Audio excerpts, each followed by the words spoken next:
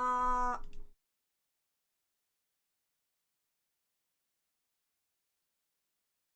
が出ない。やばすぎ。お、どんぐりさんいらっしゃい。はい、トーハンさんこんにょら。いらっしゃいシャイシャインシャイン。いらっしゃいシャイン。だって音がめっちゃないっしょ。あん。こんにょらりゃらららららん。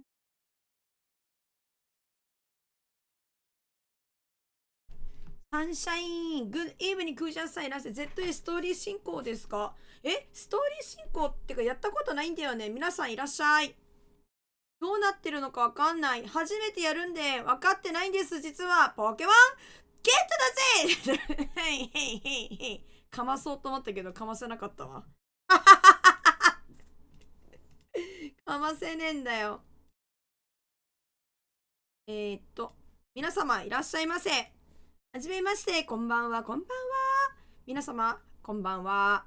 ポケモンレジェンズ、ポケモンレジェンズですね。ポケモンレジェンズですね。私、初めてやるんですよ。1の方ですね、やってないんです。1の方やってなくて、今回の2が、ミドルさん、どうもこんばんは。初めてなんです。初めてなんですよ。なので、正直、一体何をするゲームなのかっていうことも分かっていないんですよ。他の方の配信とかも、マジで全く見てないので、何が何だかさっぱりリンコだプーって感じなんですね。なんですけど、やっていきたいなと思っておりますので、よろしくお願いします。対戦、よろしくお願いします。うっす。それだけで、音が無音配信になっちゃってるんで、ちゃっちゃと先進めていきたいなと思うんだけど、よろしいかな？いいとも。ありがとうございます。ほいではですね、行きたいです。あんたポケモン始めたんかい。そうじゃ、始めたんや。XY のオープニングのエンディング準備は完了です。完全に温めてきてるじゃん。ヨナコは左下の、ヨナコは女の子の左下。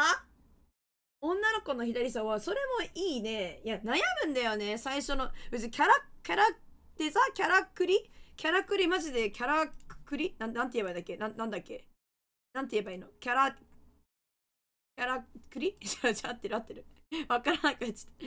マジで悩むタイプなんで時間かかる。ここで1時間かかると言っても過言ではないかもしれない。そんなことはまあないんだけどね。まあ持ったけど。いや、マジでかかるときかかるから。その辺はちょっとちゃちゃっと言っていきたい。待って、無音配信でしょ？ちょっと誰かみんな歌って歌って。歌って。ヘイシリ、歌って。シリ反応しました。マジでシリ反応します。ヘイシリ歌ってっつったら。決めてくやるんだけど、正直キャラクリ大悟でせやろ。デルタさん、こんにょら。こちらキャラクリだけしてチュートリアルで諦めてから一緒に進め。お、やろう一緒にやろうよ。今日から絶対始まるネタバレなさそうので視聴できそうで、まだストーリーと、そういうわけなんだ。そっか。ネタバレ注意って書いとかないとあかんね。ちょっと待って。ありがとう。書きます。ネタバレ注意大事だね。ネタバレ注意のタグはつけてるけど、やってない人にとってはネタバレ注意で書いとかないと。命名権早い命名権。抹茶さん、命名権ガチ早すぎ。いいよ、全然みんなでポケモンに名前つけてこうぜ。私は DS 開きますかと。そうっすね。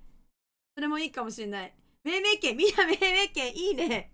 ポケモン、つけてっか。命名権、挨拶な。じゃあ決めていこう。この子どの子がいいかな。マジだよね。どうしようかな。いや、まあ、いや、悩んじゃうね絞り出してる声がやばすぎる。悩んじゃうよね。これ悩むんだよ。困った。この子じゃない？命名権みんな、命名権めっちゃ使うやん。いや、なんかね、今日ひどいわ。今日喉痛いし。たっちゃんさんいらっしゃい。この子もいいけど。この子じゃない？命名権多くないみんなどんだけつけたがりなんだから、もうみんなって今日やばいんだよ、喉。本当は喉いて、本当に死ぬ。本当死ぬわ、喉。喉だけ死んでる、私。喉だけ死んで、不調のよみがえる、マジで。頼む。頼むわ。でも、この子でしょ。一旦この子じゃない？一旦この子だね。喉潤せ。そうだね。名前。あなた、なんて言うの？あなたなんていう名前なの？あなたトトロっていうのね。ひどすぎるだろ、本当に。やばすぎ。よ。ニョラリヒョン。ニョラコー。私は左の下の段の左から5番目。5番目もいた？ちょっと待って。もう5番目もいたっけ今。待って待って待って。どうしてみんな、なんだって。私は左の、5番目。私me? thank you. I love you. ありがとう。208号。やばすぎる。マジかよ。絶対と思うじゃん。いや、私は、この子か、この子だって、カッパラさん、さすが。この子か、この子だった、正直。正直、さすがじゃん、カッパラさん。こっち系のギャルだから。こっち系のギャルだから。こっち系のギャル行くんで。自分。ギャルいけるんで、今日。いや、ニョラ。ギャルつく。愛の家族、そうです。私が可愛いって、その子がいいって言ってたから。好みって言ってくれたから、そりゃもう愛の子がお幸せにとか。マジかよ。終わったこれ。ポケモンもう終わったこれで。嫌なこと申す。対戦よろしくお願いします。髪色変えたりできんの？こちら金髪じとめのギャルやらせていただきます。ギャル多めだからね。どうし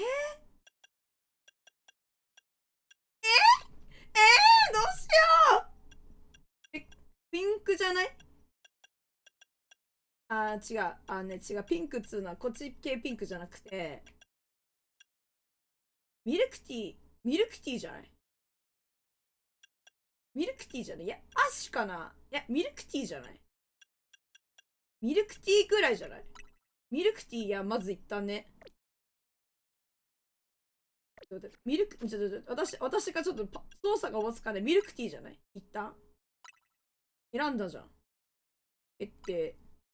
はい。おい、せっかくだ。青にしようぜ。いや、青もね、捨てがたい。青も捨てがたい。いや、いいね。しとめええやん。垂れ目系の、おっとり系のギャル行くのもありだよ、マジ。みんなあり、それもありだよ。それもありよ。いや、じとめ系いいじゃん。いや、いいじゃん。いいじゃん。いいよね。でも垂れ目もよくない？垂れ目系のギャル行くのもありだよね。えどうする？どうする？釣り目もいいよね。釣り目行く？釣り目一体行くか。一回一回選ばなきゃいけないのか。こうして、こういうことね。おしといかギャルもありじゃない？いや、ありだよね。なんかさ、グループいたっけさ、結構さ、もう、バリギャルみたいな感じの子いるさ、おっとり系、清楚系ギャルとかもいるじゃん。いやそう。全部、もはや可愛い服着て、いや、もはやそうなるよね、マジで。どうしよう。個人的には、赤っけいきたいけど。肌の色が後から、目の色そうだよね。そうなんや。後からも変えられるんだ。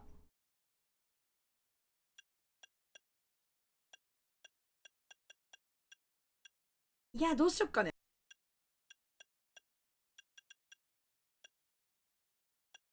ギャル行きたいのよな。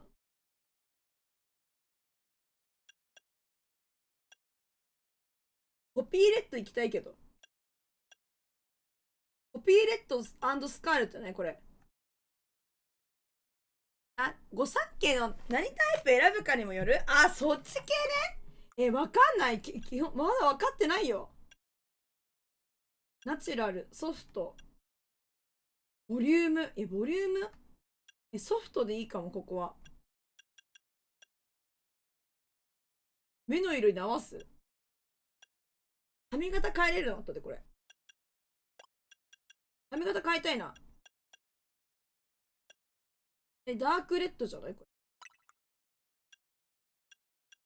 細眉。ギャル細眉？でも、細眉、眉毛もうちょっと下げたいな。ギャル細眉系じゃない？眉毛の色変えれるのかな？変えれます、変えれます。正直、白髪が癖。あーね、ある。あー、これポケモン、そうよ、そうよ、ポケモンザマさんよ。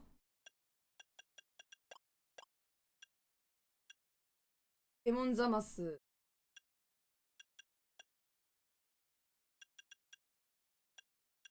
迷うね。一生できるから、マジで。キャラクリなんてマジで。後でも決められるっつってっから。ほくろは、どこみんな、セクシーほくろ？やっぱり、そう、髪型選びたい。やっぱり涙袋だよね。ギャルっつったらよ。ギャルっつったら、涙袋だよね。おい、ほくろ大事だユナコの配信だけで。だから、タイトル、あ、そっかそっか。ありがとう。アームポイントは、泣きぼくろ。跡部のほくろってどっちだっけ？左？跡部敬吾のほくろって左？跡部敬吾のほくろの方にするわ。左だよね、多分。左ってここで言う右？みんなの画面から見たら右？私ちょっと今調べるから、跡部敬吾スペースほくろ1。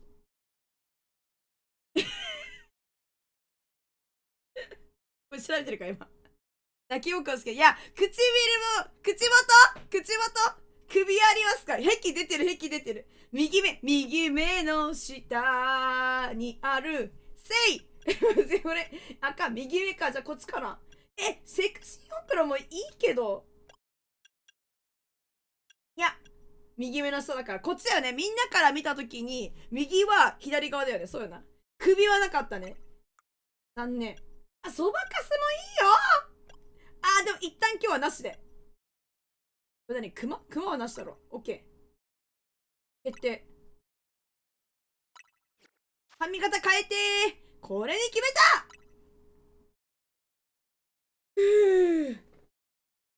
そばかす、やばいよな。壁がたくさんある。いや、ほんとだよ。なんだ、キャラクリ配信か。マジでね、テンションしか上がね。おそば湯すっぴん感ある。わかる。おお、始まっちゃった。お。音大きいかもしんない。ごめん、音大きいかも。大きかったら言って。マジかよ。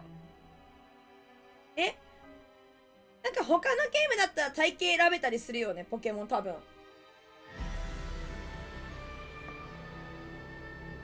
小さい？あげるか。ちょっと待っ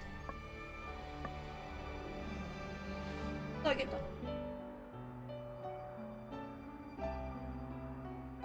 最強のメガ進化使い。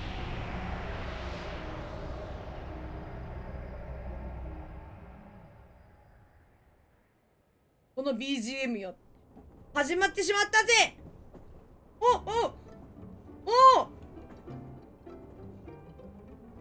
ありがとう。いいな。ロトム？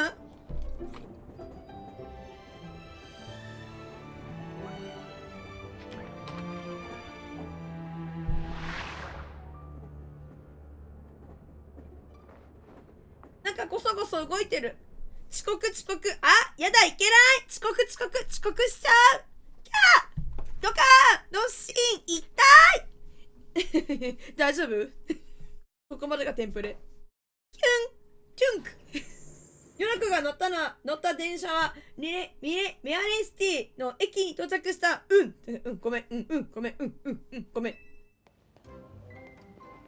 えやん。いいよ。テンプレやめてね。動けんのかなもう。ミヤネシティだ。素晴らしい。素晴らしいよね。やばくない？めっちゃよくない？よくないこれ。よくない？ビズよくない？ビズよくない電車乗って帰る草。にゃんこ出撃。こんにちは。触れ合えるの？かわいい。にゃんこ電車通勤。初期服よくないこれ普通に。見えない。お前がアピール見えない。ごめん。大きな旅行カバンですね。宮根観光を楽しんでくださいよ。ありがとうございます。電車通勤バレた？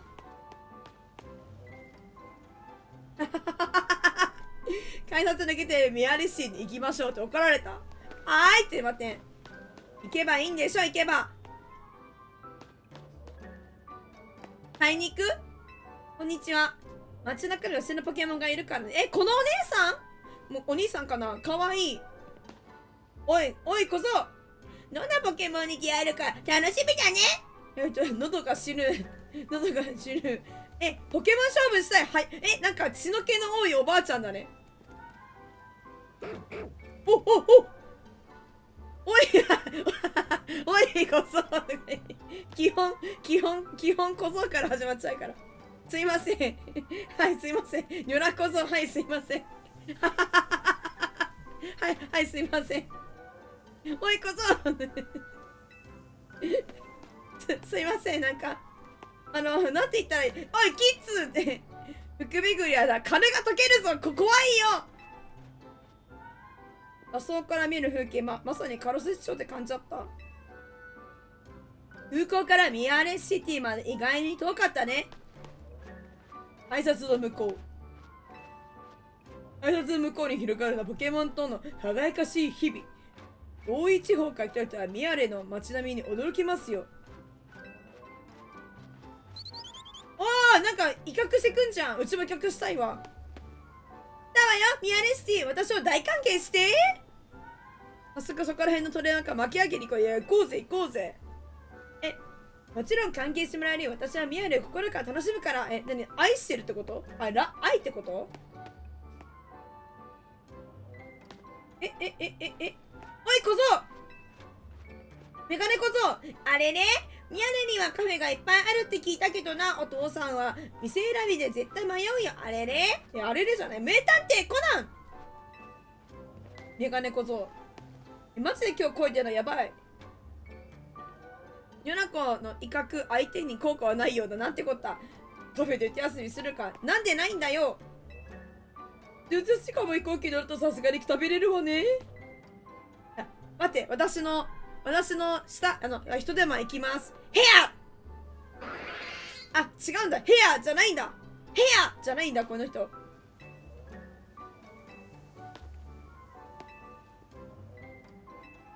なんか賢い小僧がいる。一旦、いやマジでね、でもね、今日はちょっとね整わないかもしれない。マジで喉の奥がね、声がめっちゃ出ないなんかゾーンがある。本当に今日は喉が重い感じがする。シュワッヘアとでまの騙し討ちやばいね。ヘア。最近のミヤレッシーに起きている変化について調べるつもりです。クイこんなもんか。なんかお前らなんかお前らみたいないわゆるお前らみたいなお前らみたいな方がいらっしゃる。違うよね、これは。バックパッカーなのかな。バックパッカーいわゆるお前ら的な感じかと思いました。クイコントローラーの調子が悪いので時々変な挙動があるかもしれない。それはごめん。じゃあ行くか。よし行くぞ。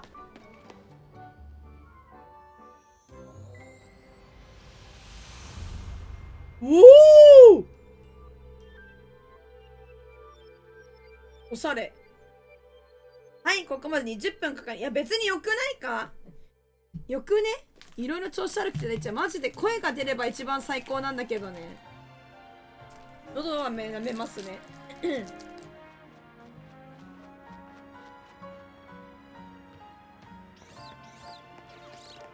お、いいね。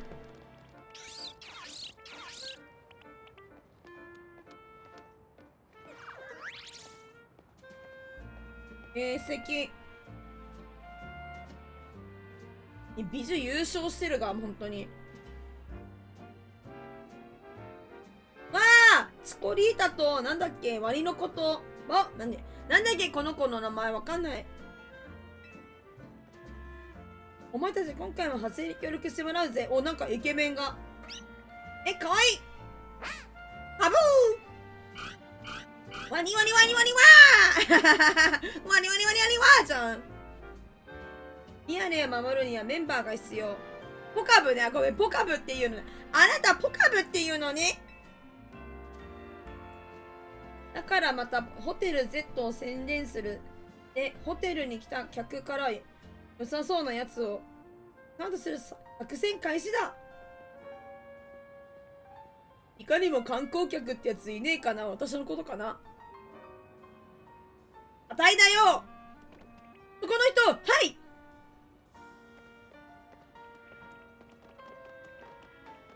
かわいい。田舎っぺに見られてる。なんでっか。私はシティガールやで。しかもそのでっかい旅行カバン。つまり観光客、おのぼりさん。今悪口言ったね。おい、田舎もん。テレビもねえ、ラジオもねえ。そうです。トゥルトゥーン。ドゥクドゥクドゥクドゥクドゥクドゥクドゥクドゥクドゥクドゥクドゥクドゥクドゥクドゥク。正解。やるしかねえ。助かったぜ。身長も俺と同じくらいがこの方がなるときはバランスもいいな。何の話？知らない人に話しかけられても話しちゃいけないってなんか言われました。お母さんに言われました。知らない人に話しかけられても無視しなさいってお母さんに教わってます。ちょっと協力してくれよ。本当にちょっとでいいから。なんかちょっとだけくんニョロクから田舎の匂いが。なんでだよ、カップル誕生と。いや、もうこっちはねいるからね。もう青日中元彼がいるから急に彼氏できるのやばくない？俺のカメラに向かってミアレに来たらホテル Z って言ってくれよ。できるよなって。マジンガーゼー。でも全力で行きますけれども、そちらはいいですか？大丈夫だって。宣伝してくれ。どこのホテルに泊まってもいいから。オッケー。ということで撮影するぜ。喉の調子揃えていこう。いやもう定期的に言われる。田舎もんにラブホテルでなんてこと言うの。未成年の子がいるんだからそういうこと言っちゃいけません。というかポケモンやってるんですから発言に気をつけなさい。大人気をつけろ。声がさCM 系音が入るから撮影できねえな。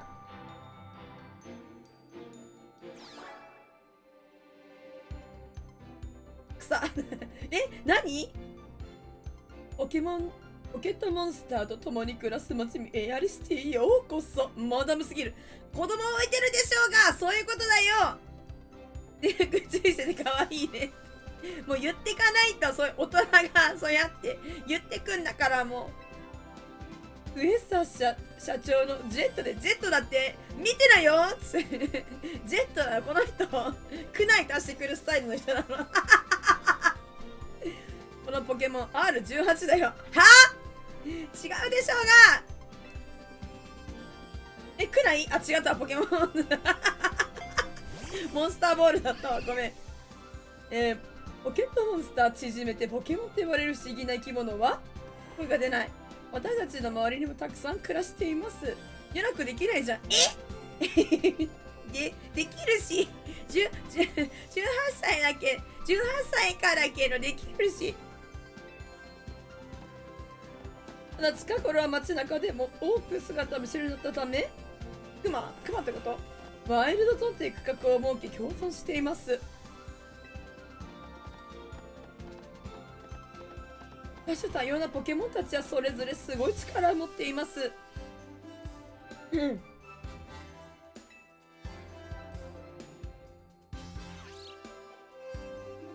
私たちはそんなポケモンたちと力を合わせて暮らしています。声が出ない。ポケモンと人の絆をより深めるため、声が出ない。クエスト社は都市開発計画を進めてまいります。声が出ませんの。R18 みたいなエッチなキャラが出てくるときし、そうなの？ダブルスク、おいおいおいおいおい。マジ喉死にすぎてやばいよね、マジで。いつか声出なくなるんじゃないかと思ってる、本当に。クエスト社が開発し、街の各地に置かれた特別なホロによって、街に関するさまざまな情報を視覚的に得られるようになりました。そう、ミアレスティはさらに美しい街に変わっていくのです。遊戯ボーイ皆様もご理解とご協力のほどよろしくお願いが出なさすぎてやばいマジで。やばいね、本当に。もう普通に喋るわ。もうなんか多分マジ出なくなるから。クエーサー社はミアレシティをメガ進化させます。やばい、声死んでる、本当に。無理。今日無理なんだけど。マジ普通に喋るわ。本当に喉出なくなる。声が。撮影の邪魔されたけど、あの社長、いいこと言ってるよな。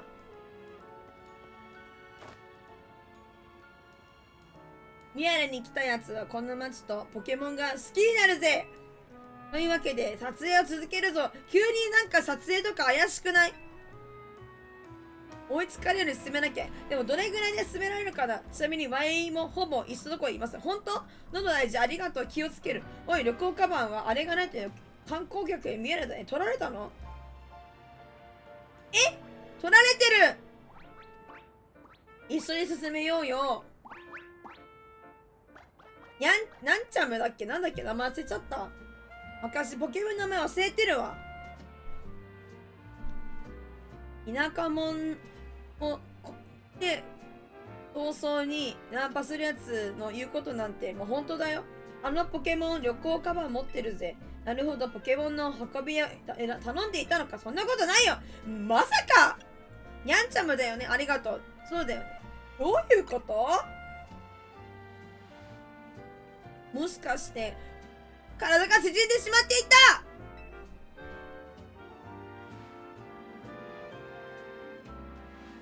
俺が撮影頼んだせいだな。悪い、謝るから一緒に追いかけるぞ。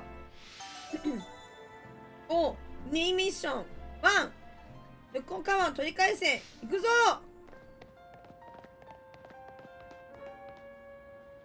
ダメやがって。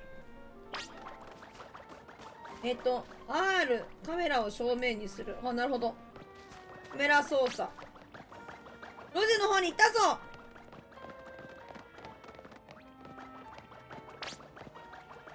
名探偵ニャク、行け。ニャラコはついに本家始めたか。野蛮な街ですね。そうですね。でも声が出なさすぎてコナンの真似するのも一苦労。突き当たりは左だ。オッケー。走れチコリー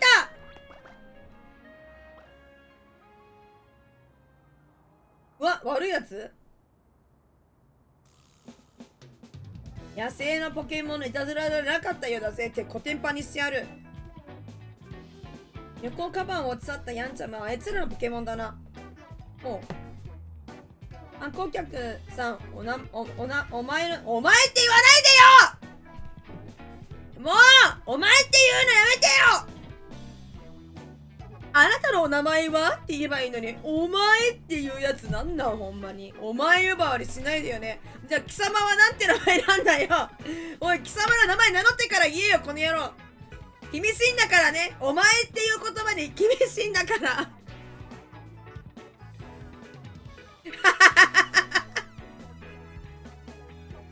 ニュラコにお前は地雷だぞ。そう。お前って言わないで。無次元。お前ほどムカつくことないマジで。ユナコの飛び先に当たらなかったあれこう、それダメージ食らうやつじゃね。貴様の名前なんて言うんだおめえは。ユナコね、俺はガイ。貴様ガイって言うのか。そうか。よろしくな。貴様よろしくな。ちょっとヤンチャム。バックパッカーの私でもそんなダサいカバンはいらないよ。は喧嘩売ってんのこの人嫌なんだけど。感じ悪い。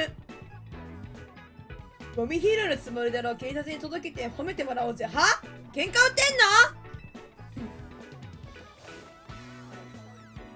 その必要はね、それはこいつのカバンだからな。あん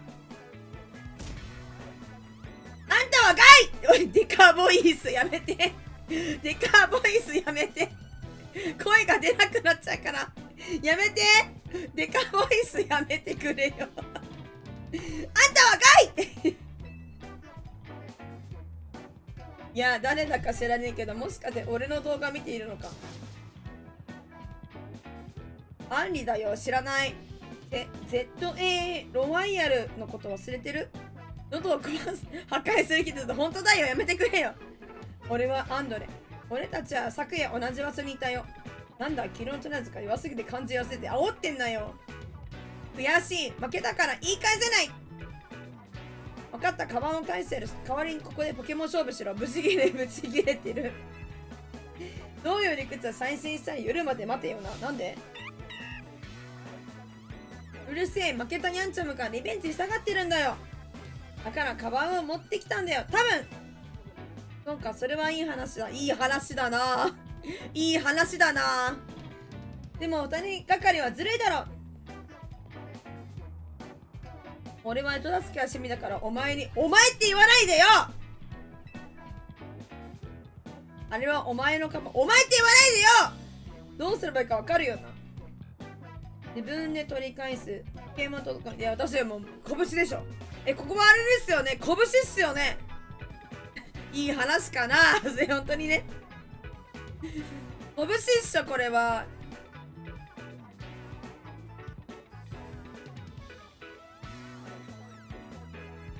選択肢が見えないかなと思っ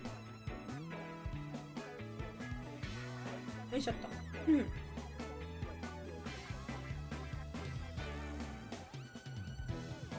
自分で取り返します。拳じゃ行くぞ。もうポケモン勝負なんて生ぬるい拳じゃ本当に行くぞ。いや違うんかい。そうだ、そしてお前のそばには3匹の頼れるポケモンがいるよ。なんでもいいから早くして夜になっちゃうよ。いやもう待たせようぜ。もう夜にしよう。よし、相手も OK したぞ。一緒に戦いたいポケモン選べよ。そのパンダ初期キャラにしてくれ。確かにね。蹴り殺せ。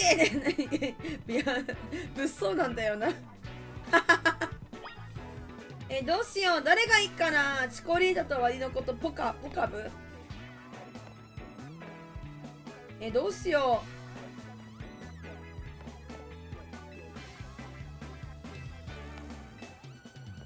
早く選べばどうせ私のヤンチャムに勝ったらヤンチャム。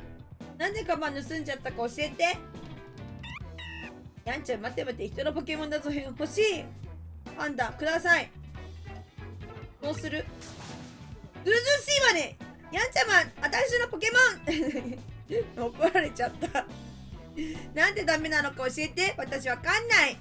ねえ、子供だからわかんないから教えて。どうしてダメなの？なんで人のポケモン取っちゃいけないの？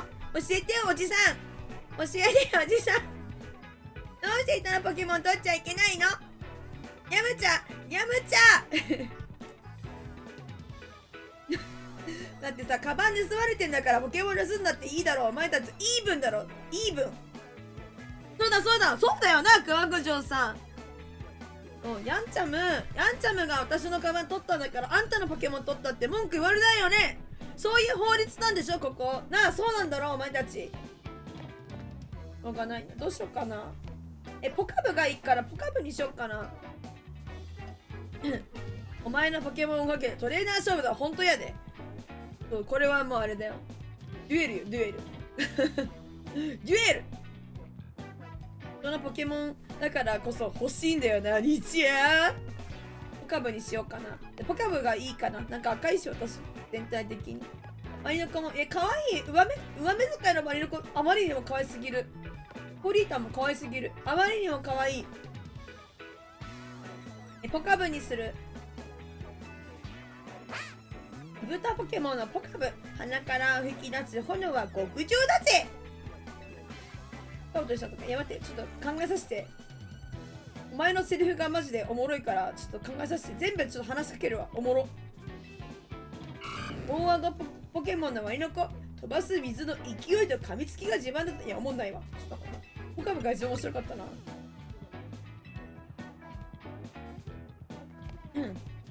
ポリータ。てれ熱き決闘者たち葉っぱポケモンのチコリタ飛ばす葉っぱの切れ味は最高だぜ。これタートルトーク始まるべ。待って、なんだっけ、熱い歌って何？ゴングか。でも私今ゴング歌ったら知るな。これゴングじゃねえか。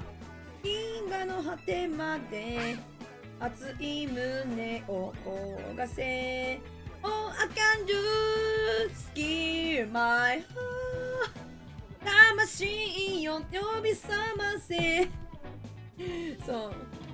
いや、ポカブにするね。ちょっと声が出なさすぎて歌えません。すいません。歌いたいのにな。ゴング鳴らせ今こそ立ち上がれさあダメの言うだよ。いつまで待たせても一緒立ってろボケなす。お待たせしました。準備完了ってよ。待たせてないから。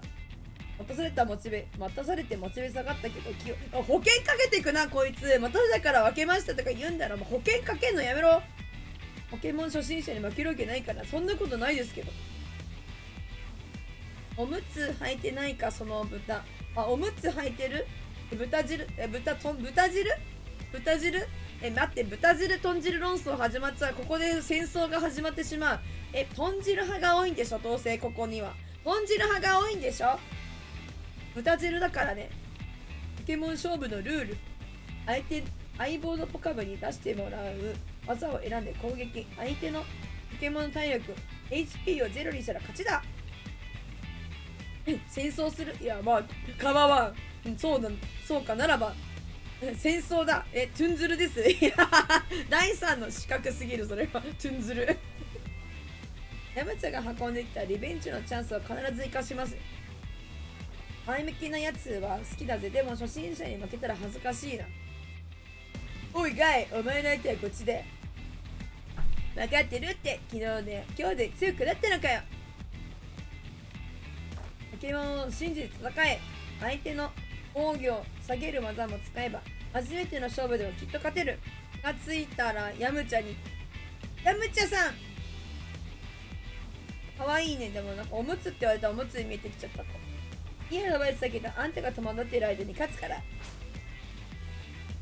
やった、ポケモン勝負行くぞ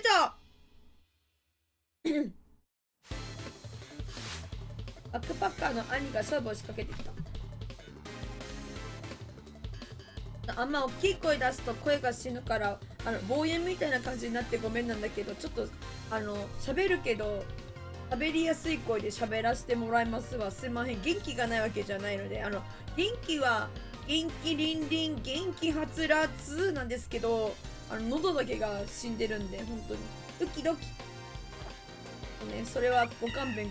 えんやで。ありがとうみのるさん。チュおえーおえーそういうことするから喉痛めるんだよね。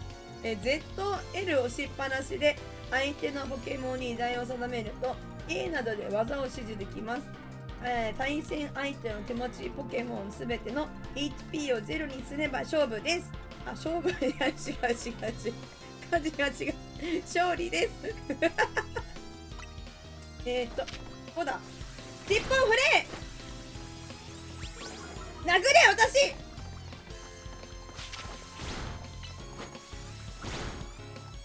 血にさらせ。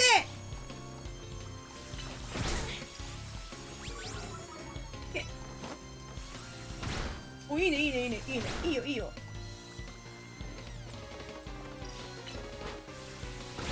おい、こっちも狙おうぜ、こっちも狙おうぜ、このバックパッカー狙おうぜ。いけポカブ、とどめをさせ、一気ので止めろ。ナイス。ウーフィニッシュ、ニューレコード。あら、お見事だけど、こっちを気分よくさせなさいよ。やだね。ったらやだねだね。あった。開けちゃった。そういうことやってるから喉が。初勝利、イエーイ。逆にフォーっていう声はね、出しやすかったよ。フォーまでいけば、全然喉はね、なんか、声がなんか、喉をこう空気通ってるだけだから大丈夫なんだけど、イヤーっていう声出す方が死ぬ。フォーは全然声痛めない。逆に、こんにちはって言ってる。これはきついわ。ごめん、きつかったわ。声が枯れちゃう。初心者に負けちゃった。ヤンチャム以上に私ががっかり。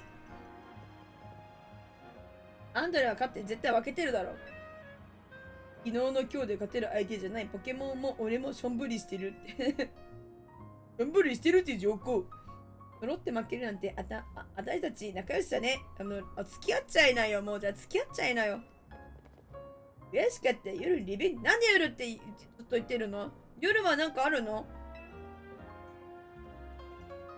いや、ロワイヤルで、なんか夜はロワイヤルっていうのやってるんだ。これ絶対商売挑まないから。でも、カバンは返します。ヤムちゃんも反省しているし。夜のリベンジ。クマンクジョーさん今日酔ってるの？夜のなんとかって言ったら全部な感じに聞こえる的なさ、あるじゃん。でもさ、ダメだって言ってるでしょ。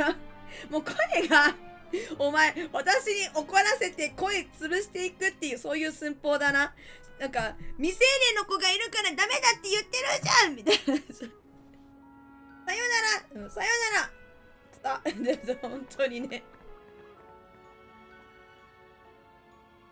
こっちに、仲間になりそうにこっち見てたじゃんね、ヤンチャム。仲間になりたそうにこっち見てたよ、今。ヨナコは旅行カバンを取り戻す。当たり前だけど。おーい本当にさ。取り返した。コンプリート。イエーイ。中身があるといいな。なかったらウケんだけど。ほら、やだ、なに、やだ、なんかやだな。ほらじゃない。なんかさ、原監督みたいな感じ。何って言いたいか言うわ。何グータッチだよ、ほら。グータッチだよ、グータッチ。ほら。やるんですね。優しいね。私。初めての勝負で勝つとはすごいな。お前たちの出会いはまさに運命だ。なあ、ポカブだけど、このままお前の相棒にしないか。お前ならポカブとうまくやりそうだと信じて託せるぜ。ありがとう。グーパンチって多分喧嘩だわ、ここで。拳じゃって。最高だぜ。ほら、ポカブのモンスターボール渡すぜ。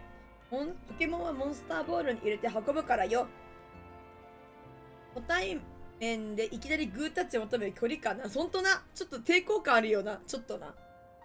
ちょっとだ。俺らもともとマブだったじゃんみたいな感じでシティボーイってこんなに積極的なの。アブーかわいすぎんごね。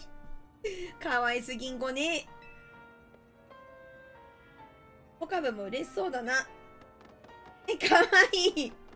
あまりにも可愛すぎる。グータッチ。やだ、ちょっと可愛いじゃないの。やだ、ちょっと可愛いじゃん。ねえ、可愛いじゃん。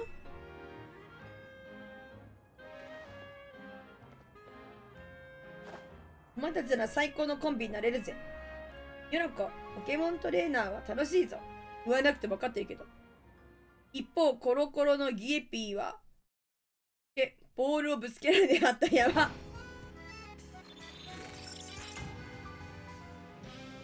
ギエピー懐かしいギエピーって誰だっけ？トゲピーだっけ？あれギエピーって誰だっけ？ギエピーって何のキャラやったっけ？違う、あれか、わかった。ピッピだな。のような何かそれな。やべえ、夜になっちまった。何やってたら夜になったら怖っ。やだ、シティボーイ絶対さ、田舎っぺをさ、連れ回してたろ、こいつ。配慮しろよ、またちょっと。外資、女の子だったらめちゃんこで、それわかるかもしれない。これで女の子だったらめっちゃいいよね。ボーイッシュなさ、女の子だったらさ。もう女の子だと思って接しようかな。コロコロコミックかなさ、コロコロコミックの話して。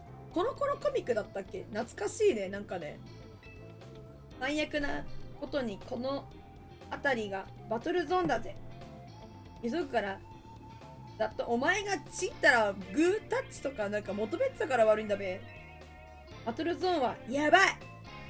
ゾーンの中にいる連中からポケモン勝負を挑まれまくる。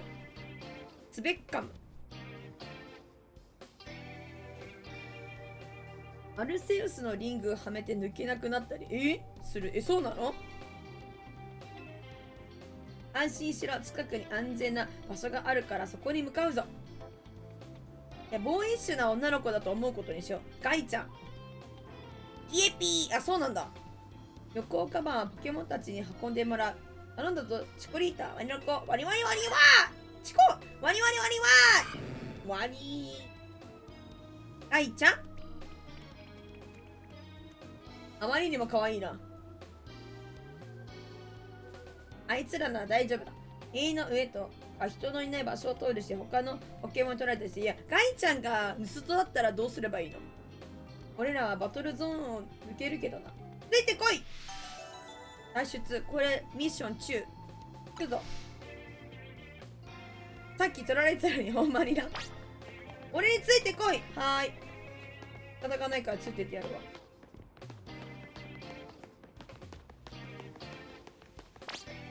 こっちだ！なんかコントローラーが変で時々こう変な挙動するんだけど、これごめんね、ちょっと。やるわ。コントローラー新しく買おうかな、やっぱり。もう少しだぜ。やだ、ちょっと何ですか？怖い怖い怖い！バトルゾーンをうろつくにはポケモン勝負をしたい人たちですね。あなた、相手をしてもらいます！言うじゃん。待てよ、こいつは参加者じゃない。兄は口出し無用なんかやめてやめて。やめて。声が死んじゃう。声が死んじゃうから今。面白すぎるから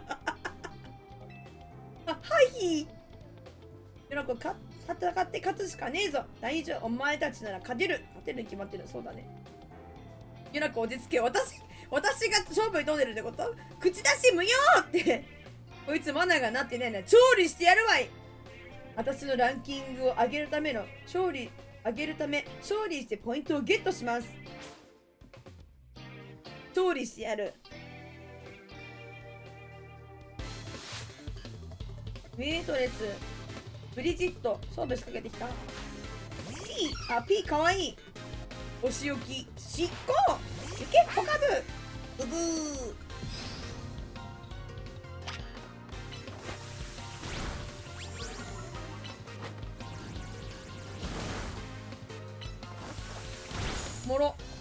おもろいな。待ってる間に次のやつ打てばいいのかな。ほんとに体当たりだ。せいしゃー田舎まで俺顔に来やがって。まだいるのか。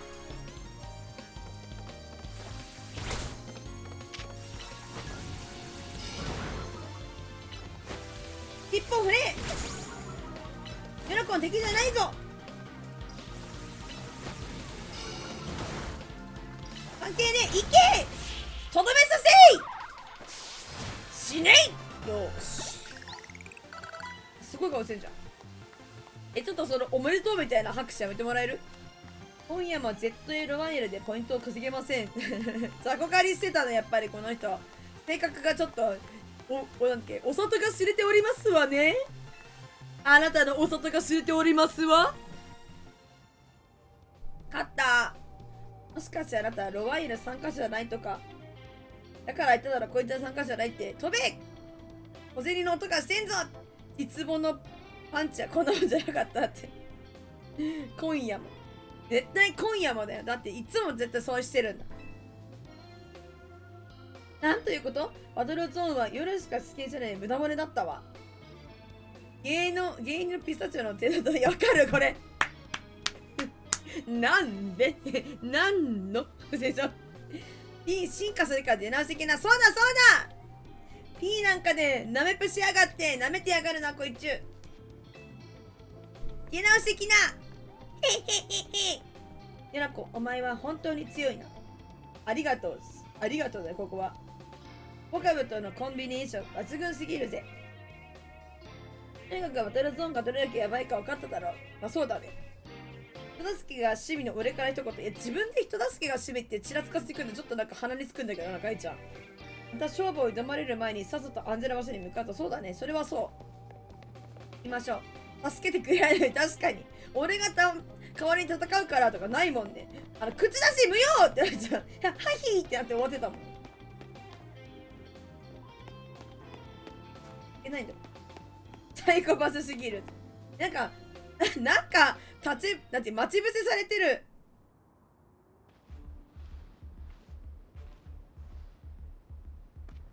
ウォーミングアップしてるのおもろいんだけど。どうしてくれよ、お客さん案内中なんだ。お客さんだろうがなんだろうがホテルゾーンにいれば勝負の相手だよ。全部燃やし尽くそう。動画ね、俺が戦うから。ルルル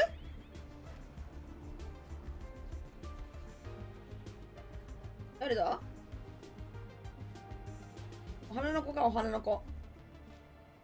かわいい。黒い花のフラエって珍しいポケモンが相手してくれるんだね。かわいいんだけど。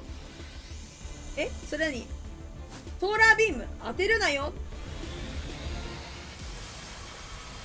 ソーラービームにしてはなんかすごいピンクだね。すごいじゃん。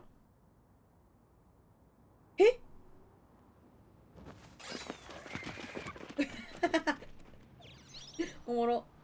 3箱取るみたい。この子は誰なんでしょう。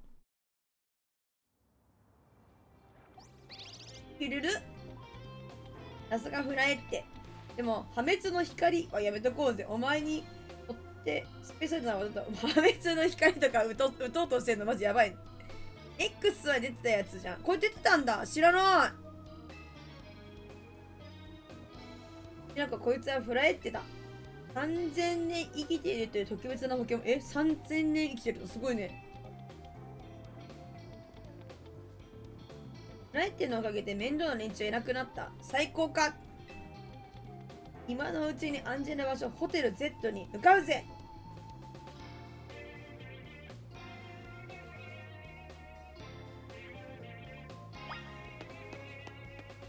急げ。出る。1億年と2000年前から愛してる。これじゃない。バトルゾーン抜けたからもう安全だな。この奥がホテル Z だ。この先生はやらしげだからがフロエって以上。いやマジでやばいね。破滅の光とか言ってなんかやばいわでもなんか殺意がちょっと高めだった。ずいぶん前だなずいぶん前だな。あとそうか。はい、わかりました。こっちじゃねえぞ。ごめんなさい。すいません。ほんと方向音痴ですいません。こっちですね。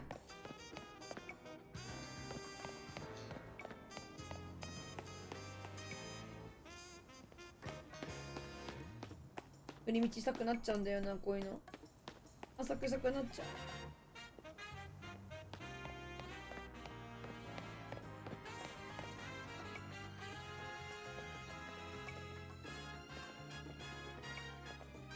ほい。お客様、こちらがホテル Z でございます。中で落ち着けるのがおすすめのポイントです。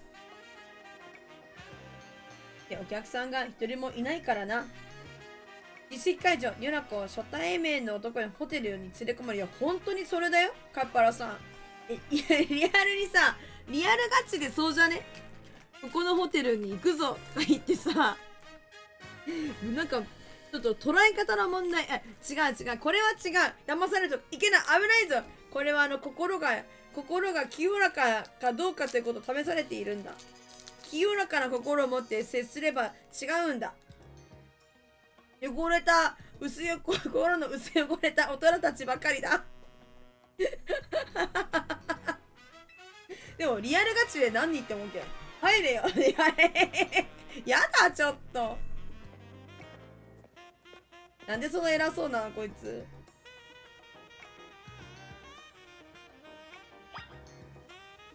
入りますね。ホテル入るっつってる。なんかある。でもちょっと気になる。あ、はしご、なんだ、上登れんのか。あ、ここ普通に行きますか。はい。ホテルに入り、話しかけたね。先に入る。そうそうそうそう、先に入れや、みたいな。なんかやだよね。なんか X 押したらなるんだね。AZ さん、ただいま。AZ さん、なんか身長高いね。AZ さん、身長高いね。座った方がいいんじゃない ?AZ さん。身長高すぎん？びっくりするんだけど。バグ？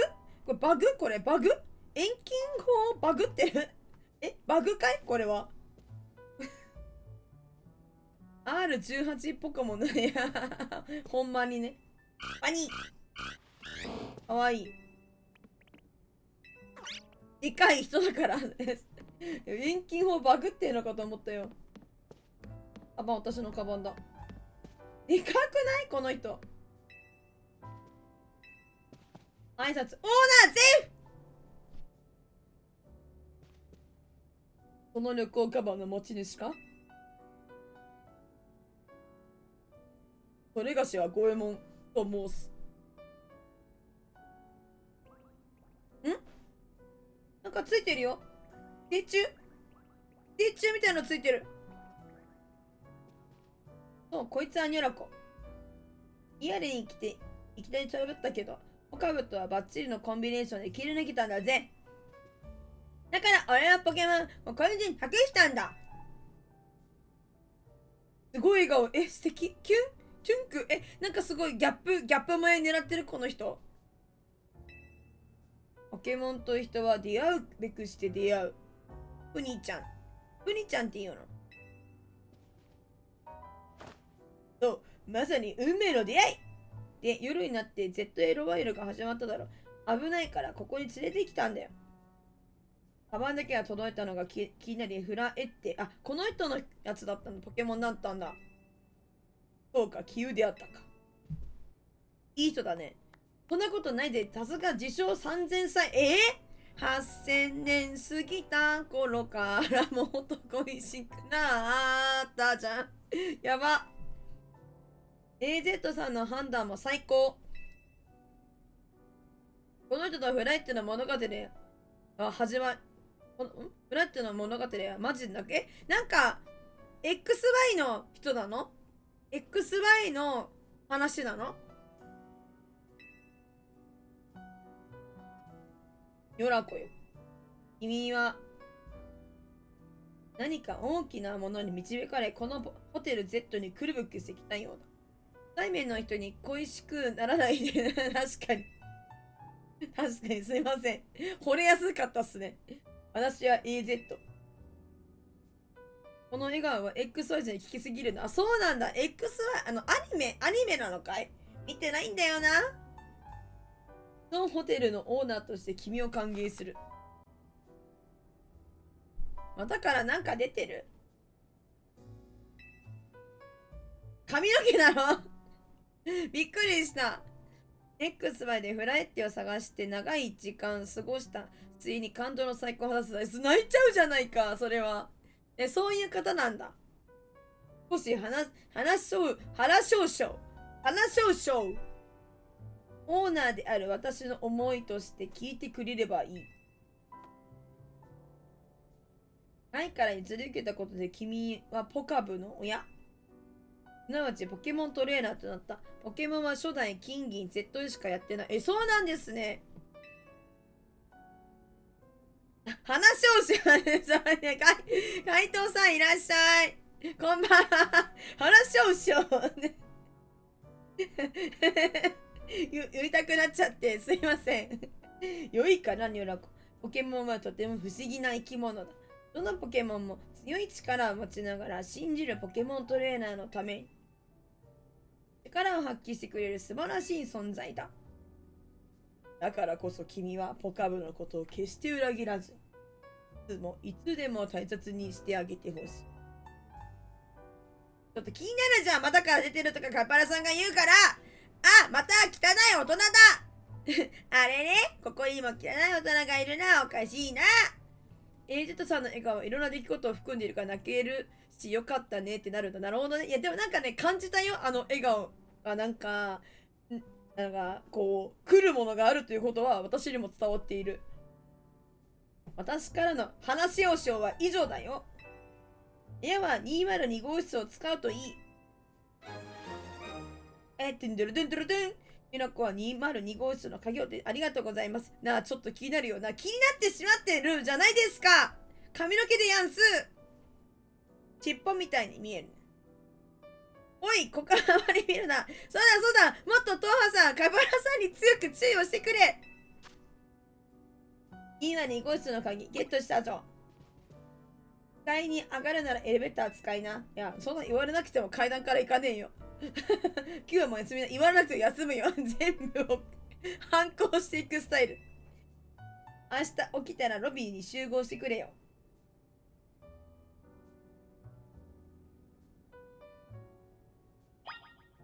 来ます。本当に高いね、この人。ハイトウ。今日、ミアレは機嫌が良い。ミアレは機嫌が良い。素敵な出会いをもたらしたようだ。何街が危険って言ってるの？今日はもう休むといいね。はい。さよなら。フライってありがとう。助けてくれて。キルル？あまりにも買いすぎだろ。じゃあみんなおやすみ。年季の入ったエレベーター。これぼったくられます。あいつに払わせようぜ。ガイに払わせようぜ。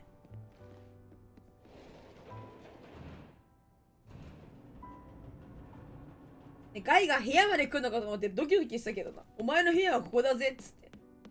203号室。さすがに入れないか。空いてないか。振り向いたらいる。怖すぎだろ。さすがにそれは急にホラーゲーム始まっちゃうじゃないか。201号室。待って、これ見て。フラエッテの絵飾ってるよ。すごいいいじゃん。ボクレイみたいな名前になってるの、この子確か。すごいね、細かいね。今2号室。はい、鍵使いました。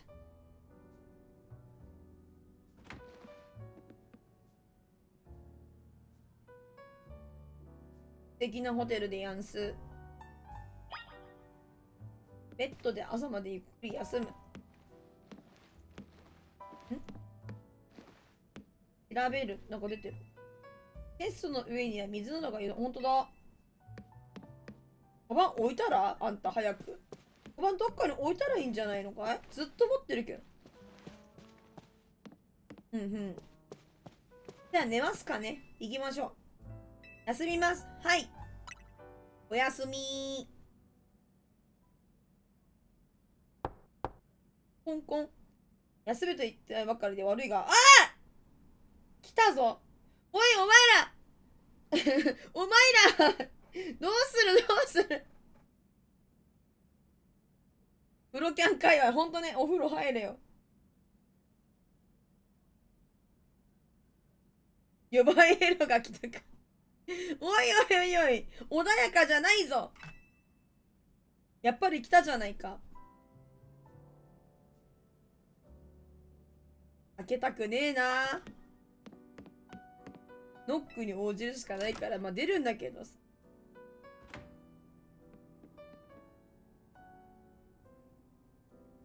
お客様、当ホテル自慢のビュースポットをご案内します。何ね。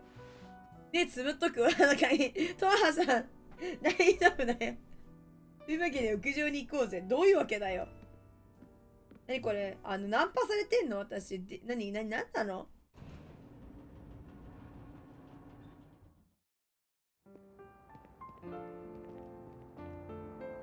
頼んでもなる。こっちは休んでんだよ。そうだそうだ。ようこそミアレシティへ。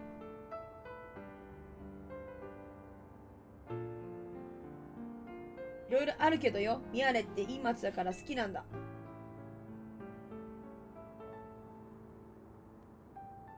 さ、唐突なんだけど、俺、AZ さんに恩があるんだよ。だから AZ さんに恩返しして、お前も力貸してくれない。お前も鬼にならないか？いいよ。止めてもらう恩返し。そうね。欲しいんじゃないでしょうか。おい、サンキューな。おい、シティボーイ好きだな、グーパン。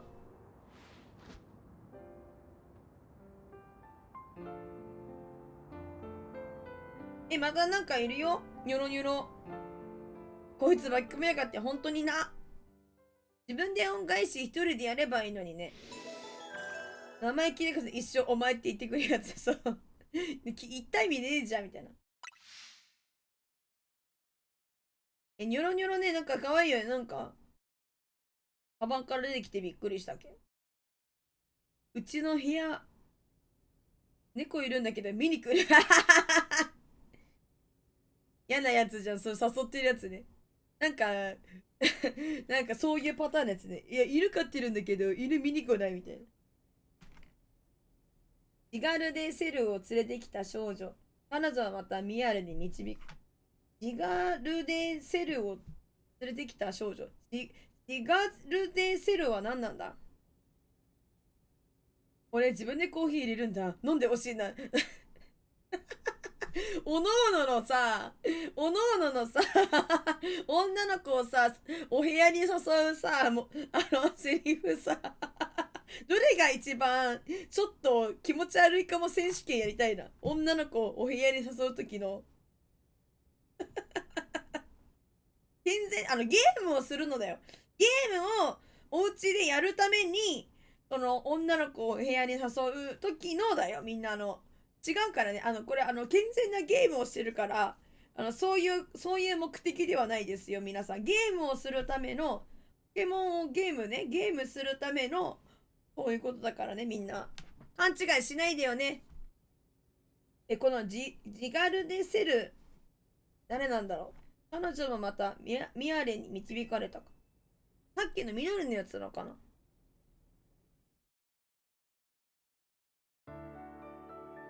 健全なゲームで、健全なゲームですよ。ニョロニョロ、ニョロニョロのことかな。俺んちこっから近いんだけど終電まで飲み直さない。あ、いいね、いいね、いいね。いいね。あと5分、あと5分。あと5分頼む、あと5分。いや、無理無理、翌日がもう起きない。まだあと5分。俺のギター聞く。いいね、いいね、いいね。いいよ、いいよ、いいよ、みんな。調子いいよ、調子いいよ、みんな。いいよ。マジいいじゃん。鼻すすっちゃった、ごめん。いいじゃん、いいじゃん。目覚ましい音が鳴っている。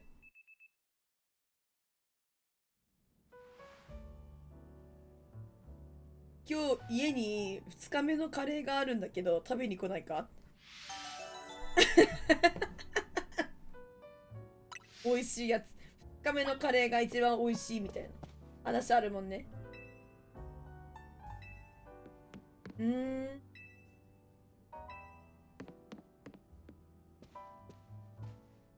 うちモニター 540Hz なんだけど見に来ないで。でかい、でかいってこと？いや、すごい、すごい、すごいぬるぬる動くということ？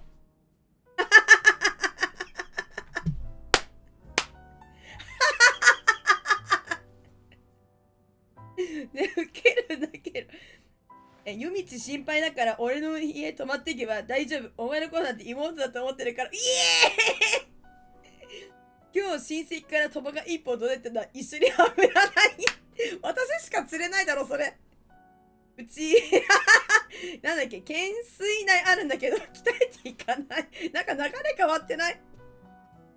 ちょっと気になっちゃうかも。うち、生ハムの義務があるんだけど。気になる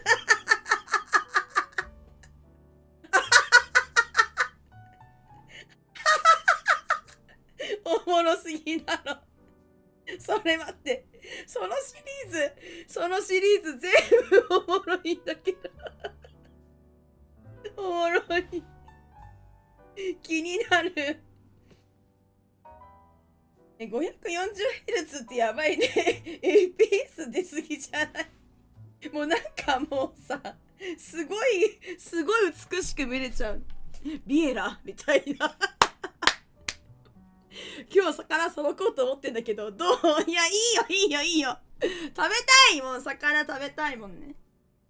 懸垂台あるんだけど、来たって課題はさ、ムキムキなんだよな、なんかちょっとな。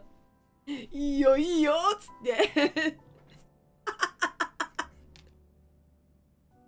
いや、新生とは1本届いたら食べに行っちゃうな。一緒に油ないやばくない？一緒に食べないじゃないのがさ、油ないで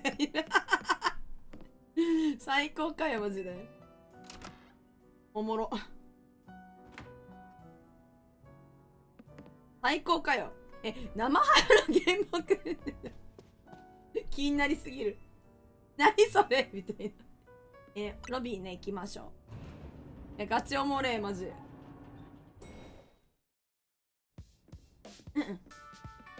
ポケモン配信大事。ガチなに。今夜待って。今夜一緒にオフちょ待ってちょっと待って何待って読めない今夜一緒にオフチョベットした手をマブガットしてリットしようよ。わかんねえ何一つわかんねえけど何逆に気になるけどすごい待ってめちゃくちゃ微笑んでますけどすごい微笑むじゃん。びっくりしたマジで。何にっこりなのかなこれは。なんかにんまりずっとにんまりしてるんだけどガイのにんまりがちょっと癖になるな。コメント欄見てくれてるのかな。コメント欄見てにっこりしてるのやば。こいつも聞いてたんか。うちの配信ありがとう。ポケモンですらなくてクソ。いや確かによう昨日は大変だったなカバンを取られたり ZA ロワイヤルに巻き込まれてしてよ。 ZA ロワイヤルZA ロワイヤルはミアレで最近入るバトル大会。俺もエントリーしているぜ。勝負が好きなの。なんで？最強のトレーナーになってミアレを守るためだ。うわー、このオフチョベットしたテフをマブガットにしてリットリしてるよっていう。なんで伝わってんのねえ、なんで伝わってんの？わかんないけどなんか共鳴してる人いるそこでお前にも頼みがある。ひろこ、いきなりで悪いけど ZA ロワイヤル参加してくれ。待ってマスオさんマスオか参加マソリコもう僕も参加するのかい？ニューコはメールを受信した。なんでメールとかわかんの？怖っ。教えてないのになんで連絡先わかんの？ニューコさんは違ったわ。今ミアレシティでは最強のポケモントレーナーを決めるための戦いZA ロワイヤルが開催されています。最高のランク A になれば最強の称号と名誉とそして叶う範囲で望みを叶えられる億万長者にたい。寝てる間に交換しておいて怖すぎだろ。参加の意思が終わりでしたら添付の実行ファイルからZA ロワイヤルのアプリをインストールしてください。あなたは参加お待ちしております。ZA ロワイヤルよかった。外から来てるわけじゃなかったみたい。怖かった。びっくりした。本当にびっくりしたよ。ZA ロワイヤルの招待メールだろ。ドンピシャのタイミングだよな。エントリーしてないお前が参加者といい勝負したからな。ね、見られてたの？見どころがあるトレーナーってことで招待されたんだぜ。俺もミヤレでポケモン勝負したらそのメールが来てビビったもんな。なるほど。どんな街？そうな。トレーナー集めているんだ。うち損じね。大丈夫。お前のスマホロットのちょいと借りず。嫌だ。なんですぐそうやって人のやつ触ろうとするの？怖い。嫌だ。そのフラエって持ってこうぜ。本当にね、一緒に行こうよ。連絡先も交換しておきたいって、私は別に交換したくないです。ポチッとな、もう濃すぎ。ニュラコのスマホロトムはアプリをインストールし始めた。トレーナーよりパーカー派だからごめんね。本当にそれ。個人情報です。やめてください。やめてください。ニョラエッテにしよう。いいね。ニョラエッテいいじゃん。かわいい。笑顔に裏を感じてしまう。そう、ほんとよ。ゲットエロワイヤルアプリインストール完了。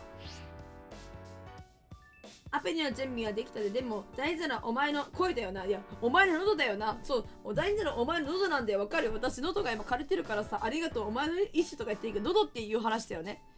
このキャラクリより意識したとかしてないしてない。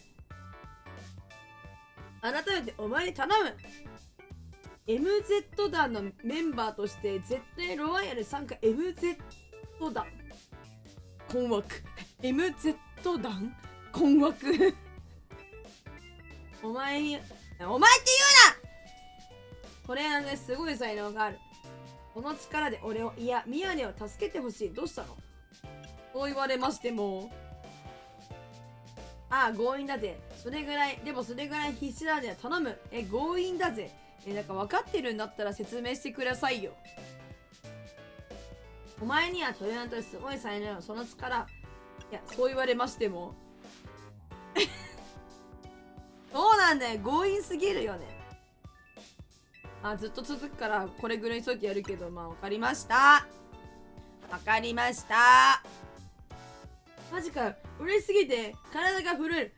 マジか。踏み方が変わった時が褒めた瞬間。マジ？急に名前で呼ばれるのニョラコとか言って、やだちょっともう。やだ。何それ。最初から呼べよ。何のことだ。一体何のことを言ってるんだ西野カナ様ですね、この方は。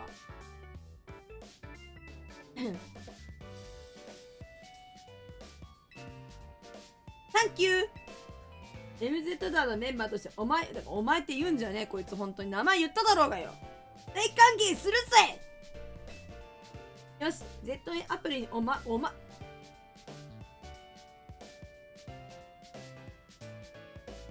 しかして名前覚えてない？もうむしろそれまであるよな。名前覚えてないまであるよな。登録するなら MZ 団の格好がいいな。 MZ 団のこと説明してもらえるか？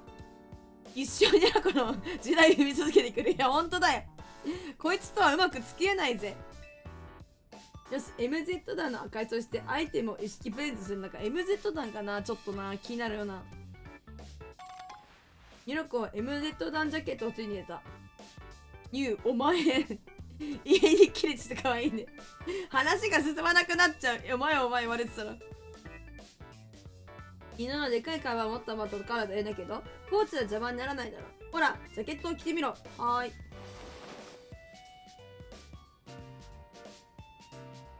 おいいね。意外とおしゃれ。似合ってるぜ。よし、登録の写真を撮る。アプリ登録の写真を撮るぞ。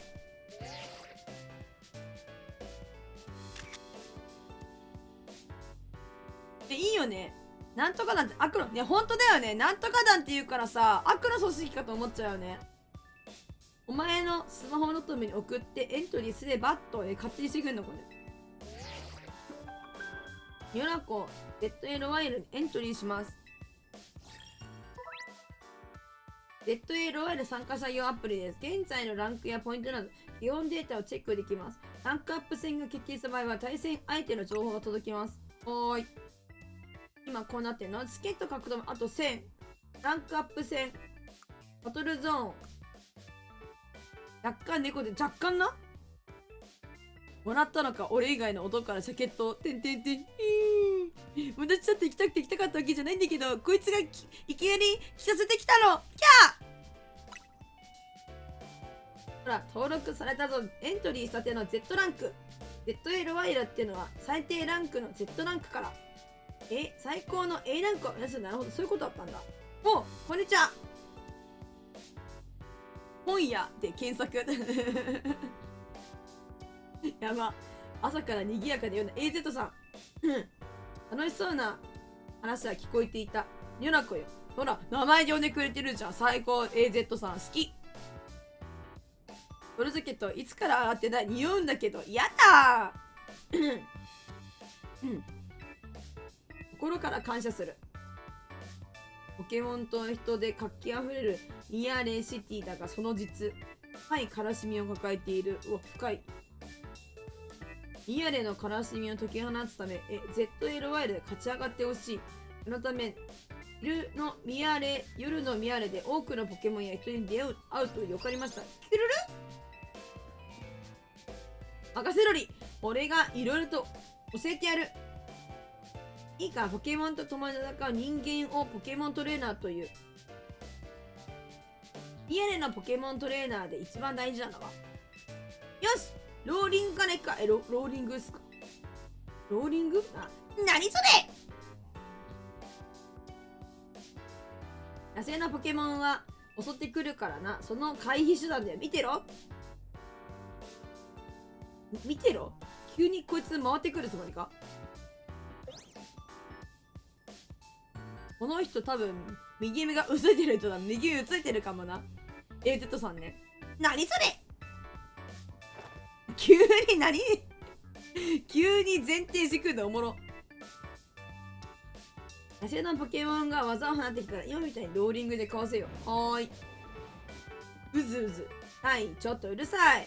なんか来たよ。ドヤー。くるりんドヤー。タララー。なんか現れたよ、ギャル。ギャル来たよ、みんな。ギャルじゃないこれ。ギャウZZ さんも怒ってよ。怒るとは物粋な。むしろ楽しませてもらっていた。ガイが MZ 団の新メンバーにのタイプ来た。突然ホテルで Z やばいよね。ドキドキしてきた。大事なことを教えていたのだよ。ちょっと男子、急にホテルで前提するのやめなよ。チメタほら、ギャルじゃん。超やばい。無理。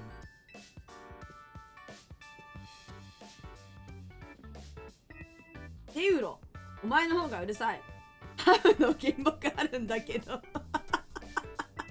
いくら俺でもホテルで前転はしない。やだよな。しないよな。ごめん。でも新メンバーってこの人ヨナコだ。でも覚えてたんだ。はじめまして。かわいい私。だよ、ドキドキする。やー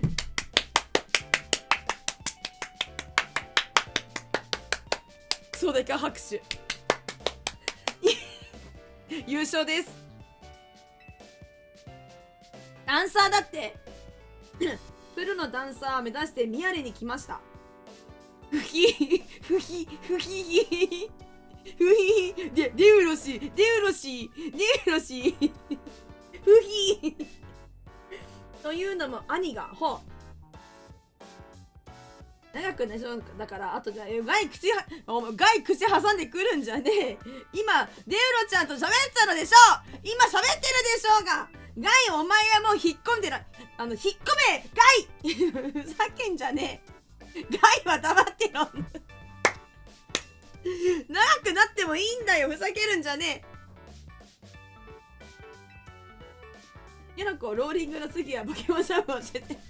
前転男子すぎんこいつね。なんか女子にさ、俺の前転見ててくれよっつってさ、前転教えてさ次はポケモンシャンプー教えてやるよホテルで前転するな。体育館でアメニティの歯磨き粉中途半端に余らせるさやばすぎ。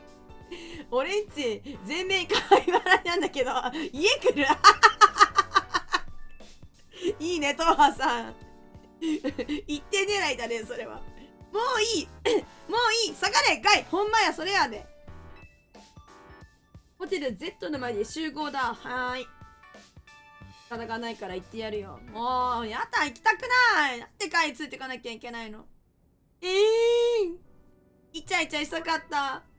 B でダッシュね。ワイでローリングおもろ。おもろ、あまりにもおもろすぎるやつね。いなくなっちゃった。ガイがガチャガチャ言ってくるから。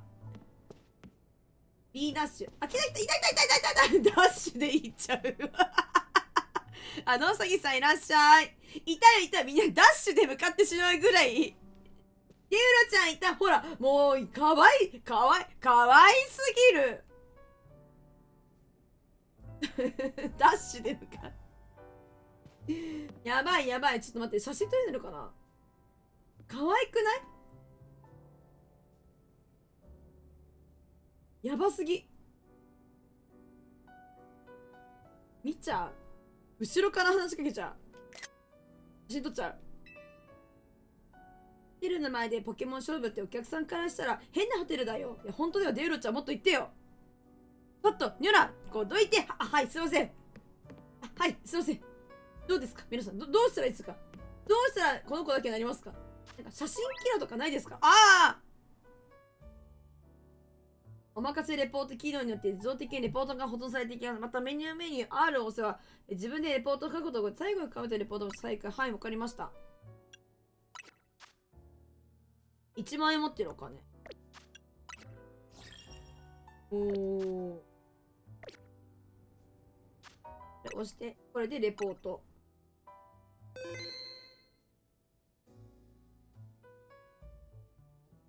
明日テストふざけな。おじさんとポケモン勝負しようよ。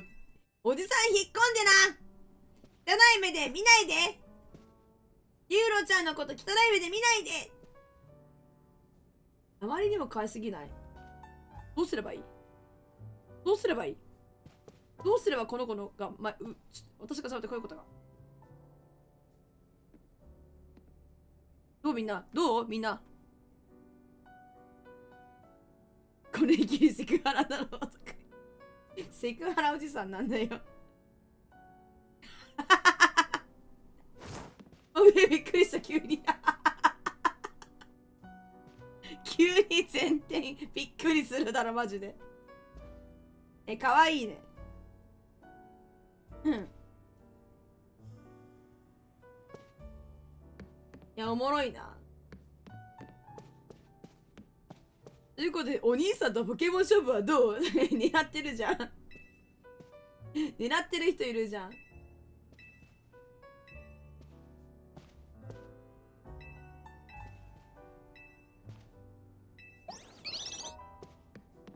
行くぞ。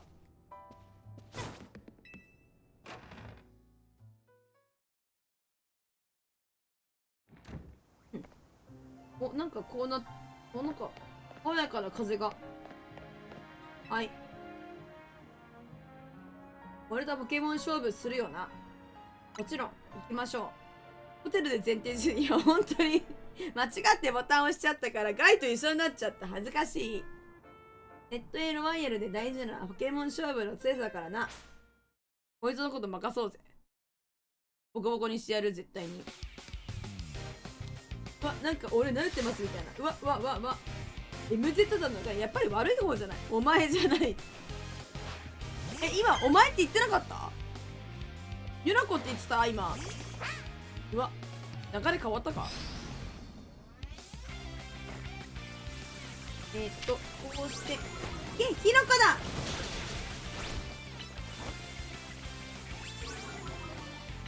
体当たり！キノコだ！口ほどにもない。ポリータンを倒すのだが終わりじゃねえぞ。意識し始めた。そこだ、刺せ！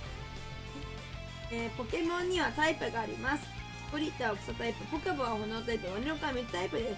タイプは全部で18種類あります。技のタイプとポケモン、間違った。技のタイプとダメージを受けるポケモンのタイプの組み合わせで効果が変わります。効果は抜群、ダメージが低、効果は今一つでダメージが減ります。はい。あ、違う、ポケモン勝負をする相手だった。なるほどね。攻撃したかった。なんかこいつを使いたかったよな。ちょっと振る。体当たりだ！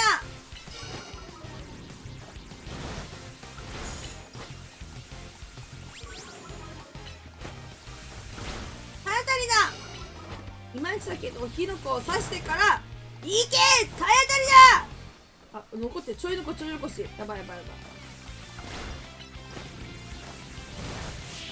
イエーイさああちゃじゃないよ。やるじゃねえか。お前が雑魚なだけだよね。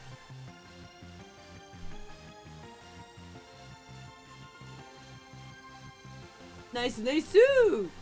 これあれだね、タイトルにもあると思うけど、野うさぎさん今日 ZA ってやつだから別のやつやってるんだよね。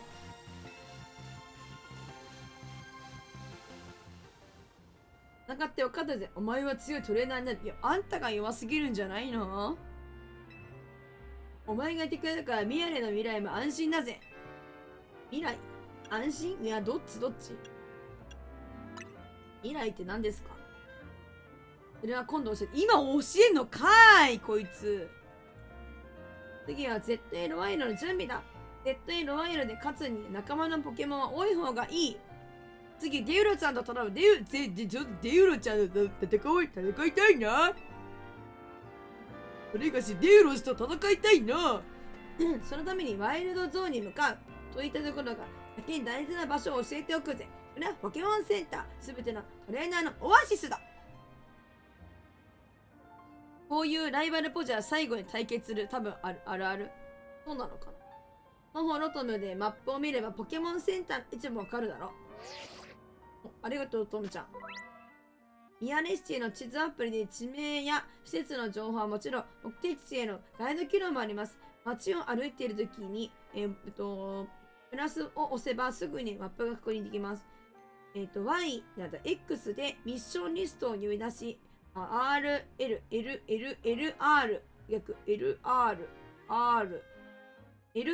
でタブを切り替えるとミッション情報を確認できます。ミッションがいくつかある場合、どれをガイドするか選べます。はい。先生に服の足が欲しいな。本当だね。あ、そうなんだね。よし。だったらホテル Z に戻ればいいからな。じゃあ出発だ。お前が道案内してくれればよくね。MZ 団を取り巻く目的をメインミッションと呼びます。次何をすればいいか困ったらミッションのガイドをなんかイントネーション変だった。ミッションのガイドを確認しましょう。はい。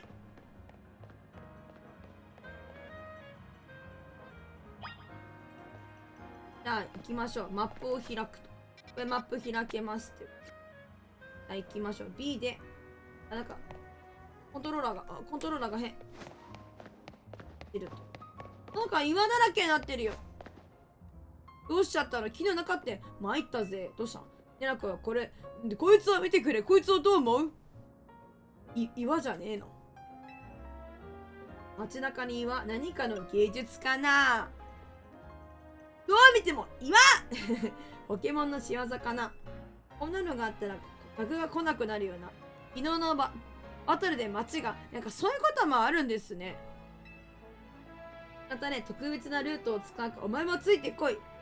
どう見ても岩ちゃん、やめてキャー怒られてて草ぬ。岩ちゃんか。岩泉。岩ちゃんか。やってる人いた。ホテル Z でしたら、こっちだよ。岩を壊してくれよ。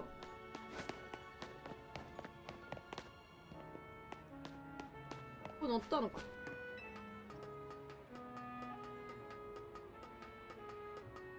あ、待ってた。こんなんだ。高いところっていいだろ。高い、なんかバカと煙は高いところ登るって言うもんね。目当てのポケモンセンターはそっちから降りたらすぐだぜ。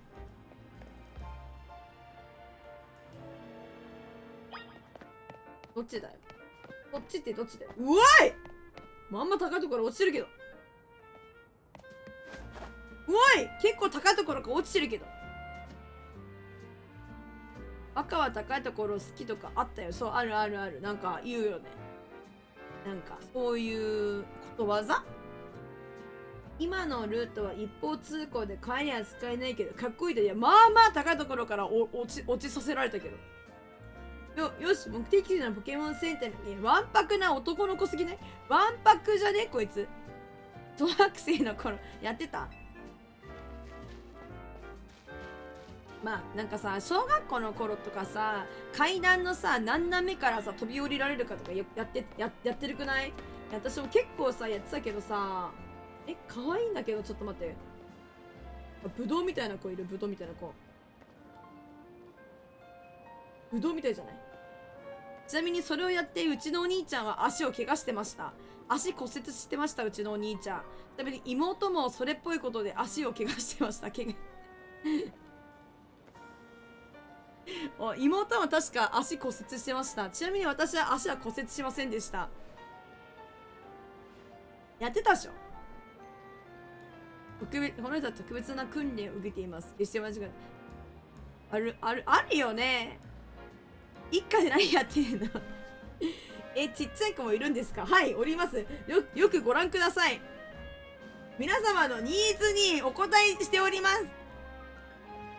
いや、うちのお兄ちゃんは単純になんか普通にやらかしてて、多分妹もでも普通にやらかしてて、小学校の時にやらかしてて、私は足はなんかそういうので怪我しなかったんだけど、なんか自分家でお兄ちゃんに2階のいるお兄ちゃんにね、セロハンテープ取ってきてって言われて、うんいいよって言って取りに行って持って階段を上がろうとした時に、なんか多分ずっこけちゃって、階段のさ段あるじゃんに右手かな左手かな、左手の小指をバーンって垂直に、分かる？この階段のさ、なんかそのなんつうの、この板に対してゴーンってぶって、小指は骨折したことある。みんな骨折したことないの？お笑い？いや、もうわんぱくなんだけどね、みんな確かに。ポケモンの落とし物が増えたら拾って売ればいいけど。私の推しです、メニープちゃん。いや、私はそんなにやんちゃなことしてないけど。日々入ったん。うちは日々入ったん。でも別にそれはやんちゃなことしてさ、やったわけじゃないじゃん。私は普通にドジっただけで。私はただドジっただけなの。危ないことして骨折とかしたわけじゃないんだもん。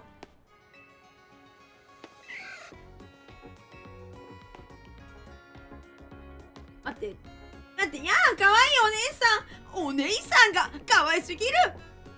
待って、この髪型になってるニョロコ見たくね？待って、めちゃくちゃ可愛いんだけど。やったみんな可愛いお姉さんがいるよデカボイスデカボイスないんだ。なんでみんな、おとなしいってこと？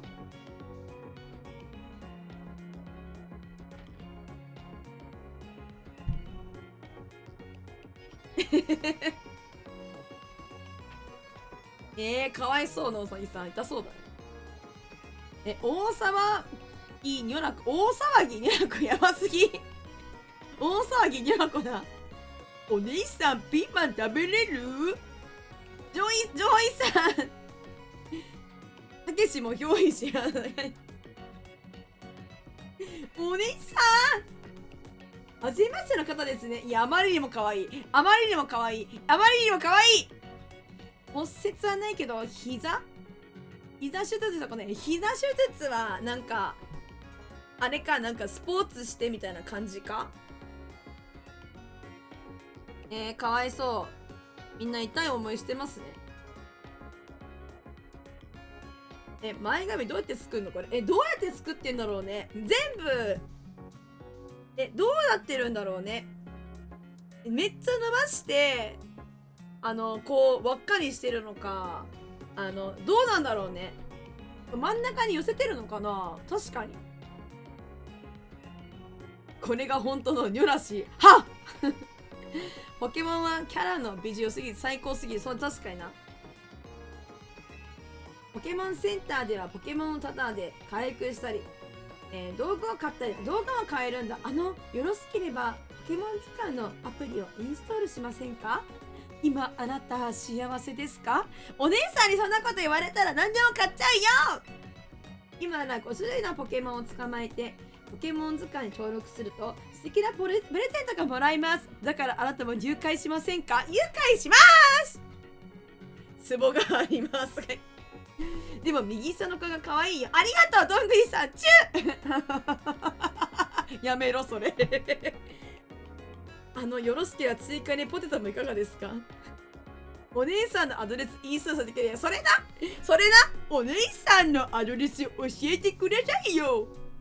この図鑑はお姉さんも登録できますかね？してお姉さんも図鑑登録していいですか？というわけでポケモン図鑑のアプリをインストールしましょう。そうしましょう。皆さんそれはインストールしましょう。わかりましたしかないだろうが、これありがとうございます。にっこりかわいいアップかわいい、助かる、かわいい。ヨナコはポケモン図鑑アプリドロップしてもらえる欲しすぎるドロップサットでしてもらえますか？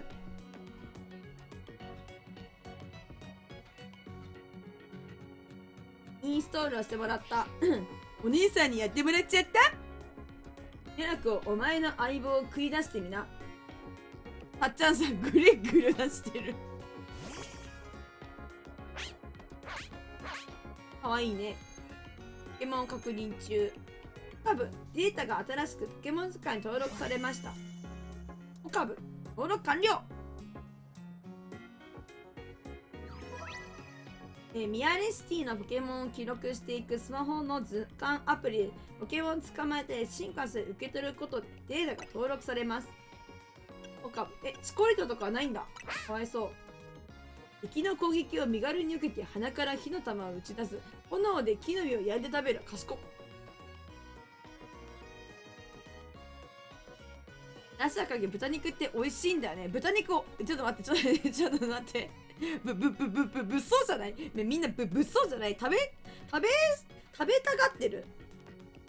いけニャラコ、君に決めた。いや、なんか強そうじゃない？完全にエスパーじゃない？ゴーストエスパーじゃない？お兄さんポケモンで話変わるんだけど、たっちゃんさんが物騒なこと言う食べないでくれ、うちのポカブちゃん。ポケモン図鑑を早速使ってくださりありがとうございます。とんでもないことでございます。おそれのポケモンを捕まえてポケモン図鑑に登録したらポケモン研究所で報告してください。お姉さんに報告してきてもいいですか？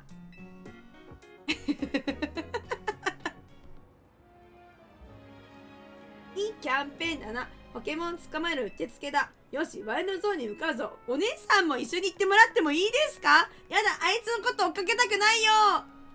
お姉さんから離れたくない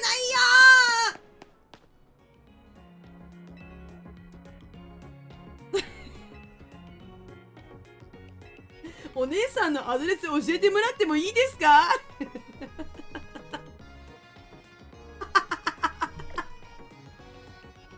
もう可愛すぎる。あまりにも可愛すぎる。反対方向行こうぜ。ほんまにな。無視してよ、あいつのこと。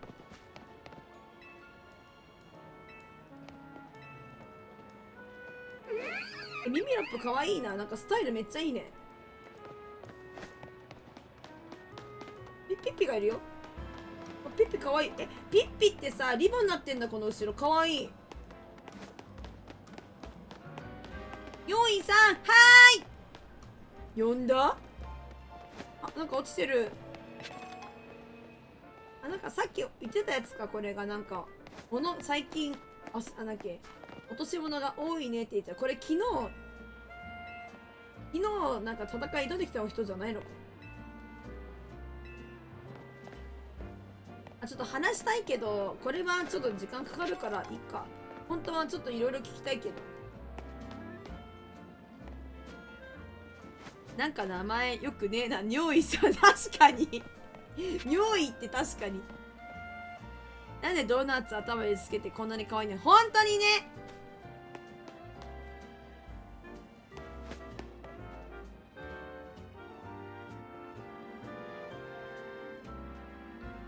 広くあの緑色の光で囲まれているのがワイルドゾーンだ。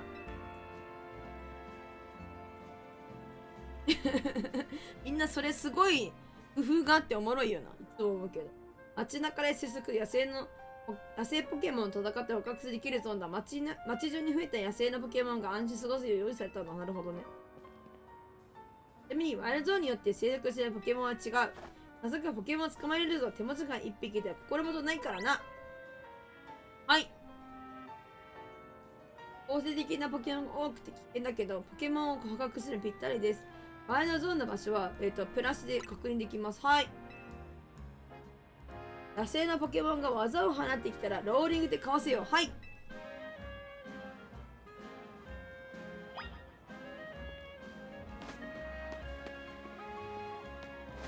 コントローラーが変なの。ちょっと待って。おすすめレベル5以上。野生のポケモンは危険。ワイルドゾーンに入るなら要注意。はい。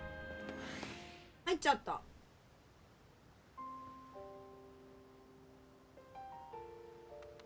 うん。お、山ここタクシーの鍵から出てきたポケややこまか。ややこまって言うんだけど、あいつから捕まえてみる。警戒心が低いから、こっちから攻撃しない限り逃げないしかわいそう。捕獲の練習にもってこいだぜ。かわいいよね。野生のポケモンはモンスターボールを投げて捕獲します。ZL でポケモンに狙いを定めましょう。ZR を押しっぱなしでボールを構えることができる。はい。押しっぱなしの ZR から指を離すと構えていったボールを投げます。ボールがポケモンに当たると捕獲できます。投げるのやめるなら B です。はい、わかりました。ほらよ、モンスターボールだ。ありがとう。10個もくれた。ありがとう。10個だから2000円かな。ありがとう、2000円分。ZR でモンスターボールを構えて投げろよ。ZL で注目するよ。狙いもつきやすいし。ありました。ZL で野生のポケモンに注目する。ポケモンの名前やレベルのほか、捕まえやすさを知ることができます。なんだこれ。上に向かっているマークね。が多いほど捕まえやすい状態。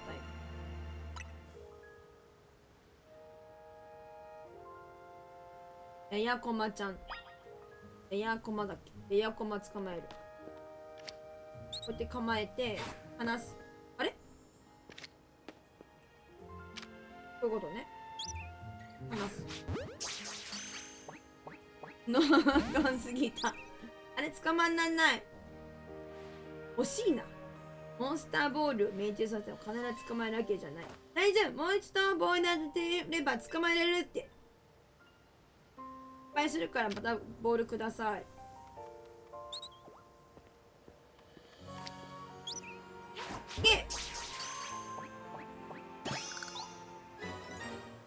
やったぜ。ややこま。捕獲成功。捕まえたポケモンを仲間で戦ってくれる。こんな風に一緒に戦ってくれるポケモン編成は強くなるだろう。輸出機はもっと手こやつを狙うぞ。お、あいつはホルビっていうポケモンだ。好戦的なポケモンだからこっちに気がつくって気づくと攻撃してくるんだ。おお。大丈夫。相棒のポケモンに攻撃をして相手の HP を減らせばいいんだよ。なるほどね。HP 減らすと捕まえやすくなります。さらに相手を倒すと捕獲チャンスが発生します。時間に限りがあります。ぐっと捕まえやすくなる。もうそうなんだ。同じポケモンに何度もボールを当てると怒り出すことがあります。怒っている間はボールを弾いてしまう。捕獲できません。光が静まるまで待ちましょう。そうなんだね。ポケモン捕獲の準備をして相棒のポケモンを繰り出せよ。野生のポケモンこちらに攻撃してくることがあります。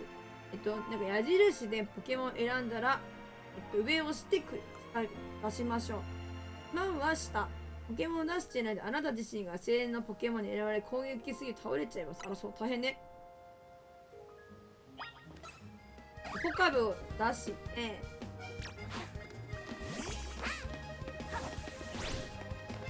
いけポカブ焼き尽くせ。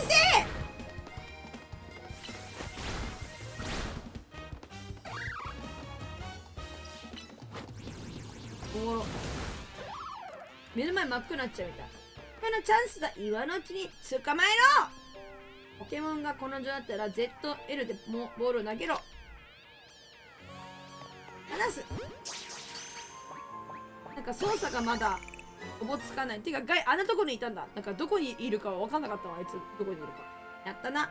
今みたいな感じで野生のポケモンを捕まえろよ。あと捕獲の時はしゃがむ頭に隠れるとポケモンに気づかにくくなるからな。なるほどね。やらないことするんだ。隠れてスニーキングするんだね。もっとボールを投げてもっともっとポケモンを捕まえたいだろ。追加でモンスターボールをやるよ。ありがとう。100個ぐらいくれてもいいんですよ。ヒロカはモンスターボールを10個でありがとう。4000円分。はがむはある時くらいだろ。確かに。死体とかね。やめようやめよう。物騒なことだね。モンスターボールがなくなったらポケモンセンターで買えよ。5種類のポケモンを捕まえたらキャンペーン達成だろ。達成して研究所に行こうぜ。はい、わかりました。いろんなポケモンにも会えるのかな。かわいいポカブ来てる。傷薬を知ってるかい？傷薬をご存知。舐めてんの知ってるけど、メガネ。戦いで傷ついたポケモンに使ってあげてください。ありがとうございます。メガネって言ってすいません。素敵なお兄さんですね。素敵なメガネですね。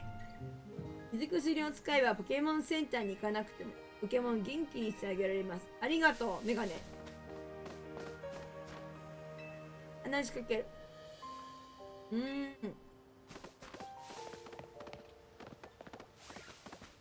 斬新な眉毛じゃない？斬新眉毛ちゃん。なんかいるよ。しゃがむってどうするんだろう。どうやってしゃがむのこれ。どうやってしゃがむんだ。エアコマ出してみよう。しゃがむってどうするの？ L 押し込み？ちょっと待って。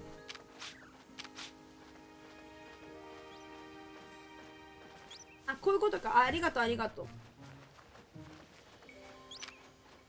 つつけ。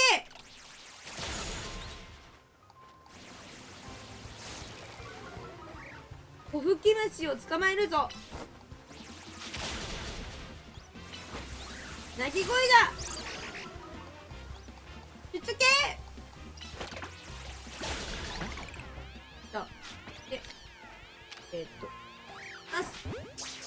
よし。次はこれで小吹き虫ゲットだぜ。なるほど。ありがとう熊五条さん。主の実ゲットした。なんかビードルいる。ビードルいるよ。メリープいる。メリープいる。いけやるすけろメリープにゃん。かわいい。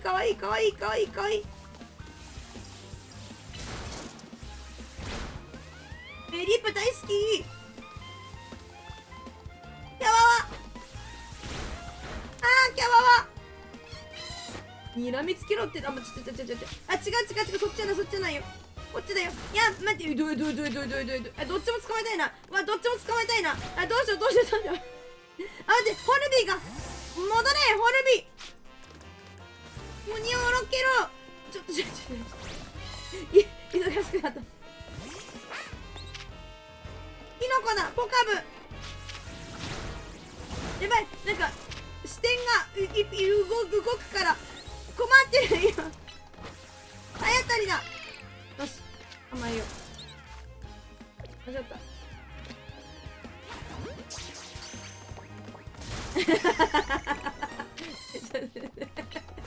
捕まえたくて。にらみつける。やっぱ目つきっていかねえとやっぱり。あれノッコンすぎる。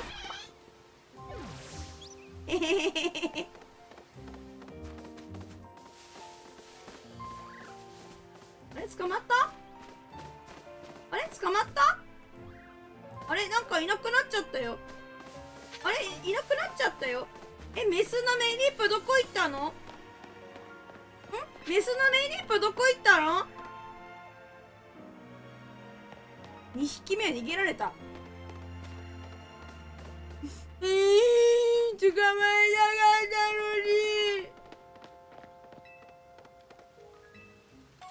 のに。ありがとうございます。捕まえたかったのに。嘘、どこ行っちゃったの？焼き尽くせで、なんで逃げちゃったの？私からメリープ出てこないかな、また。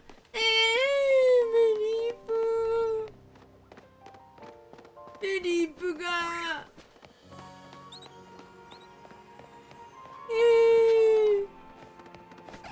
捕まえたかったのに、モコモコにしようと思ったのに、パーティーメンバー。湧かないのかな、またここ。パイロン倒してたらまた湧く？この辺の倒す。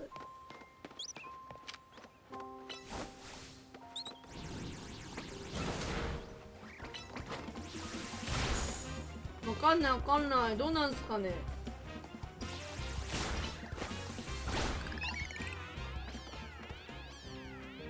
これ毎回捕まえなくてもいいんだよね。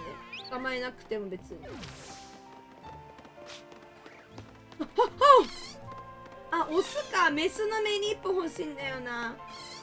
あ、来た来た来た来た来た来た来た来た来た来た。やっちまいな。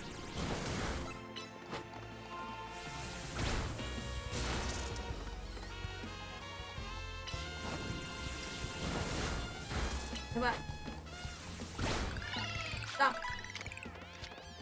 逃げるな。逃げるな。せい。時間脇っぽいっす。やったー。捕まえたぞ。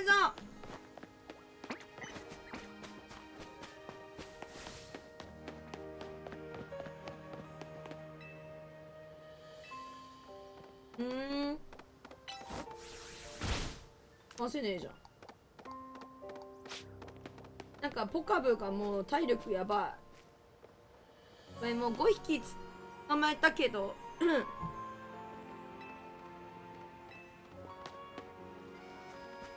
岩砕きみたいなことがあればいいのか。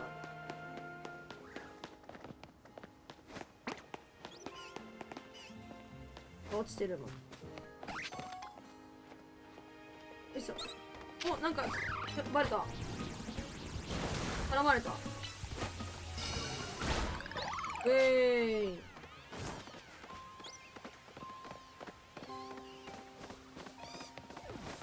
じゃあもう捕まえたからここからは出るか。出ます。ほう。なんかお前らまた始まった。あ、なんか覚悟の力ってすげえっていう人かなんかいるよね。なんか止まられちゃったりすることあんのか。ここがポケモンだっけ。ポケモンセンターじゃなくて研究所か。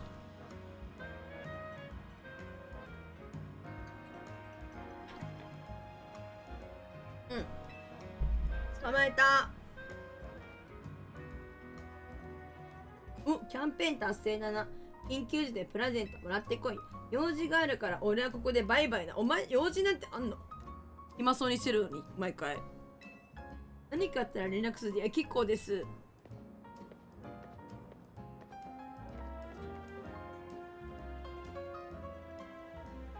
よし、研究所入るか。ボカボカ走ってんのかわいいね。よいしょ。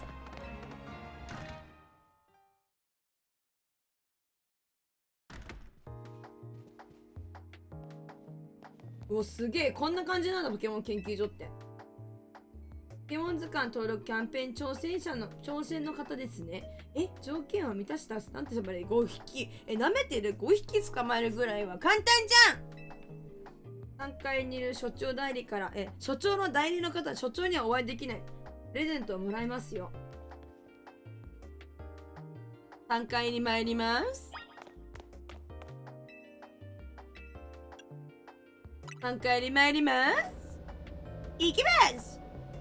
3って言ってたよね。2回って言ってたよね。うわあ、また出たクソデカボイス。ビックラポン。1丁目。都市開発に予算つぎ込みすぎ。街中にポケモンが増えて嬉しいけどさ、調査が追いつかないっての。ポケモンと人との適切な距離も様々なパターンがあるのに、なんかまたもしかしてだけど皆さんこれ換気タイム始まるので私のセンサーが働いている。これはセクシー系のお姉さんではないかと。でんキャーこっち系ね。あら、お一人いいわね。そうです。あらあら、ポケモンのこと忘れちゃって、一人じゃないってこと？ポケモンカウントするからってこと？怒られた。なんか怒られちゃった。ごめん、夜中起きなくなってきたね。眠たいのか、トンハさん。いや、もう何時だ？てか、トンハさん、昨日、あれだね、なんだっけ、課題お疲れ様やな。寝不足やろうし、ゆっくり休むんやで。私は所長代理のもみじさんだそうです。続きはアーカイブ見ます。全然おやすみ。トンハさんお疲れ様。また明日でやんす。ここに来たということはもしかしてキャンペーン参加者そうに違いないから、早速あなたの図鑑を早速チェック。テストって言ってたもんね。頑張ってください。おやみ。あなたが捕まえたポケモンの種類は6種類。すごい。キャンペーンの条件達成。みんななんか上げてくるね。ついに来ましたね。私はあなたのような人を待っています。5匹捕まえられない人ばっかりなのこの街。やばくない？自分を少し長くなりますが、私の話を聞いてください。はい、聞いてください。私の話。どうしてニアレシティに野生のポケモンが集まるようになり、バイオゾーンも設置されました。ですがどういったポケモンが増えているのかなどの調査追いついていない状況です。ここであなたです。キャンペーンをこなす実力、それはポケモンへの興味がなせる技。あなたのような人こそ調査を手伝うべきなのです。いや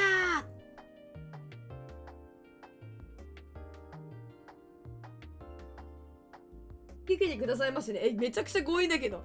高くしかすっ飛ばしてねえか。はい。そうなのね。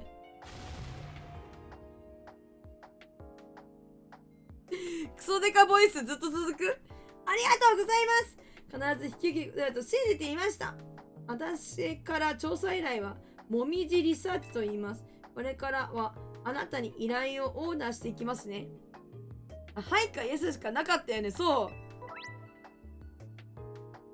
う。もみじの研究の協力依頼達成していくと研究所レベルがアップしてマザーマシンなどの貴重な報酬を受け取ることができます。依頼は少しずつ追加されていきます。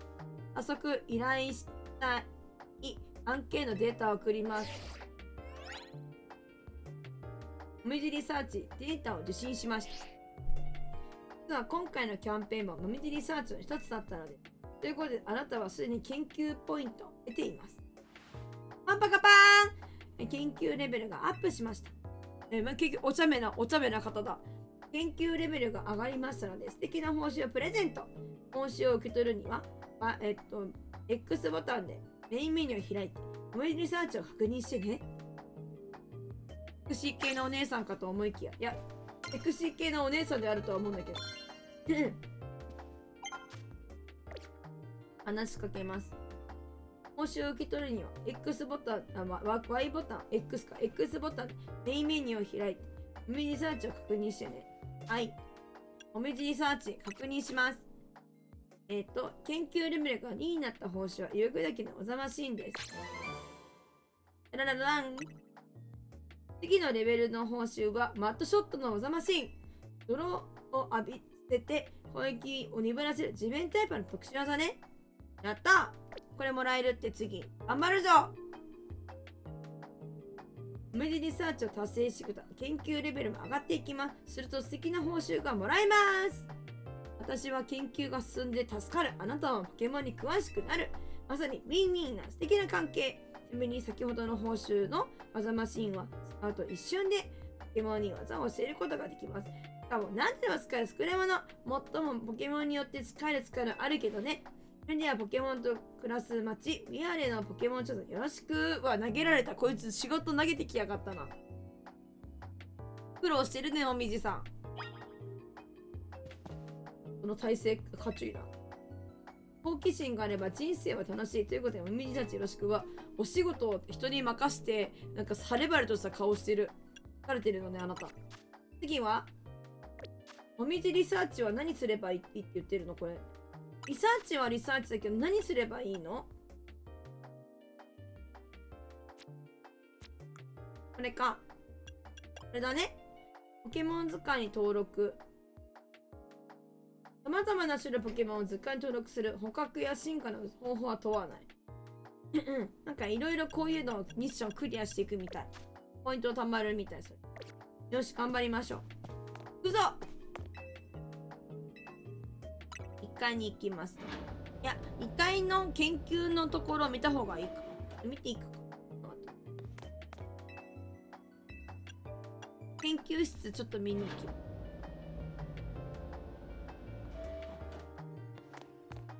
なんか角刈り。スパーボールゲットしてやった。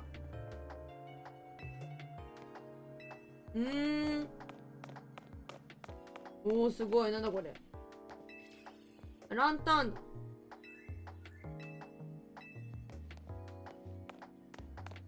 勉強、明日の朝しなきゃ。野うさぎさん、ありがとう。お疲れ様です。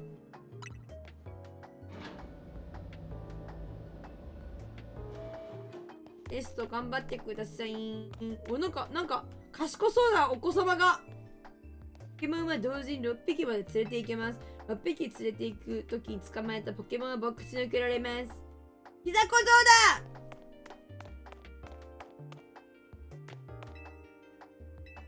だ！よし、じゃあ出よ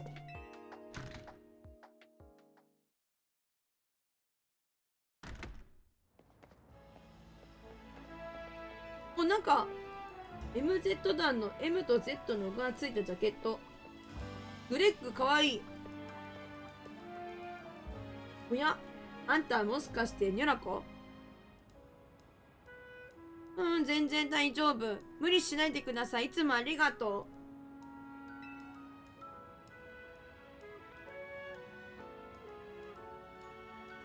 う。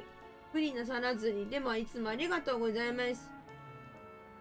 ほら、ちゃんと名前で呼んでくれるのにさ、ガイはお前言うてくるやつおかしいんだよ、あいつがやっぱり。そうです。ガイが嬉しそうに話していました。MZ 団に新メンバーを入れたって。あ、この人 MZ 団の方なの。それにそのジャケット。僕がロゴを縫い付けました。あ、この子がやってくれた。ありがとうございます。ゆらこの配信ラジオにちょうどいいから聞きに来るだけでもええやで。確かにそれな。ロムってて全然大丈夫。必ず話してなきゃならないわけではないし。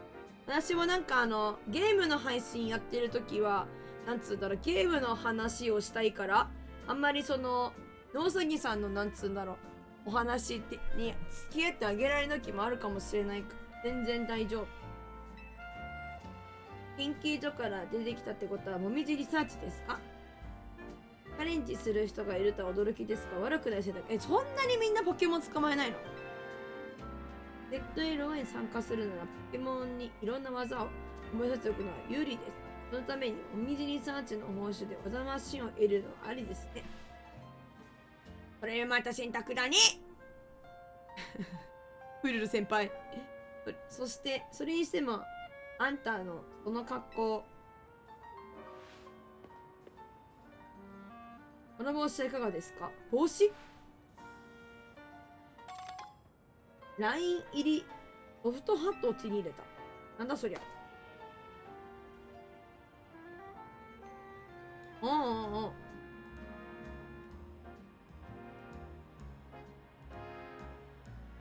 今結構です。僕にはサイズが合わなかったので、髪の毛のボリュームがありそうだもんね。あとそのジャケット合わないと思うのでしたら、変えれば大丈夫ですから。結構気に入ってるけど、このジャケットは。お、ライトメイクができる。ブティックで衣装を買えばコーディネートの幅が広がっていきます。自分なりのファッションを見つけましょう。はい。では失礼します。ありがとうございます。イエールさん。いいな、かわいいな。ビコビコ。キャンペーンの報酬はもらってるの。がいいもらったよ。梅尻サーチでももらった技マシーンって岩砕きか。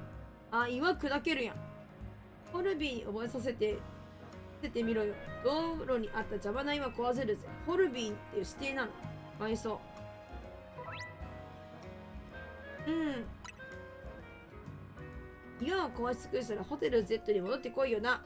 岩を岩を壊し尽くせて破壊してこい。ポケモンセンターないかな、近くに。結構遠いな、ポケモンセンタ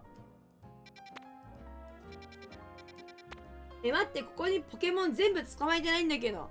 全部捕まえたと思いきや。夜とかでさ、変わるのかな。ポケモンセンターちょっと行きたいな。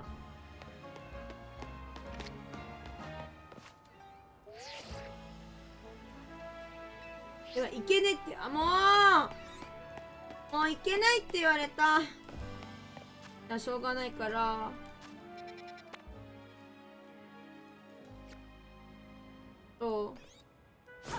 びっくりした。違う。間違った。間違っちゃった。放置見て、岩砕きを、ホルビーにして、覚えました。で、ホルビーを出せばいいのかな。ホルビーを出して、で、これを岩砕きさせればいいのか。ホルビーいけ、岩砕きだ。それまた選択だね。レベル上がった今、ホルビーはそんなことなかったわ。あ、落ちてる。経験飴 XS。経験値か。これまた入って、捕まえてないポケモン全部捕まえたくね？なんだろう。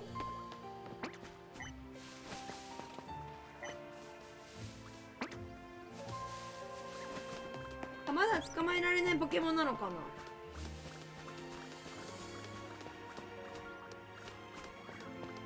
あっちの方とか行けないのかな。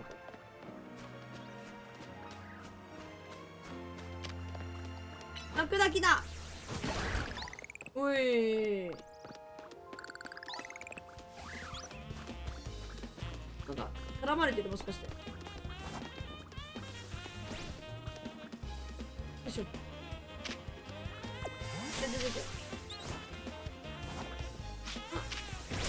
攻撃できない。どうすればいいんだこれ。ホルビー出して、おい、うわ痛い。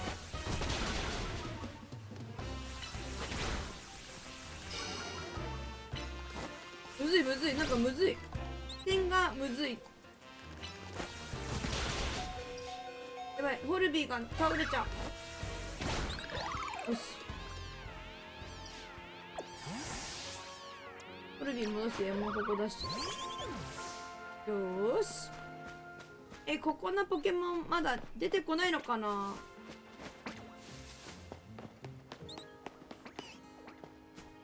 倒したら経験値もらえるみたいな感じだよね、多分だけど。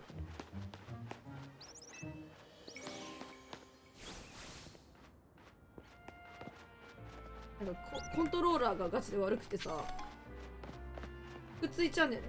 マジまっすぐ歩かねえの。すごい路地、すごい物落ちてる。変定必勝とか言ってる。うわ、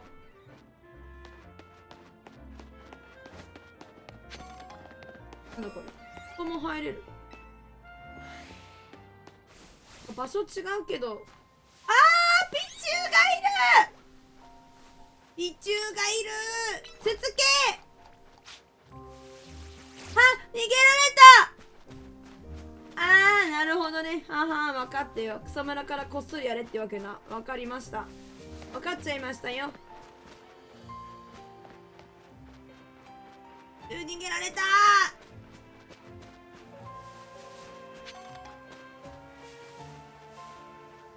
構えてるわ。悔しすぎる。これ時間とかでまた出てくるポケモンも違うってことなのか思ってるんだけ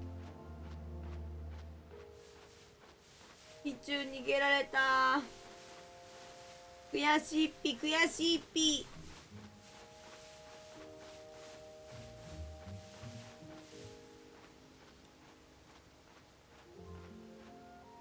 ピチュー出るの待つ。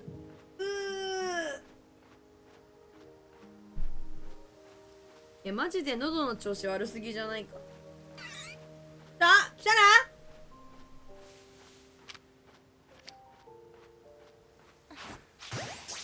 いけ。いや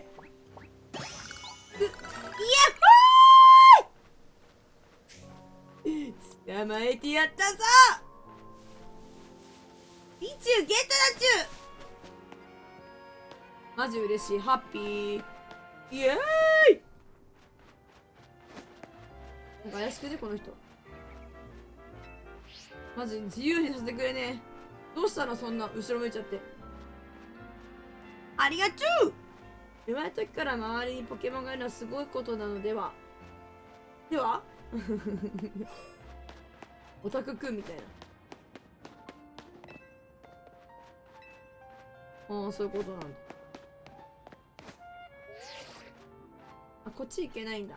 ああ、なんか自由にさせてくれない。本当に束縛彼氏みたいになってる。あいつ自由に私を動かせてくれない。入れるよ。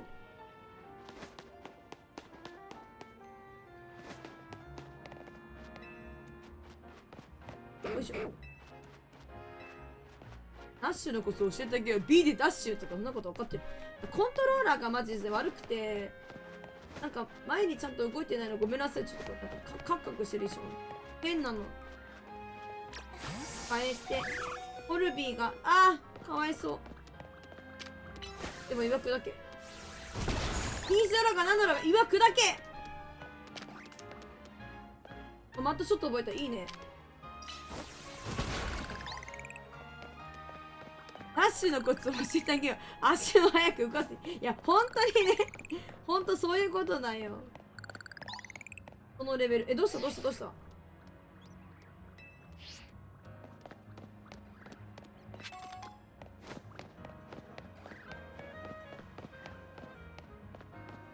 あとどうすればいいんだ。これ上とか登ってみちゃっていいのかな。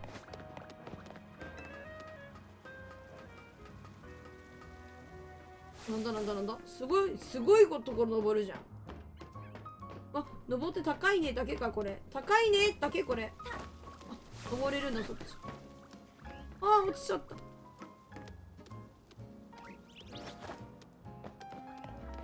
わーポくんいる。よいしょ。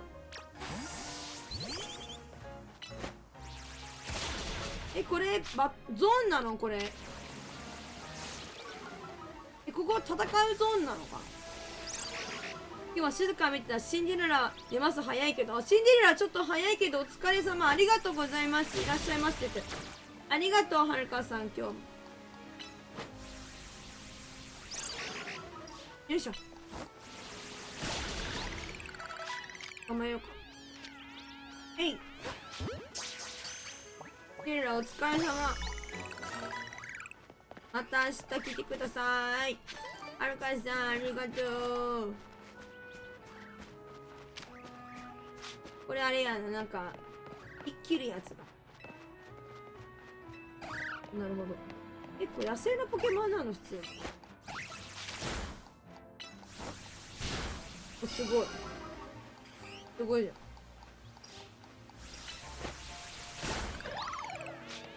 捕まえないです。もうなんかでも勝負色生まれたら私は買います。喧嘩は買っていくスタイルなので買います。シンデレラが寝ちゃうよ。おい、なんか広いね、やっぱりいろんなとこ行けるね。お、すごいじゃん。あ、なんかいるよ、フラベベ。ごめん、なんかおとなしくしてるポケモン攻撃するのすごい忍びないでるんだけど、いけ電光石火だ。オーケー。かわいそうだけど攻撃しちゃうね。これフラベベのあれじゃない？かわいい、なんかおしゃれ。ごめん、なんかケイシーいる、みんなケイシーいる。ケイシーだ。待って、あいつ絶対逃げる。テレポートするんやろ絶対。しゃがむ、まずしゃがむ。リーキン、こちらスネーク。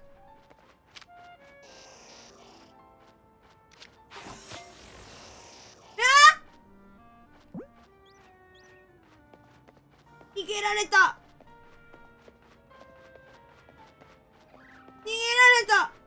私の完璧なスニーキングがバレていたかもしれない。マジか。もう一回出てくるの待ち。なんでや。何あれはモンスターパールがバレちゃったのかな。かもあれはなんか他の人かなんかわかんないけど、そういうことしないと捕まえられへんのかな。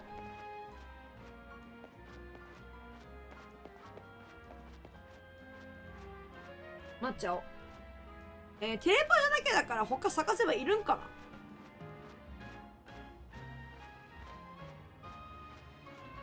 な。完全にオーメンフルト。あいつ捕まえたら絶対オーメンって名前つけてやる。よ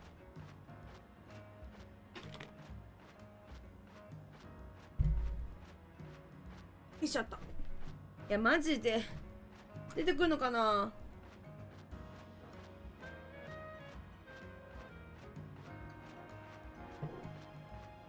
よいしょ。あいつオーメンフルトどこ行きやがった。テレパ先わかんねえぞ。汗ばいるんかな。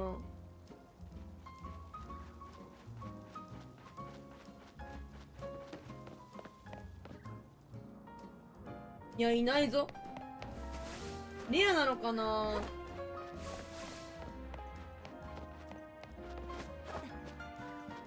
捕まえたくない？椅子にいるよ。ホテルのベッドしやばすぎ。怖すぎなの。急になんか別になるじゃん。別ゲー始まってる。なんか結構なんか上の方とかもあるから広いね、本当に街が。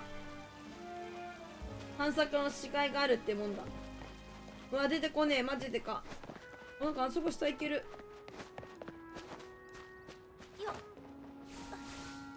うわびっくりした。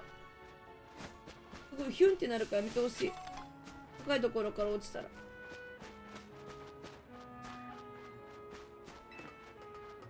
びっくりしたね。うん。なんか現れなさそうだから次のとこ行く。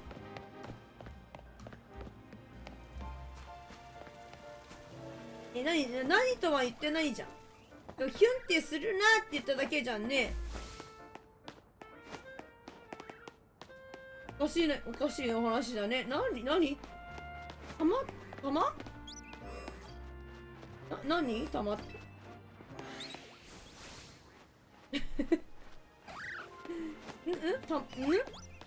何ですか。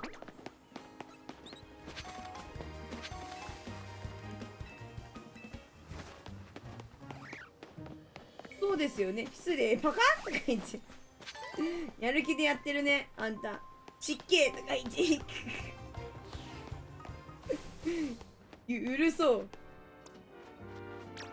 このカッパラさんがおかしな話し始めたかと思ってびっくりしちゃったわ、こっちは。あらあら。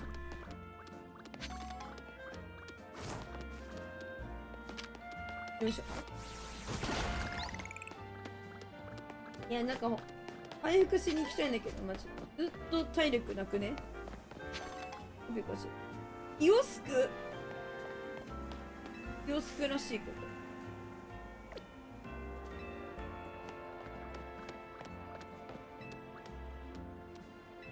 と。うわ、いいこと言ってる。なんか深いこと言ってるかもしれない、このお子様。あなたが投げてなくしたボール。はじめまして。投げて外れたモンスターボールどこに消えたらと思いますよね。安心してください。履いてますよ。私がロストボールを回収屋です。というわけでした。現在あなたのボールを全部で3個回収しております。受け取ります。こんなこともしてくれるんだ。なんか投げてなくなったからもう一回買うとかでもないんだね。すごい親切。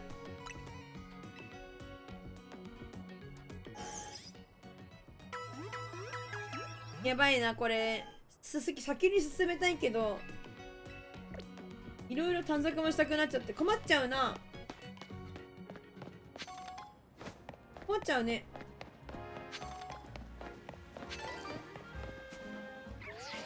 またうるせえこいつ。うるせえ。そこ拾わせろ。あ、いけたいけたいけた。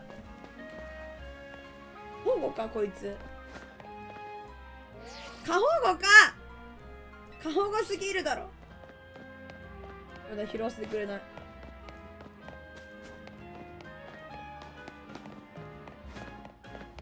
じゃあまあ今砕きしてホテル戻りますか。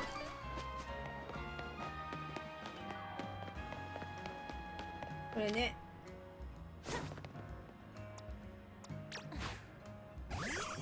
今砕け。おお。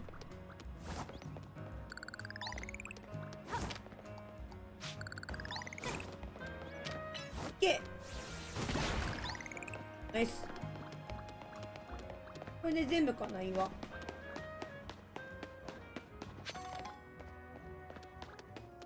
おし戻ります。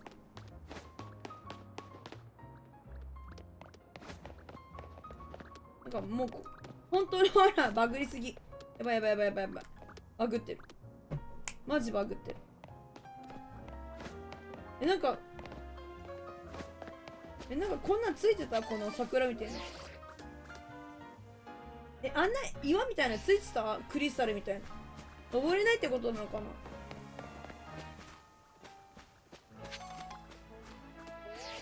保護すぎん。庭にいるんだけどホテルの。やばいやばい。こいつちょっとしつこいしつこいしつこいしつこい。わかったわかったわかったわかったわかった。拾えないとかマジびっくりした。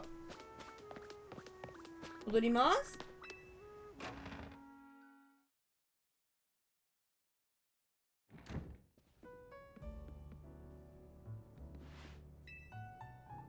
うまいもん買ってきたら腹ごしらえしようぜ。焼きたてのクルワッサンをカフェオレに対して食べるのかいね。そういうスタイルか。宮根生活の幕開けコンプリート。イエーイ終わりましたね。何飯なんだろうこれ。朝飯なのかな。ミヤレは今慣れたか変わった街だから戸惑うよな。楽しいよ。前のゾーンには戸惑うよな。おやつか。3時ってこと。あれはポケモンとの共生の完成形とは違うと思うけど。お、ZA アプリの通知だな。ランクアップ戦のお知らせです。寝落ちしてた危ない。お疲れ様やな。ランク Z トレーナーに選ぶ。ランクアップ戦でのあなたの相手が決まりました。ザック。ザックなんかジャパンって感じじゃない。これなんかザック。ゴーヒロミっぽくね。ゴーヒロミさんじゃね。ジャパン絶対これジャケットプレイしてくるよ。絶対ジャケットプレイするってこいつ。ランクアップ戦に勝利した方がランク Y にランクアップします。ランクアップ戦に挑むにはチケットポイントを貯めてチャレンジチケットを入手してください。ランクアップ戦だな。ランクアップ戦するか分けるだろ。分かんねえから聞いてるのにこいつなんか煽ってきやがった。なんだ設定ロワイヤルでのランクを上げるための戦いだ。チャレンジチケットはランクアップ戦の参加資格だな。チケットポイントを貯めると Z アプリにチケットが表示されるぞ。チケットポイントを貯めるにはバトルゾーンに集まる。ロワイヤルの参加者に勝てばいい。ぶっ倒せばいいってことだ。わかりやすい。ならばね、戦いに行こう。バトルゾーンは昨夜体験しただろう。もうすぐ夜だ。夜になればバトルゾーン出現、そして絶対ロワイヤル開始だな。外で待ってるから準備ができたら来いよ。こいつの誘い方なんかちょっと嫌なんだよな。なんかちょっと嫌じゃない？鼻につくよな。てか、ポケモンに名前つけられないのこれ。ポケモンに名前つけられないのこれ。あ、また、ガイと一緒。ホテルででんぐり返ししちゃう。あ、なるほどね。女の子いなくなってた。名前忘れちゃった。ポケモンの名前変えられないのこれ。おお。それでもポケモンはなんか出せるんだね。変えれるわ。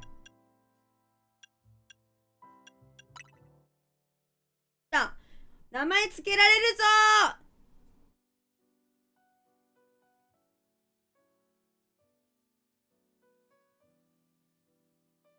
ー。どうしよう、ポカブの名前変えたいな。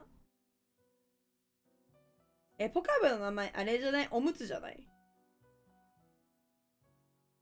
おむつちゃうこれ。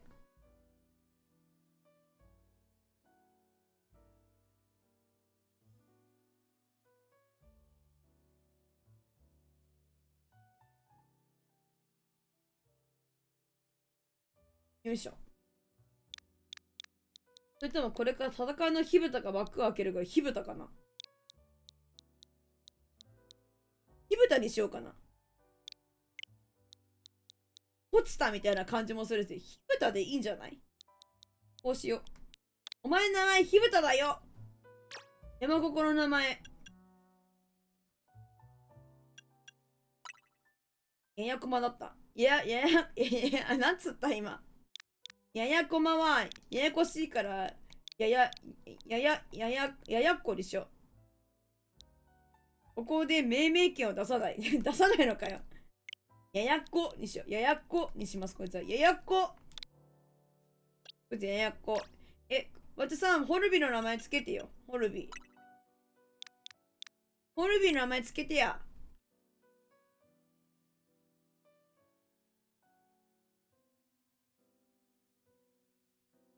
命名権のポイントを使ったカッパラさんとかもいいね。ホルモン、いいね。ホルモンあなたの名前ホルモンね。ピチロケロゲッチュレイ。ピチロケロゲッチュレイ。コフキムシ。これ、熊九条さん名前つけてコフキムシ。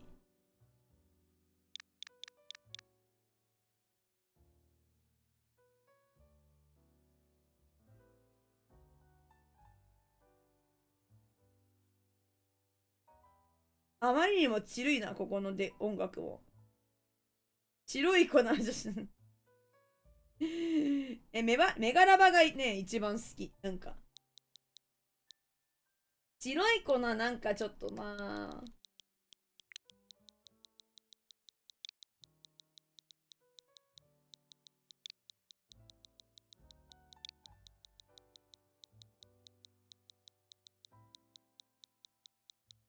お、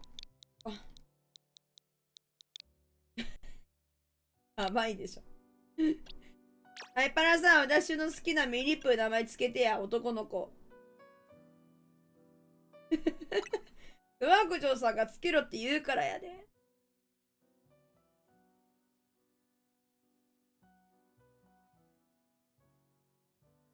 包丁ハサミとかもめっちゃ好きなんだけど。一郎ケロゲッチュウェイ。ヨラコがつけろって言うから。最近読書しすぎてる。読書は絶対いいよ。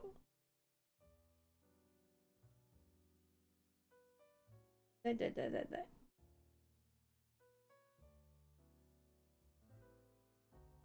いないかっぱらし。ミリープ名前つけてよ。アパラさん、メリープ名前つけて。メリープに名前つけて。途中分かった。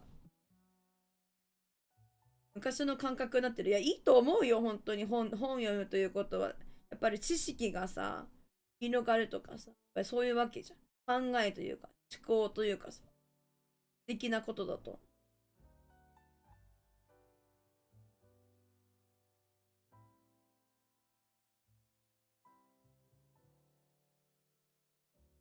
あの頃は暇さえば読んでた。モフジンギスカン美味しそう。ジンギスカンがいい。なんで食べるのみんなメリープのこと。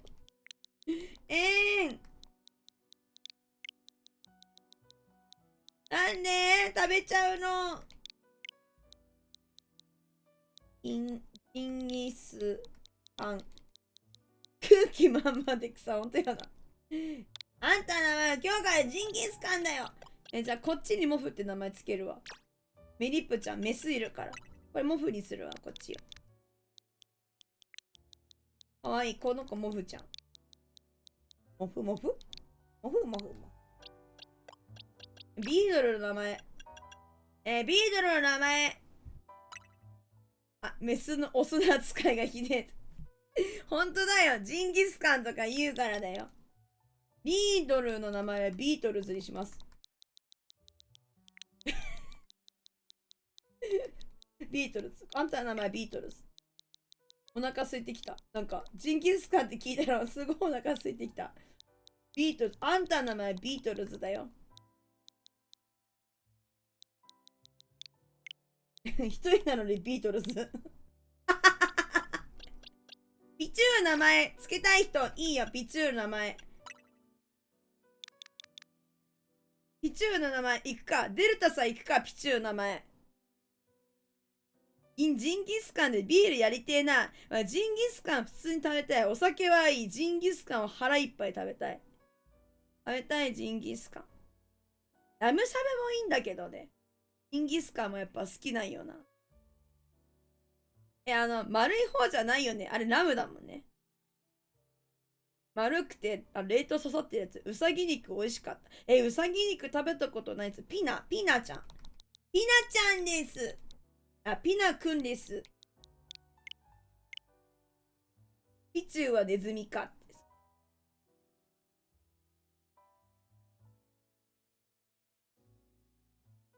待って。ポリゴンを貶めた進化前のガキって感じ。そんなことやってたっけ。ポクン。コクーンはさ、なんかどうせ進化するよな。コクーンの名前ボス。コクーンの名前ボス。ポケモンポリゴンショックの時にさ。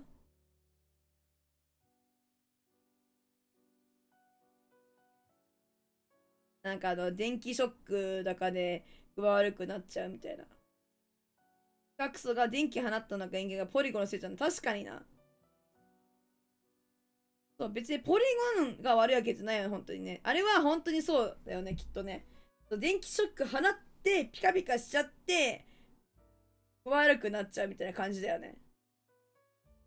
1週間で9冊すごいね。いいと思うよ、本当に抹茶さん。落ち着くじゃん。私が本読まない分だけ抹茶さんがたくさん本読んでくれ。コクーン女の子なんだ。コクーンは何がいいかな。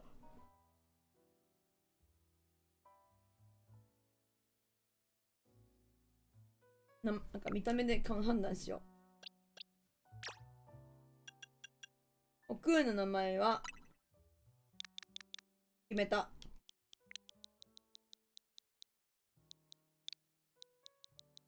釣り目。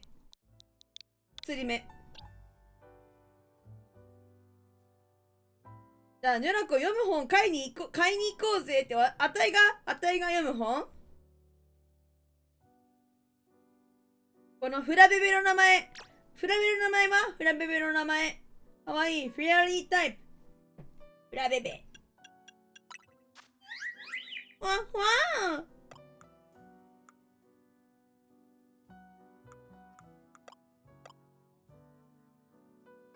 少年ジャンプぐらいしか読まなそう。確かにジャンプ派だったけど。パンツ見えてますよ。パンツ見えてますよ。名前つけらんねえ。パンツ見えてますよとか。パンツ見えてるってことは、ワカメちゃん。じゃあワカメだな。あんたの名前は今日からワカメ。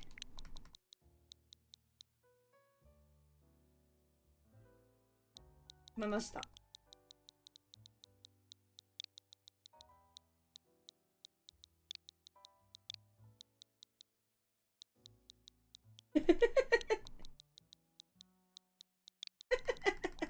あれ、ワカメってカタカナだよね。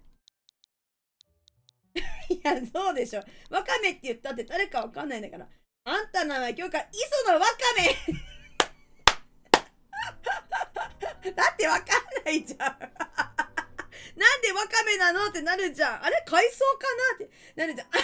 フルネームにするしかないだろ。あ、だからねって言って。あ、まんまやんとか言って。枯れるやん。だってワカメちゃんなんだからしょうがないじゃん。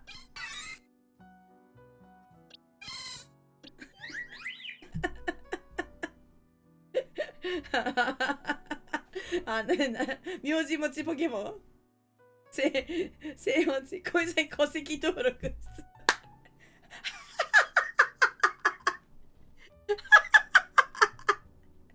おもろすぎるそれは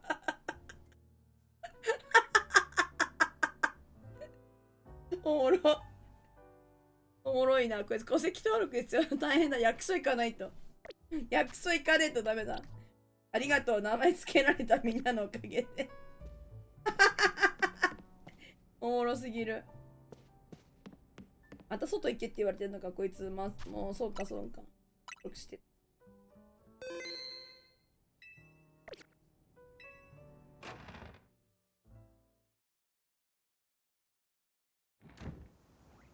よし行くぞだからメンツはこれでいいのか果たしてでも変えるかワカメ連れてこうワカメ交換わあピチュー連れてこうかな白い粉あまりにもそのままなんだよなよし名付けますよしこいつ磯野ワカメ誘拐事件なのではワカメちゃん誘拐してる私枯れるやんおおすごいバトルゾーン出現ユロックが読む本ワイがやるがワイが読む本よねえ私本全然読まないから本当にどんな本があるのかもわかんないなおまわりさん違うんですそうじゃないです ZL ワイヤルの心夜だったらマップチェックだうん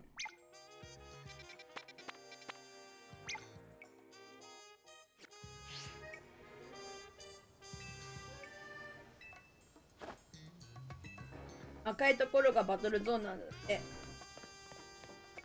足速いなガイ走んないでほしいな歩いてよくね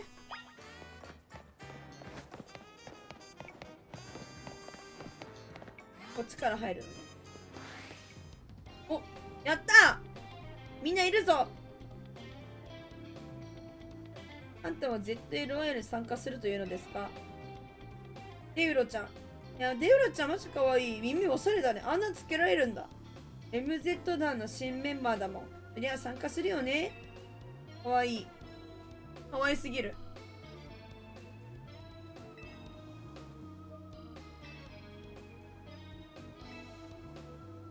うん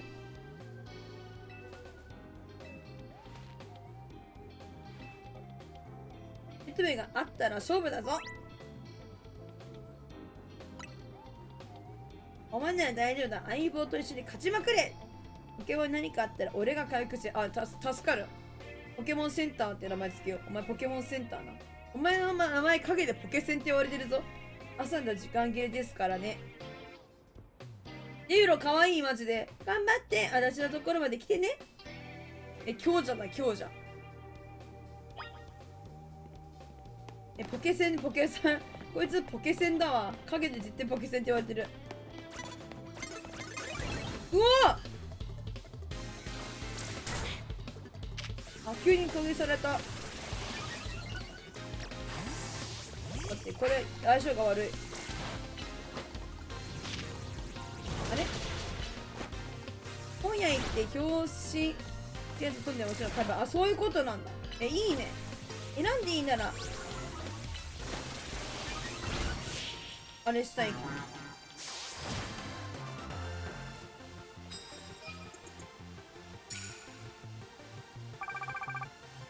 イエーイ。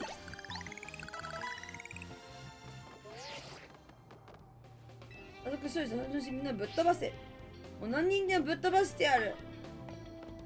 相手の視線を下げるのが絶対いわゆるのポイント。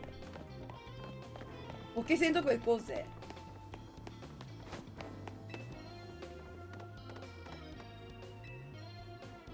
ポケセン頼むわ、バラバラ。よし、行くぞ。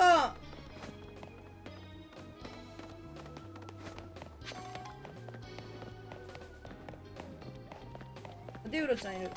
いいこと教えてあげよっかって言われて、どうする、教えてもらう。みんなデウロちゃんがいいこと教えてあげよっかって誘ってくる。かわいいデウロちゃん。えなこ、相手に見つかるとポケモン勝負が始まっちゃうよ。しかも勝負を仕掛けられるとびっくりして動けない時があるんだよ。だから相手に気づかれるにこっそり近づいてガツンと先制攻撃すればめちゃくちゃ有利になるってわけ。そんな汚いことしいの。なんだよ、期待させるなよ、お互い。期待しただろ。残念だったらつられくまやな。バトルゾーンのトレーナーに近づくと呼吸器察知。あかんで物が聞かれる。勝負を仕掛けてしばらくひるんで動けなかった。へえ。治安最悪のミアレシティ、ほんまそれやな。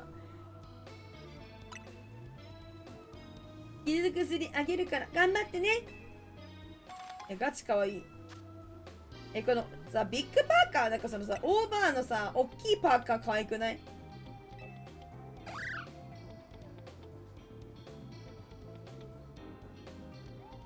あと喋り方がかわいい。大チャンスだね。かわいい。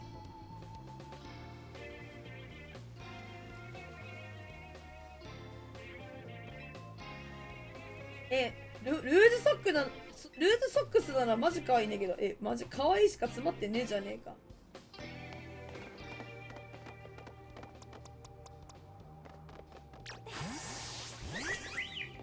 ワカメで攻撃したいんだよな。いけだねえワカメ、磯のワカメが先制攻撃した。さすがにレベル差がありすぎるか。いけジンギスカ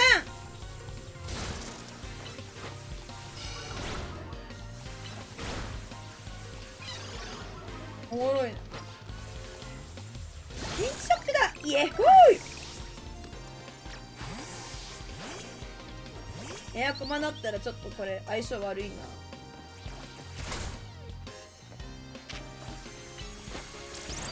ワカメ倒れちゃうかもしんない。ワカメ危ないから変えた。あ、切った。せーい。あ、じゃあ攻撃力ないな。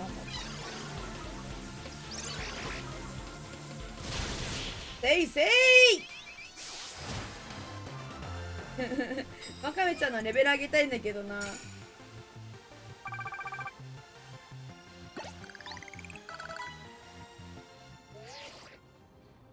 順調だな。あとちょっとやつば100。1000ポイント貯まると思うぜ。ありました。ワカメが先制攻撃するのおもろいな。磯のワカメが先制攻撃する。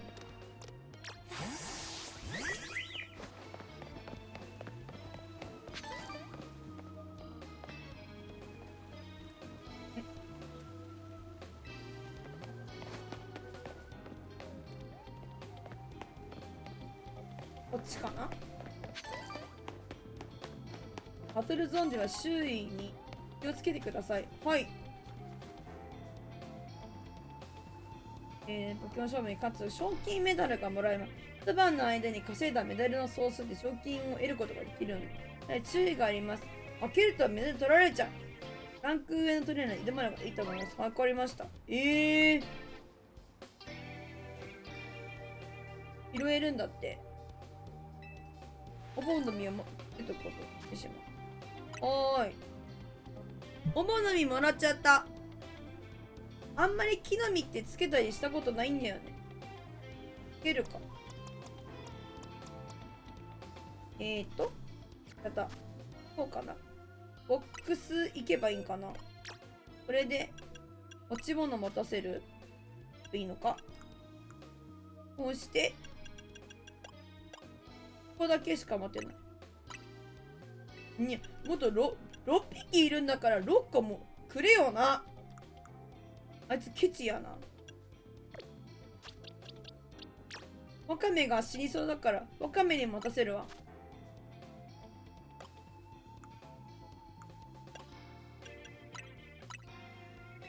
よし、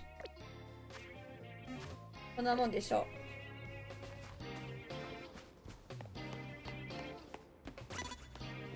う。やばい。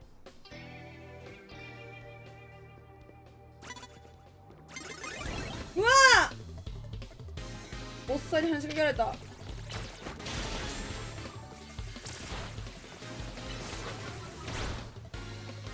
きちいなこれ。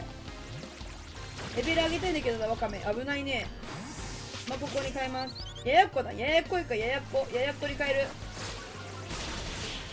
ややっこーい。ナイス。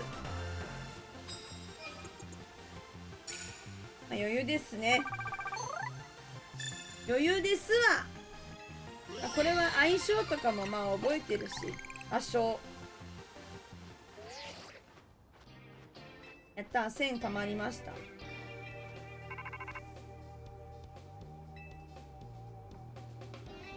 火蓋最高だって。おお、ファストトラベルできるようになったみたい。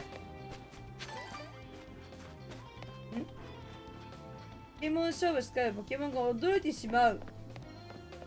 あいつ急に気がついたよ。なんか察しが良かったよ。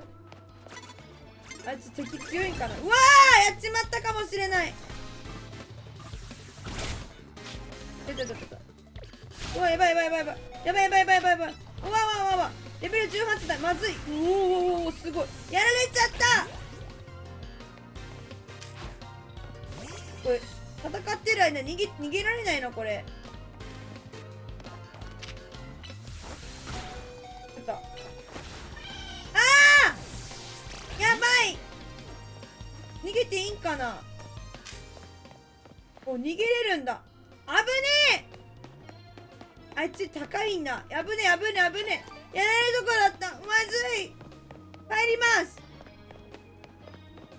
あ、ポケセンいねえ。お、ポケセンいねえじゃねえか。ふざけんなよ。ポケセンいねえよ。移動します。なんか逃げれるんですね。私知らなかった。逃げていいみたい。なんか偉そうに座ってる人いなかった今。とりあえず逃げられるんだね。知らなかったよ。普通逃げられないよね。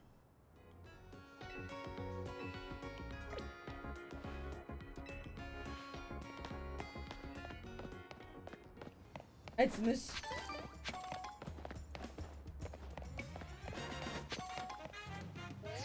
ああ、もううるさいねこいつ。お、シャレさんおかえり。お疲れ様。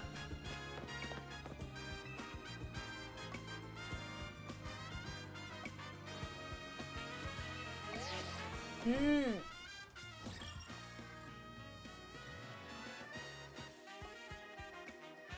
あ、そう、一番最新のやつだね。あ、出て。なんかポケモン ZA ですね。なんか1の方っていうか先の方やったことなくて、この新しく出た方からやってるけど全然できる。これほんとマジこのザックって人が郷ひろみに似てるってみんな思わない？みんな気にならない？絶対ジャケットプレイするってこの人。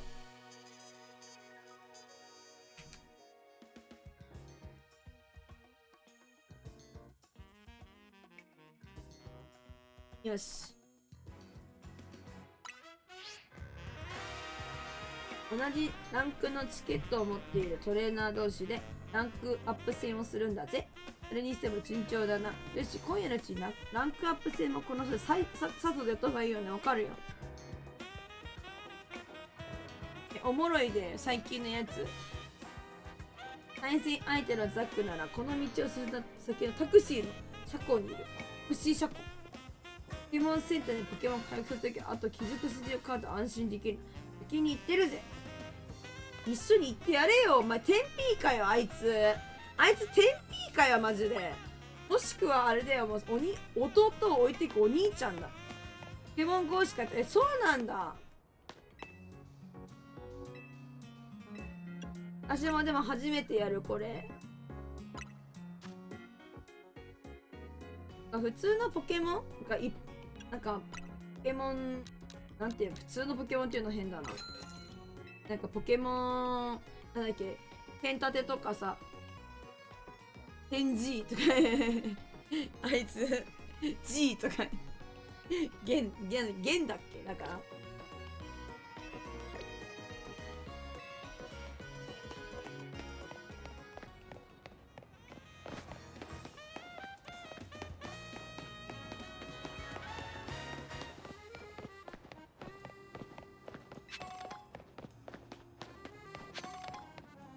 落とし物が多くて拾うの楽しいな。これなんだこれ。ホロベータ。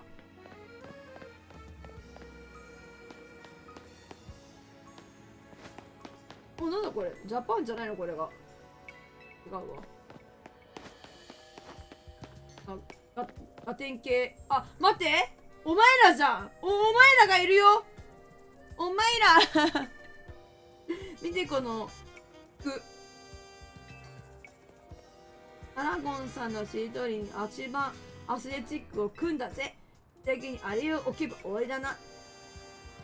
おかえりタルコフミン。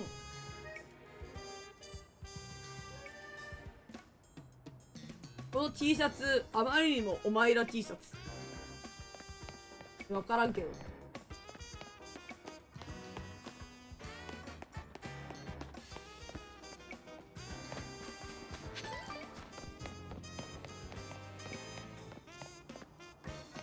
あいつに話しかければ物を拾うことの方が大事だ。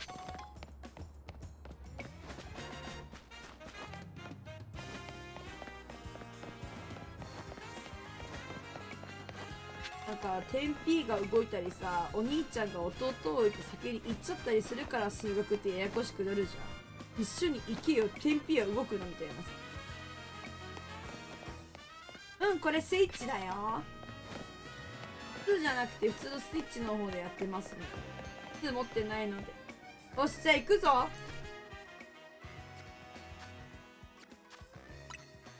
操作がちょっと慣れてない。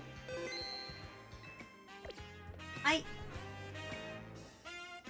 タクシードライバーのザックならここで客待ちをしているはずだぜ。ジャパンいた、あいつだ。前の家に2あるよ。いいね、2欲しい私。何回もランクアップ戦に挑んでる悪い意味でのベテランだな。ジャパン絶対ジャケットプレイするだろって。絶対郷ひろみさん意識して作ってるって。ミガネラコだね。またやってる。絶対ロワイルっていう名の共演に導かれたようですね。絶対そうでしょ。Z ランクから A ランクを目指す。口にするのは簡単ですが、やるとなると違います。ですが、ポケモントレーナーとしてミヤで最強を目指すというのは魅力的。さあ、ランクアップ戦を始めましょう。出会いは億千万の胸騒ぎ。はい、こんばんは、ラブリー。キュンさん、はい、こんばんは。あれだな、またさはワイのうちにスイッチ2あるから来ないっていう流れだろ。くそ。大丈夫、お前なら勝てる、絶対勝てる。なんで諦めるんだ。そこで諦めてないけど、ポケモンだってお前を信じてるぜ。はい、よろです。近くね、来んなよ。なんだ違うのかよ。言っちゃダメなのかよ。バチバチいってる。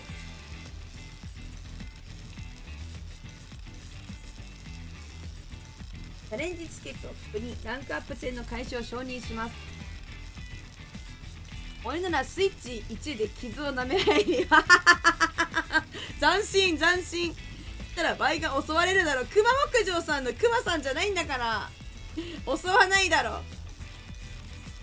普通にマッチさんは本読んで大丈夫です。私はスイッチ2をやります。ありがとうございますって言って、私はスイッチ2をイソシブだけだよ本読んでていただいて結構です。ありがとうございますって言って近くね。てかこいつ近くね。私に勝ってランクアップをするつもりでしょうか。夜ですが朝飯前って煽っていくわ。私夜ですが朝飯前ってかガハハハハにっこり。すごいにっこりじゃん。タクシードライバーの私には夢があります。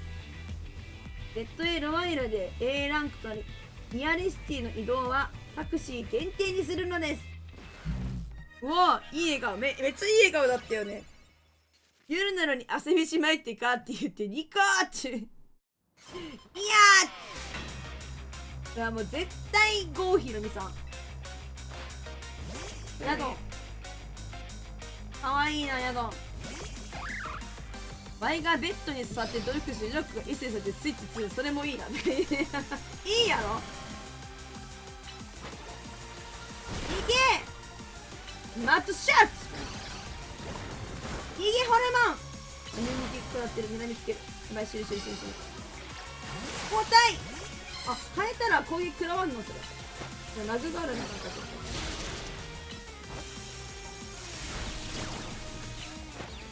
といけー。あ、混乱してる。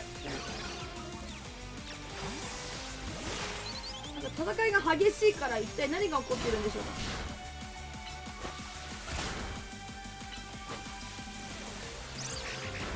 いけ電光石火だ。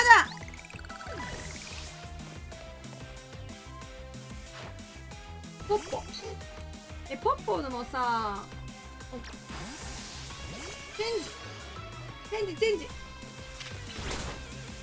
電気ショックだ。早当たりだ。電磁波くるれ。逃げ行きとどめさせ。ナイス。なんか鳥っぽい電気に弱いポケモンばっか出してくるの。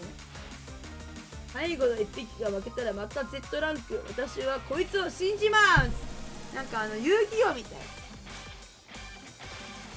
俺はこのポケモンを信じるぜ。ピカチュウ。うわピカチュウじゃん。あざとピカチュウ来た。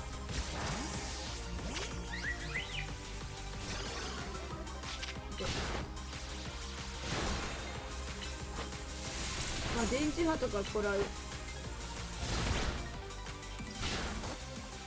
磯野ワカメ頑張れ。ピカカスとか言ってカスちゃうカスちゃう。お互いに相性悪いねこれ。やばいまずい。ごめんワカメがやられちゃう。ワカメやられないで。いけ白い子はいけ。早当たりだ。お前しびれ物とかやりたいけど。やばいポカブにチェンジ。転がれポカブ。火蓋いけー。ナイス火蓋出た。相手のランクアップはみんなこれで100回目ですかね。かわいそう。出会いは億千万の胸騒ぎって歌ってるもんね。出会いは億千万って言ってるもんだからだね。似てるよね、郷ひろみさん。ジャパン私も敗北、ランクアップ戦100回目の敗北。そう、私は永遠の Z。かわいそう、哀愁漂ってる。歌い出しそう。よしユナコの勝利を確認しました。おめでとうございます。それではランクアップの処理を行います。Z から Y。 いいね上がったぜ。母さんはもちろん相棒とのポケモンとの位置も考えた。いいポケモンショップ。位置とかも関係すんの？知らなかった。全然気にしなかったっすわ。誰？やだちょっとまた来たマチエールさん。あ、これちょっとギャルじゃないな。ギャルかな。はじめまして、そちらのトレーナーさん。私はマチエール。リアレの平野を任せ探偵さんだって。おい、高校生探偵マチエールか？挨拶しちゃったけど、ガイの隣にいるのは誰かな？マチエール大きくなった。それは何XY で出てきた人なの？ MZ 団の新メンバー、ニョラコです。なるほどね。怪しいポケモンの調査中にたまたまランクアップ戦見たけれど、いいトレーナーをメンバーにしたね。いたんだ。いつで出そう。ちゃんとベッドでこなたがでシャルさん。そのこと言えないけど。Z さんは喜んでいるはずだよ。あの表情から本心は読めないけれど。はい、あなたに頼まれている人探しの件は進展がなくてごめんね。と報告したところで私は引き上げる。それだけなんだ。おやすみ走り方の癖すごくない？走り方の癖すごくない？マチエールさん。マチエールさんはミアレシティナンバーワンの、多分あれちゃんだと思ってるで、自分のことを。キーンって。ナンバーワンのすごい探偵で、ものすごいポケモントレーナーなんだ。あられちゃんじゃなくて。そんな人に褒められておねらくお前は最高だな。まあ私は最高だけどね。ランクアップもしたし、俺たちも今夜引き上げるぞ。イエーイ。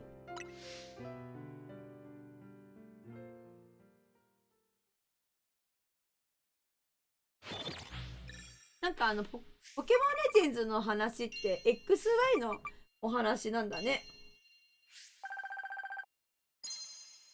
よいしょっと。おー、1300円しかでもゲットしなかったんや。ちょっと欲しいね。帰ってきた。我が家のような安心感といってもホテルだけどな。ただいまだよ。デウロ可愛いがち。はい、帰るなら一言かけてくださいよ。キルル可愛すぎる。ユナコ、初めての ZLY はどうだった？ Y ランク昇格。いや、勝利だろ。笑顔、にっこり。すごい天才だよ。ほら、もうマジ可愛いんだけど、デウロ。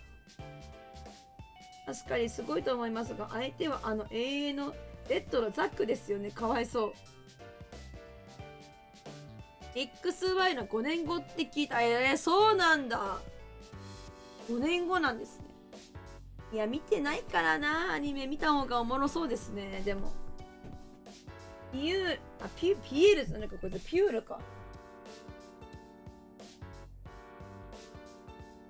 普通に空見せたわ。ピュールは勝負を見ていないからな。そうやってひれたこと言うけど。ユナコのポテンシャルならあっという間に上位ランクになれるぜ。そうだよね。めっちゃデウロいい。ポケモントレーナーになったばっかりで、あっさりランクアップしたもんね。ねえねえ、ユナコ綺麗だけど、MZ の名前にらして知らねえ。そう、知らねえんだよ。知らない。メガ進化の M。ホテルの Z の Z。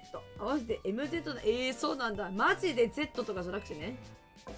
ユナコはどうであったか。いいね。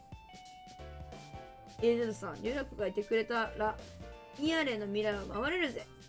ガイがそこまで言うのはミアレの未来って何なんでしょうね。マチエールさんも褒めてたんですよ。マチエールか。彼女は凄腕なポケモントレーナー。あの子も手伝ってくればよいのだが、彼女は彼女なりの使命があるからの。なんか意味深。みんなで高め合い、誰かが最強のメガ進化使いとなれば、この町のポケモンも人も安堵できる。ミラコよ、これからもよろしく頼むね。任されまして。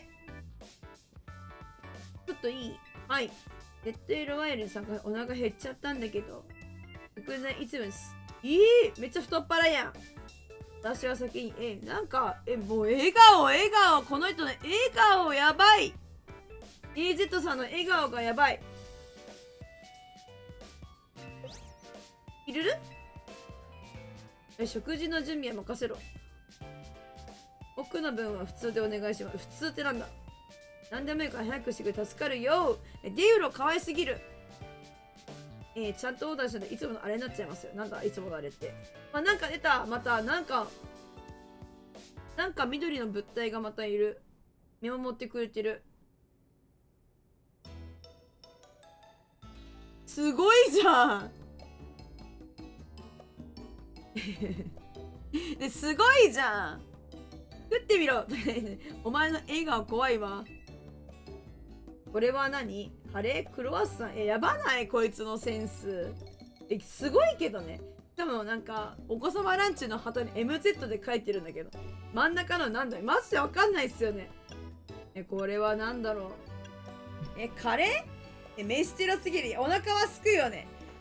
お腹すく。私もお腹すいた。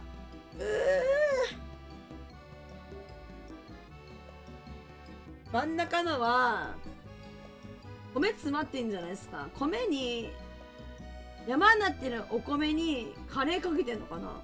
カレーって聞きますね。どうして質問するんだ？何こいつ。ホテル Z の人気メニューで考案したガイ特製クロワッサンカレーだ。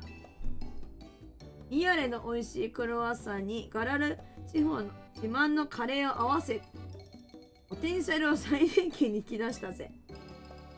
食欲を刺激する香り。ガイの料理は食べ過ぎちゃいね。デュールはなんか前向きだね。僕は認めませんよ。ピュールはなしなんだ。と言いながら俺の料理をいつも残す平らげるじゃねえかと。それは僕の育ちの良さがそうさせるんです。スマホ落として起きた。ねえ危ない。シャルさんゆっくり休んでくれよ。ピュールはミアレ出身だからかこだわりが強いもんね。他の料理は食べてもクロワッサンカレーは絶対に認めません。ユラコうるさくて悪いね。いやお前が悪いと思うぞガイ。はい、シャルさんお疲れ様、おやすみ。また明日。でもお前と会えて本当によかったぜ。その気持ちわかる。よく会えてくれたらなんとかなりそうだもん。でユーロいいね、よろしく。改めてよろしくな。さあ食おうぜ。パンと米を一緒に食べるみたい。そうみたいっすね。それはねウケるよね。それはさすがにだけど。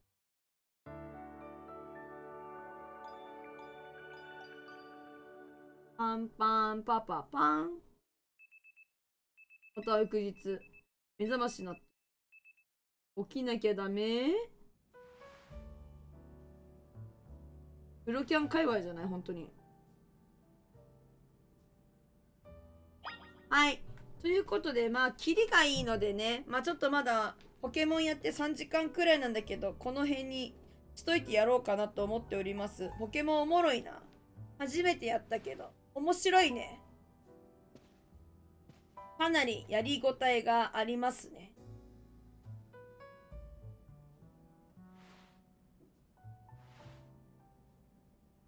面白かった。また明日もやりますので。よろしくお願いします。締めの配信をしたいんだけど、あたいの喉が悪いということもあり悩んでいるが、でもミラコのポケモン思った以上に面白かった。それは良かった。それは良かったです。ありがとうございます。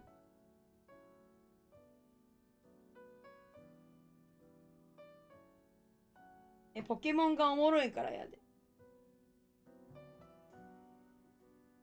てかみんなもコメントしてくれるからポケモンおもろい。それはあるで。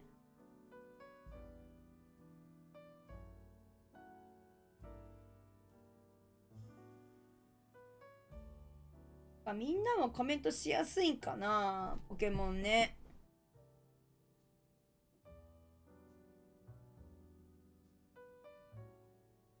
おもろかったです。また明日もやります。パッパラさん、じじありがとう。いや、さすがにまだちょっと今日配信終わんの早いよな。釣り配信やるか。喉の調子がね、思ったよりもね、悪いんよ。痛くなってきたからね、痛くなかったんだけど。悩む。でも喉死んでるで。ほんまにそれやねん。喉は死んでるねん。喉は死んでるねん。悩みますね。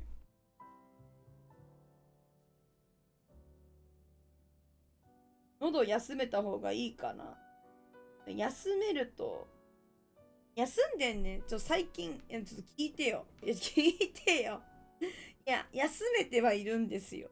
なんか、終わって、なんか、お疲れってやって、ほんで、もう、椅子で寝ないで、お布団でちゃんと横になって、どうした話聞こうか。いや、聞いてくれよ。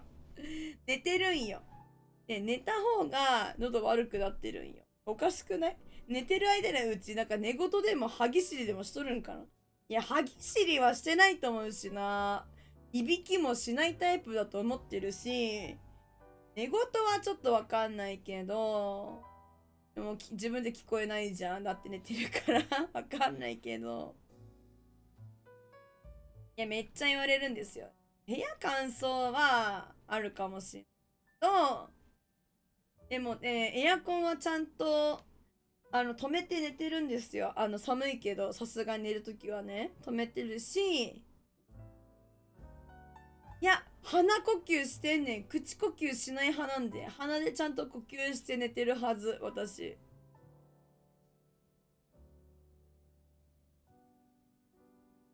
でも寒いから、やっぱり電気毛布つけちゃうから、電気毛布で水持ってかれてんのかなみたいな。ハウスダストとかね、そういうのはね、アレルギー持ってるしね、あるかもしんない。いや、ちゃんとだから、乾燥防止で、なんかホテルと一緒で、なんか濡れたタオルとかさ、かけて寝るようにしようかな、本当に。喉が痛くなってくるのは結構ね、ほんと奥の方がね、なんつ喉の奥が、こう、キュッってなんか締まってる感じがする。これわかる？なんか、キュッて締まってる気がする。なんかそういえば会社の人でもいたらなんか喉めっちゃ腫れて、扁桃腺腫れて、マジでもうちょっとで喋れなくなって呼吸困難か、呼吸もできなくなって危ねえとこでしたみたいな。いた気がする。もう扁桃腺じゃないと思うんです。喉だと思う。いや、元気なの。それ、マジ喉が痛くても元気は元気なんです、私。ねなはれありがとう。ファインなんですよ。元気は元気なんですよ。ただ、声だけなんですよ。声が出ない。こんばんは。プロポリススプレー使いました。ポリプリススプレー。イモジョチュンさん、こんばんは。すいません。今日締めずれはしたいんだけど、喉の調子が悪いからどうしようっつって今喋ってるとこ。イモジョチュンさんが来てくれたのに。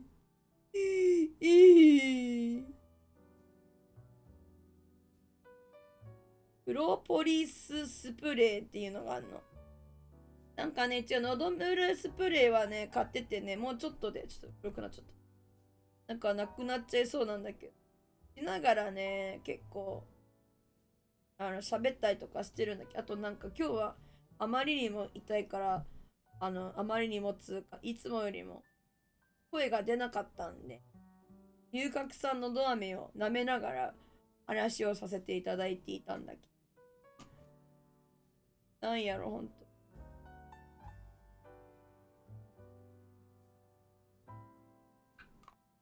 トリプル精油とかがいくつか蜂蜜系の、そういうのがあるんですね。ちょっと調べよう、今。無言配信でいいんだったら全然黙々と釣り配信するんだけどマジで釣り配信喋んなかったらさ、ガチチルじゃね？もうさ、本当にガチチルじゃねっていう。みんな寝ちゃうよ。つうか私も寝ちゃうよ。みたいな感じ。プロポリス。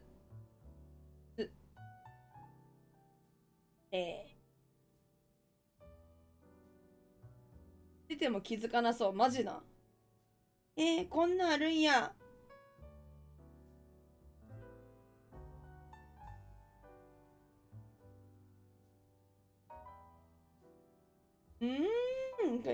いろいろあるプロポリススプレー。プロポリスのど飴。食べたことあるけど美味しくなかった。いえ、味の保証はない。なんかいろんなところから出てるみたいだけど。プロポリススプレー。プロポリスっていう成分っていうか、なんかそんな感じなんか。まず絶対今、リピ咽頭科咽頭科咽喉科に行ったら、しばらく喋るのやめなさいって絶対言われる、マジ。絶対行かない。そんなこと言われるために来てるわけじゃねえ。薬、よこしなっつってそんなこと分かってんだから、薬よこしなって言って終わっちゃうから。絶対いけない、マジ。こんなことね、言われなくても分かってるっちゅうのって。なんか、翻訳バグりすぎじゃないなさ急に ENTA ってずっとバグってんだけど、怖っ。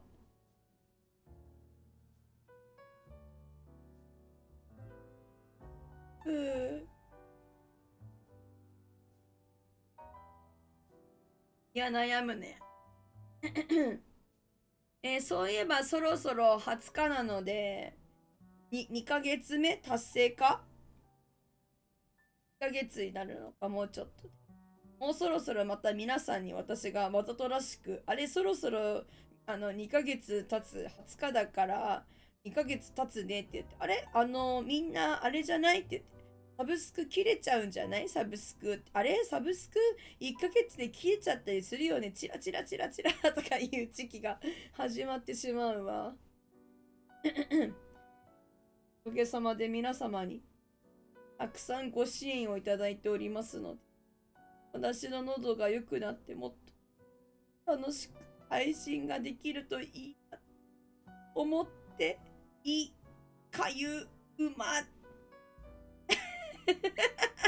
かゆうまいえよいしょ。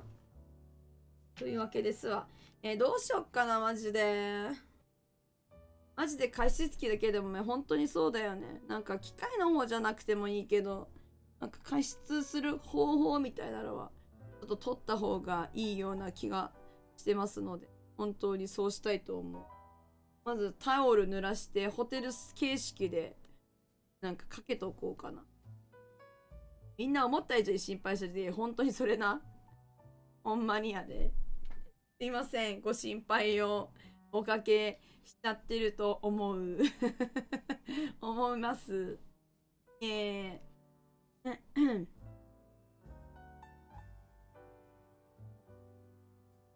うん。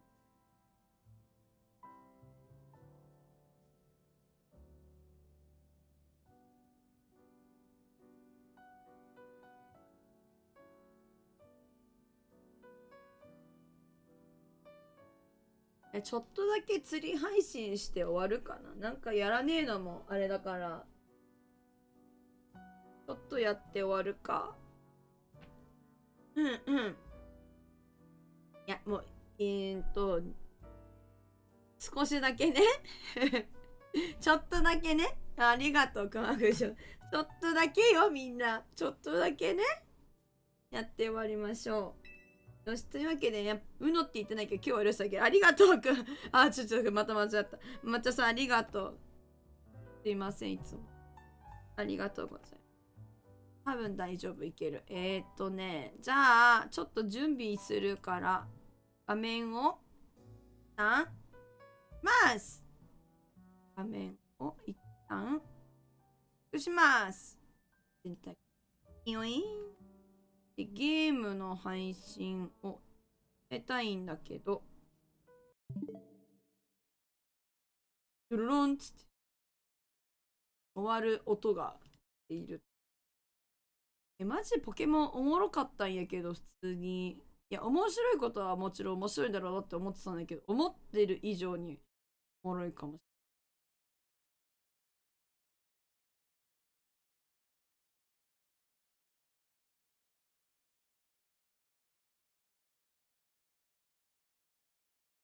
だって、そう。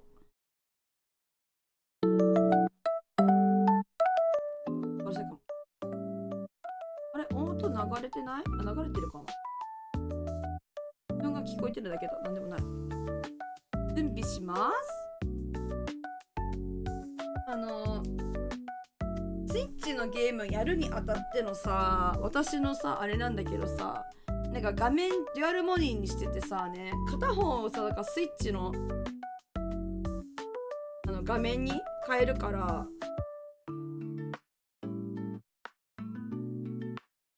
変えてるからさ、デュアルモニー何線変えなきゃいけないよな。この間風呂にする。オッケーオッケー。2日後出る。爆音ごめん。爆音もう止まったよね、爆音。すまん。よっこいせ。ちょっと画面を準備します。バックします。よいしょ。よ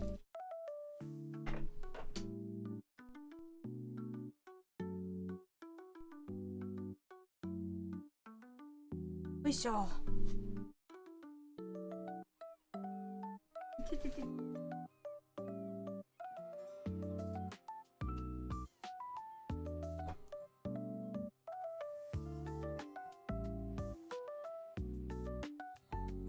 よいしょ。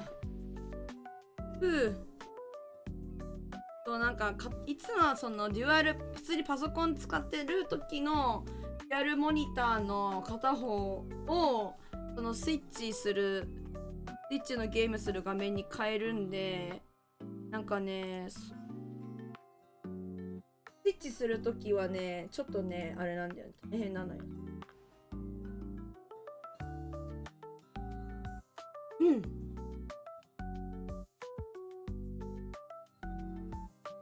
3個にしたっけ？多分楽だよな。ゲームのやつ。普通のデュアモにパソコンにつなげてるやつ。音マジまだうるさくねえかこれ。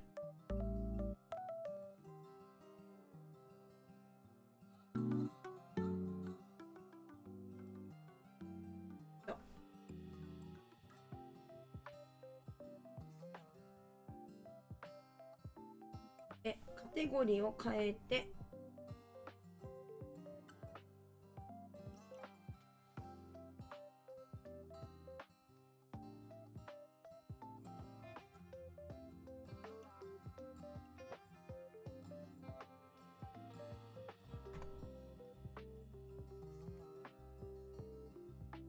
まだポケモンレジェンドは2700人ぐらいなんか見てる人いるっぽいね。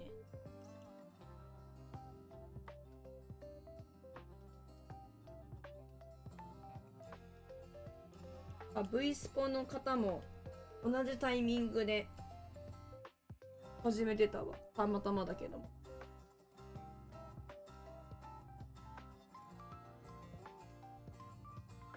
というわけで本当にちょっとだけね、みんな音だけだよ気をしたいなと。わーい、ベイトコインもらった。嬉しい。さてとで、ニボさんは何をやってくれたんだ？何貼ってくれたんだ？うわ、ケバブじゃん、ケバブ。これ何の熱い。あとさ、これちょっと気になってるやつね。鶏逃げるやつ。よし。1時半か2時までぐらいで釣りをしていくんだぜ。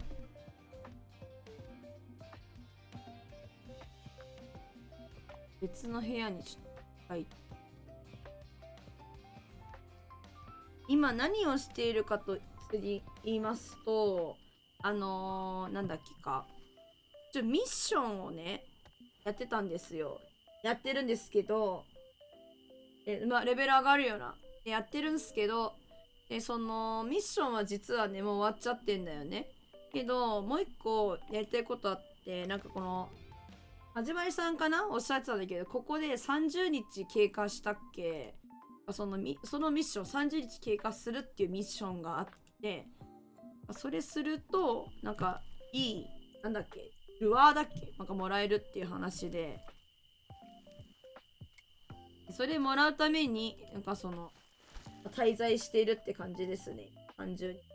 だけ、1匹か2匹ぐらい釣って、また次の日の夜に飛ばすっていうやってるんだけど、まだね、3日4日ぐらいしか経ってないっていう感じなんですよ。それをちょっとやっていきたいなと。のんびりね、思います。サメマジ経験値でかいよな。てか普通に、みのるさんいらっしゃい。普通に、うわ、みのるさん目の前に受ける。出始め、急に湧いたみのるさんが。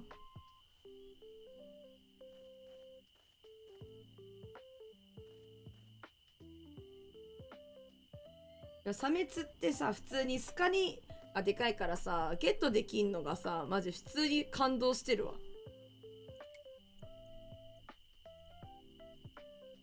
サメ釣りたいけど、もうこれ釣れへんのやけん。だか波紋が。やべ、あげてしまった。しくった。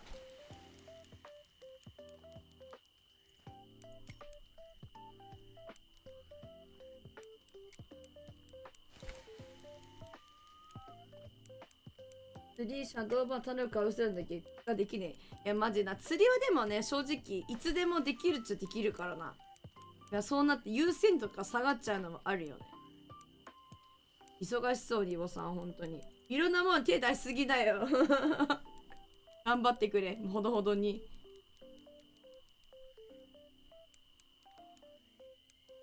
くぶちゃんさん来てるね。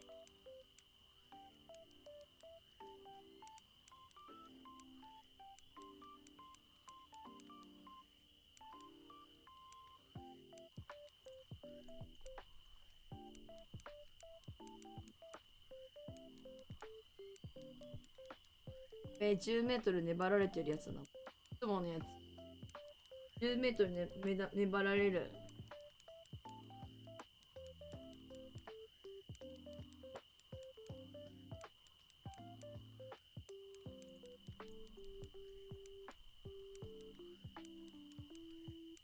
もうちょっとなのに。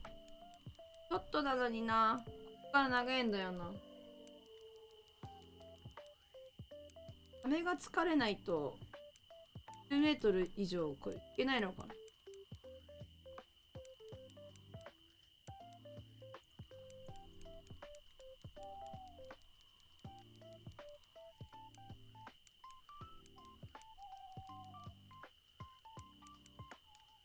釣れねえ。一匹釣ってるだけなのに。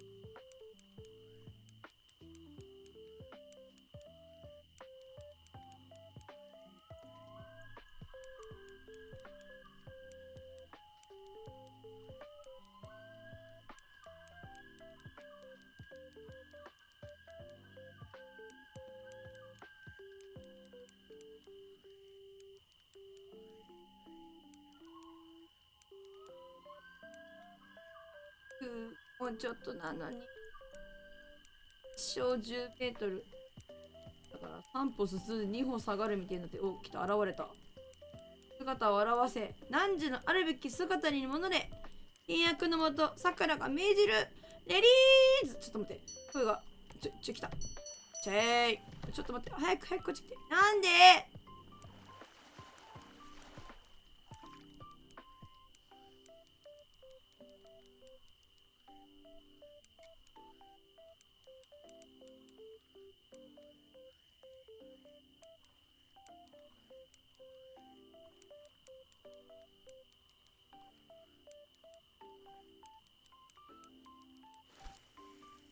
さくらちゃん好きすぎて普通に詠唱できるわ。普通に詠唱できるんだよ。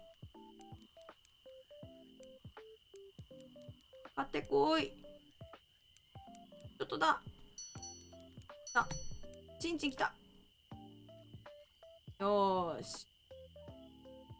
でけんだな。普通に1匹釣ったら587経験値でかくね。キープ。ね、これ2匹釣ったんで、日の夜にしますと、1日滞在するのに2000円かかるから、サメ1匹だとなんかプラスが若干薄いなと思ったんで、2匹釣ろうっていう気持ちになりました。1日なんで2000円ずつぐらい増える計算ですね。ちょっと時間経過を目的とするのであれば、そうなるかな。もしくはもうサメじゃない、鯉とかめっちゃちゃんちゃん釣っていくっていうのもありかも。サメよりも鯉とかなんか軽めの鯉までもでかいんだけどね。をたくさん釣った方が早いはあるかもしれない。正直。なんか私が持ってる多分竿がね、まだあんまり強くないから、竿とリールかなんか巻くの遅いんで、だから先に投げて、後で、先に私が投げて、後に投げてる、みのるさんとかの方が早く釣れたりするし。そういうことなんです。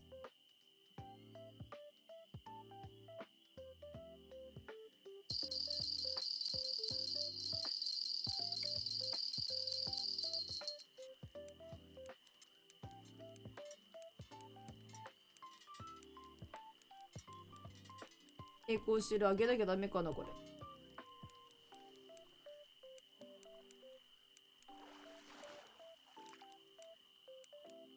でもサメね、釣ってなんかゲットできるだったから本当嬉しいです。今500までのスカリだからさ、1匹が。余裕っすよ。マジ嬉しい。レベルも41になったし、マジで上がってんじゃん。成長した。ほんと1からやって、ここまで大きくなりました。ありがとうございます、皆さん。やばいやばいやばいやばいやばい。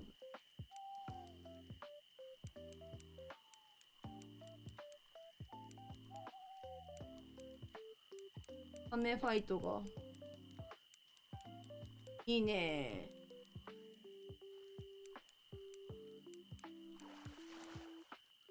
なんかでも、今までみたいに1レベル上がったら次のスリーバーいけるみたいな感じじゃ今後、ないんだよね。あんまりそういうわけじゃないんだよね。なんか今41だけど40次例えばわかんないけど6とかなったら次のとこ行けるとかなんかそんな感じっぽいんで、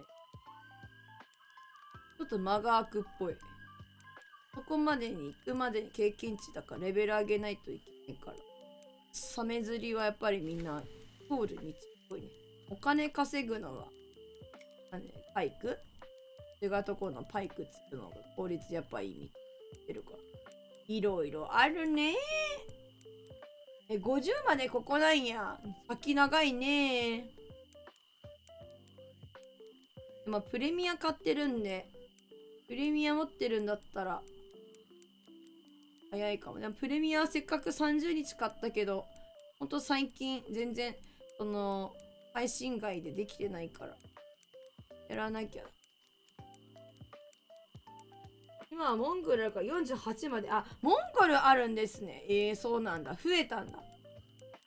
俺の知り合いはレベル11で飽きてやめていった。飽きちゃう。まあでもやってることはまあ同じっすもんね。別のとこ行って釣りしてみたいな感じなんで。これがいいのに。ドニプロも悪くない。ドニプロ出た。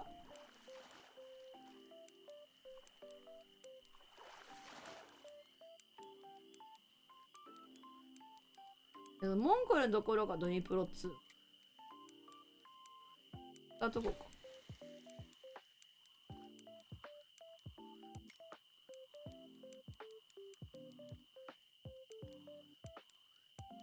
完全におもろいけどね、これマジうち。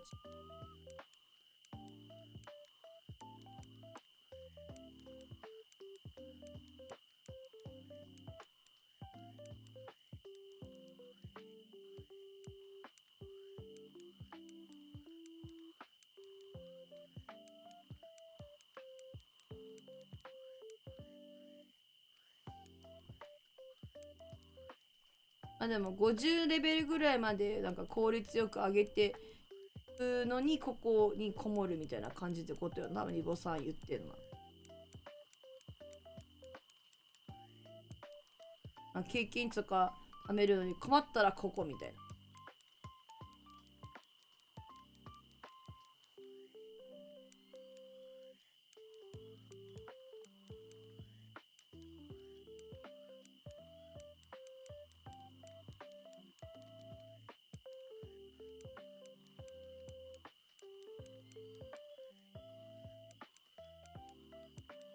釣れないね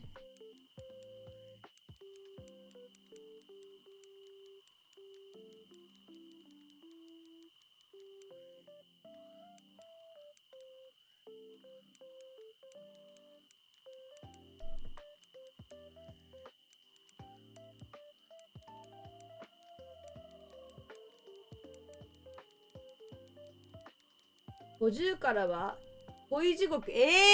もう決まってるんだもん、そのムービングが。てかせっかく10メートルぐらい、15メートルぐらい来たのにまた20とか言ってるやん。元気だねサメちゃんは。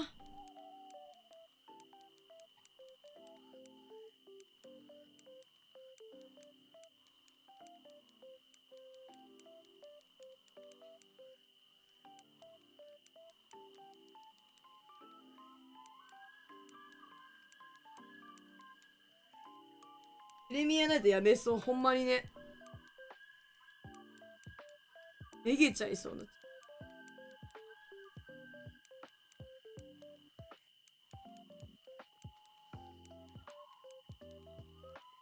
まあでもそのレベルが上がりにくいとかっつうのは確かに困っちゃうけど、もうこい釣りたくないと思うので覚悟しといてください。マジかよ。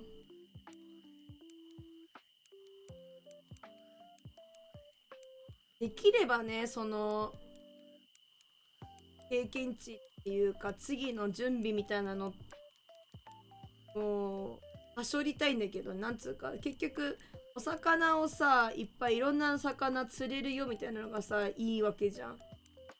出会いとかね。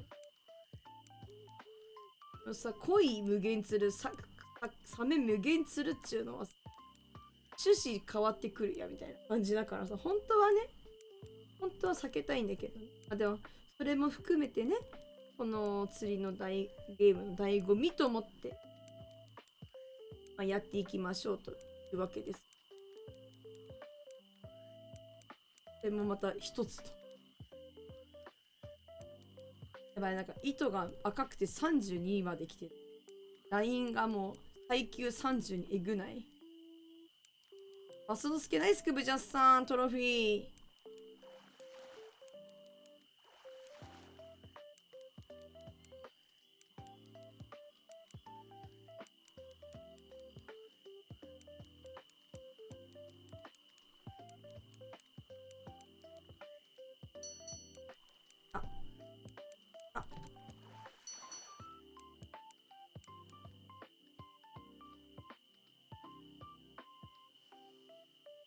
よーし、なんかでかそう。そうレベル上げと同じになっちゃう。そうなのよ。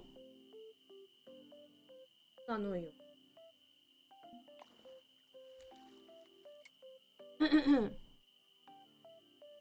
さ。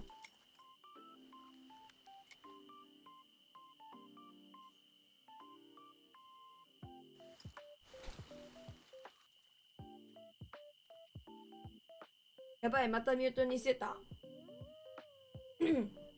めっちゃそうなんだよって言って。いつからミュートになってたの？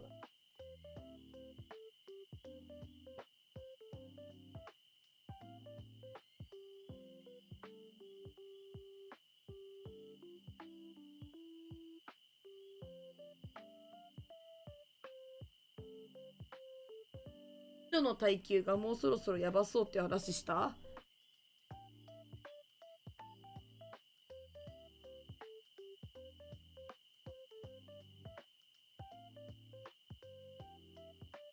あ、よかったよかった。そこは聞こえてた。よかったよかった。いつからミュートにしてたかマジ記憶ないっすよ。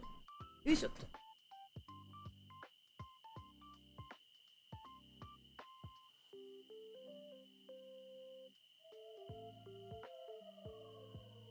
と。だからね、できればね、なんか、経験値とか効率とか関係なくいろんなお魚を釣れればいいなっていう。まあ、ミッションとかもだから、今やってるけど、なんかチャレンジしたりとかね、して、なんかいけるといいのではないだろうかと思ってる次第でございます。来たか？さすがにかかる。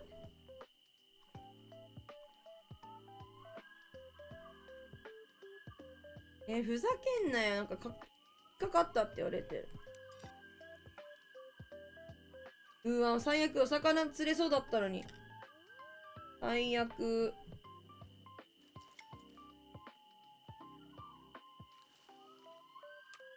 マジチャベリバじゃん。なんか草に引っかかってダメになりました。やばいね。32やねん、ほんまに。めっちゃ赤い。ビビる。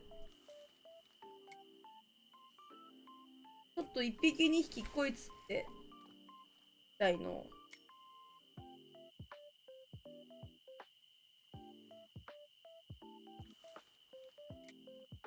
いくら投げるとサメが釣れちゃうんで買います。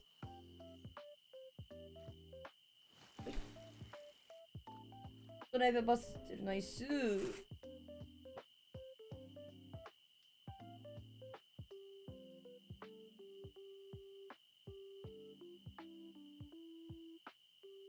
まったりしてるね。まったりしてるよ。はい。なんかすごい子走った。びっくりピー。びっくりピー。びっくりピーだわ。なんだなんだなんだなんだ。なんか釣れるらしいよ。エンドウ豆でもいいって教えてくれた。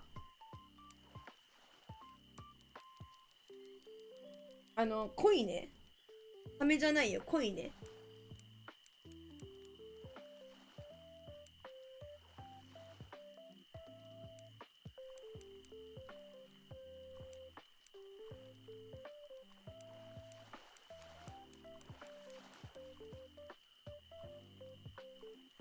あ、割とデカめか、これ。でかいんか。よいしょ。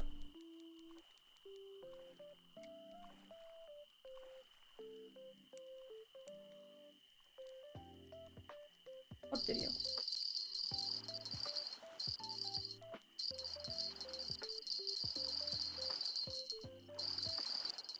はい。はい。糸が。緩んでるときまずい。やばい。無理やり釣るか、もう。この、上げ下げ作戦。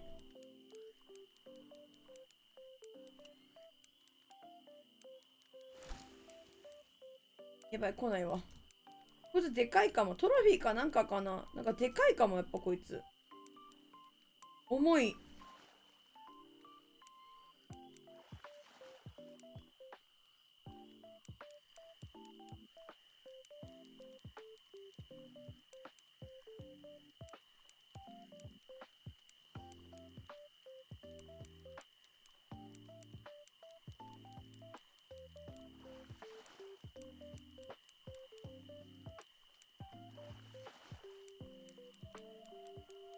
もうちょっとだ。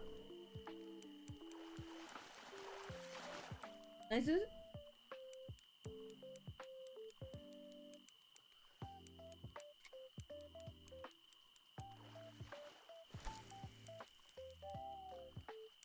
前でかいからこれサメと同じやん。おいおい、恋でこんな手こずってんだったらサメ釣るぞ。サメ釣ってもいいんじゃないかって思うぞ。おいおい、エンダー豆でマジサメ釣れてんのかな逆に。いや、なわけないよね。さすがに恋だよね。いや、恋だよね。恋がこんなに抵抗するか。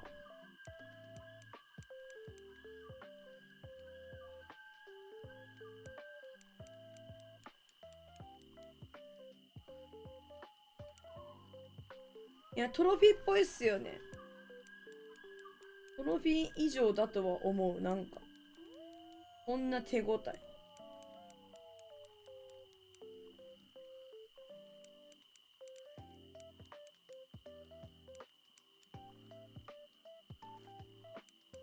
なんだなんだ。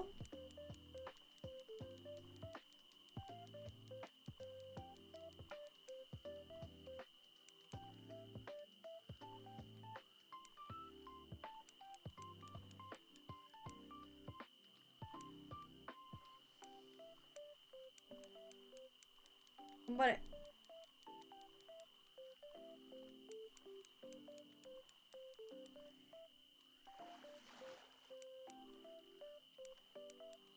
重いな。お、なんかでかいぞ。でかいでかいでかいでかい。怖い怖い。でかいでかい。でかこいでかこい。でけえ。トロフィー。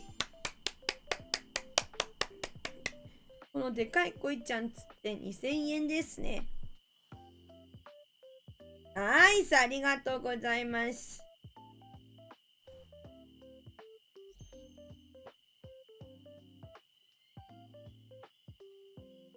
でかっ。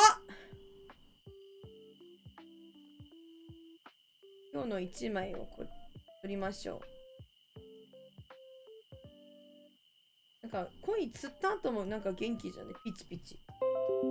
クージャンさんありがとう。センキュー。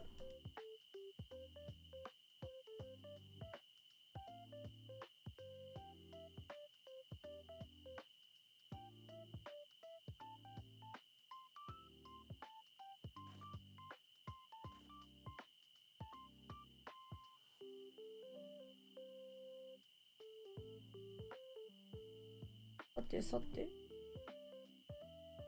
ころに。なんこれ。お腹パンパンだよね。でも鯉ってさ、食べるところもあるけどさ、こういうなんか野良の鯉はさ、なんかすごい、なんか結構食べにくいとお伺いしたことが。はい、今行きます。あれなんだ、どうすればいいの。終了して。サムネ撮りたかった。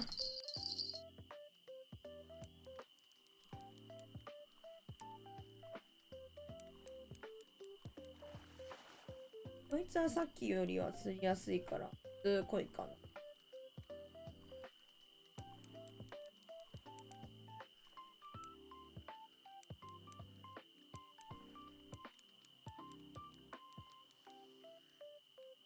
手応えがすごいぞ。濃い。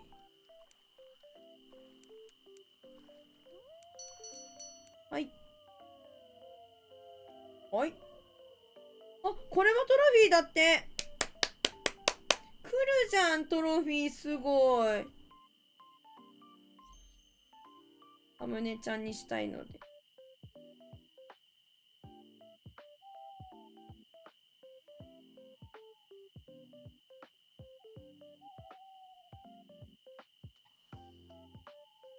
めっちゃいいっすよ。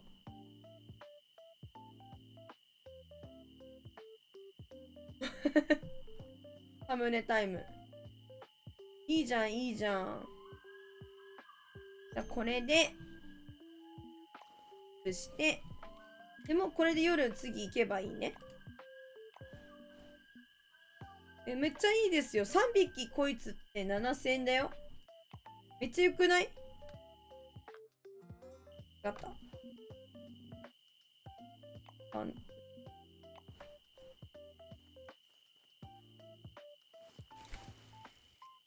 エンドウ豆の方がトロフィー1個、でも普通にポンでも釣れたか今。こっちもいいですね。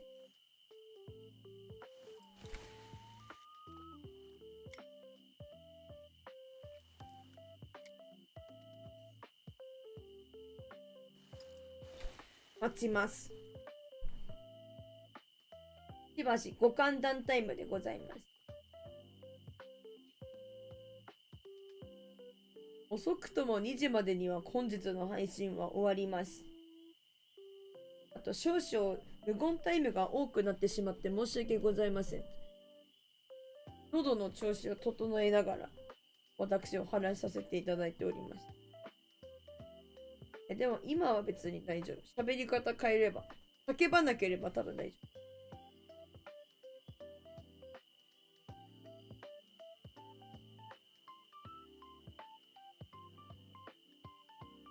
れなくなったんだけど、どうした？いて。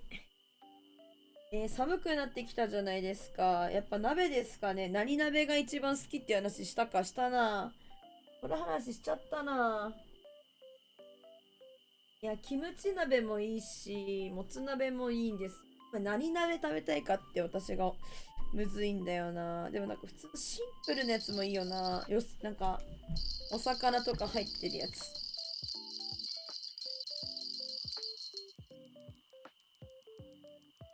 鍋なんでも美味しいよね。わかる。なんでも美味しいわ。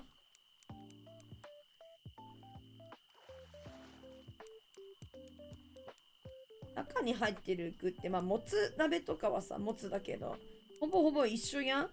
味でさ、なんでもうまい。きりたんぽ食いた2回目。うわ、来た来た来た、きりたんぽおじさんだ。やばい、失礼。きりたんぽお兄さんだ。梅なし、タラ鍋も、タラ鍋もいいですね。いや、そう、私、タラ鍋、タラ入ってるお鍋も好き。いや、いいな。タラ入れてお鍋したい。きりたんぽ食べたことないから食べさせてくれよ。おい、カッパラさん、きりたんぽ食べさせてくれよ。いいじゃん、こい、トロフィーくんじゃん。最高じゃん。おい、カッパラ、きりたんぽ食べさせろよ。新手のジャイアン。ニュージャイアン。なんて言えばいいのそういうの。新しいジャイアンって言いたい。グルメスプーン。そうだ、忘れてた。グルメスプーンで思い出した。釣りに行かなきゃいけないじゃないですか。怪物。行ってくるわ。忘れてた、忘れてた。ねやすや、昨日、ポッケからきりたんぽ出してあげますわね。ドラえもんでもポッケからきりたんぽ出さんと思うで。忘れてた、忘れてた。行ってくるわ。もうすぐなんで忘れちゃうから。お、ナイチャーさんかな、やってらっしゃる。特殊でこんな時間だった。夜更かしだ、夜更かし。月曜から夜更かしでやんす。なんだっけ、月曜から夜更かしの最近のニュースみたいななかったっけ？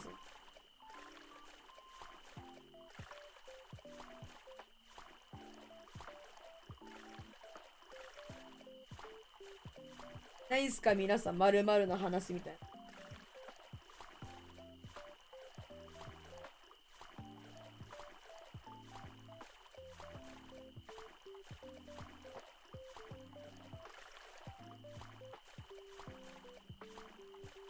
な。よし、怪物釣るぞ。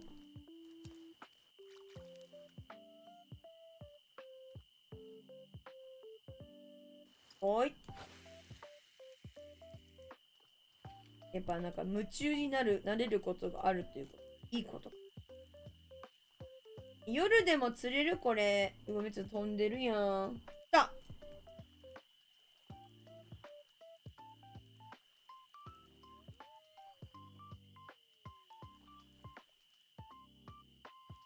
あ、釣れた。コクチバス、おい、コクチバスかよ。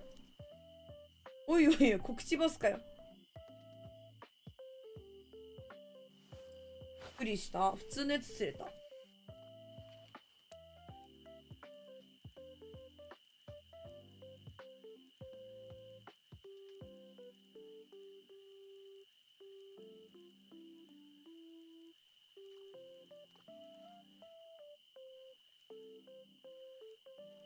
あ、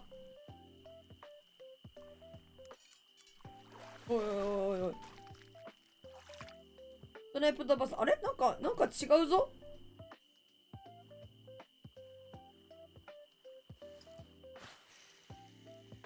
怪物釣ろうと思ってんだけど、なんか普通に釣れる。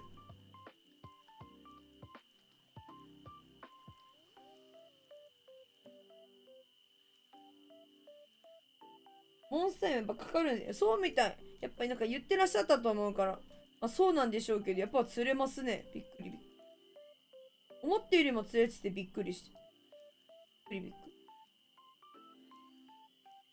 あ、目の前で釣れるやん。びっくりびっくり。めっちゃ2メートルとかで釣れてるのさっき。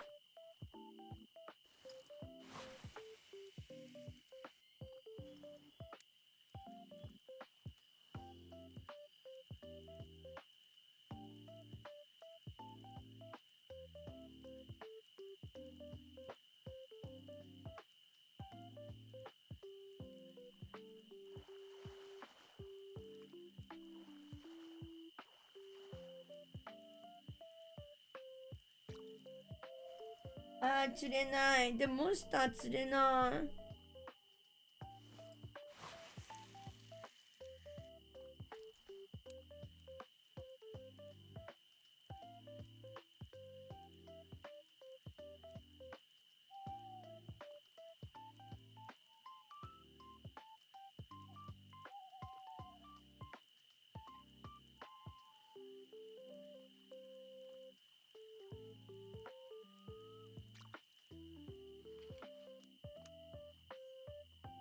即にしよう。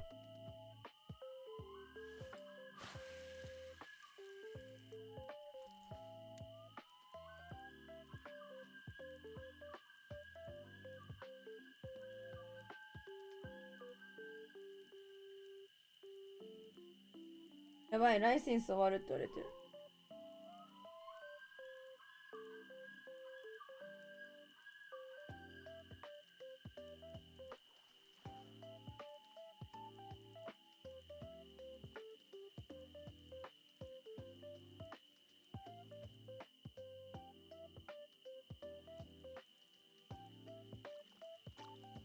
来ないですね。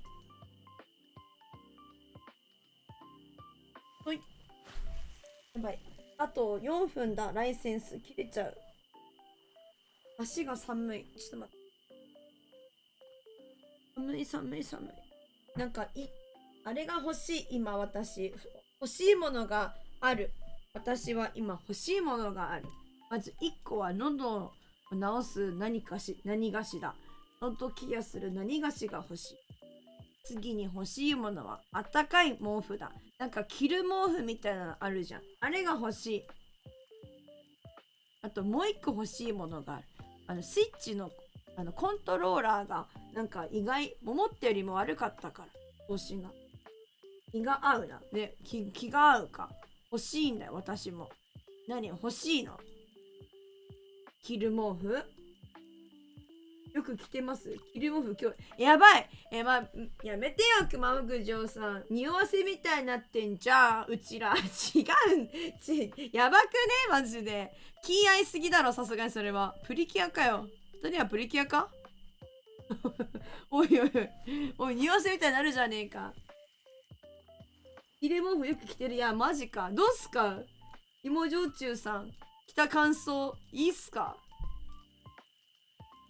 マジで欲しい。ほんと寒いんだよね。なんかそう、やっぱゲームしてて、いや、あんまストーブとかさ、まあストーブは炊いてないけど、エアコンでどうにか今頑張ってるけど、あとなんかめっちゃ着込んでる。手放せない。いや、ですよね。めっちゃモコモコの、ルームウェアみたいな。あったかいんだけどね。実際に最近売れてるらしい。そうなの？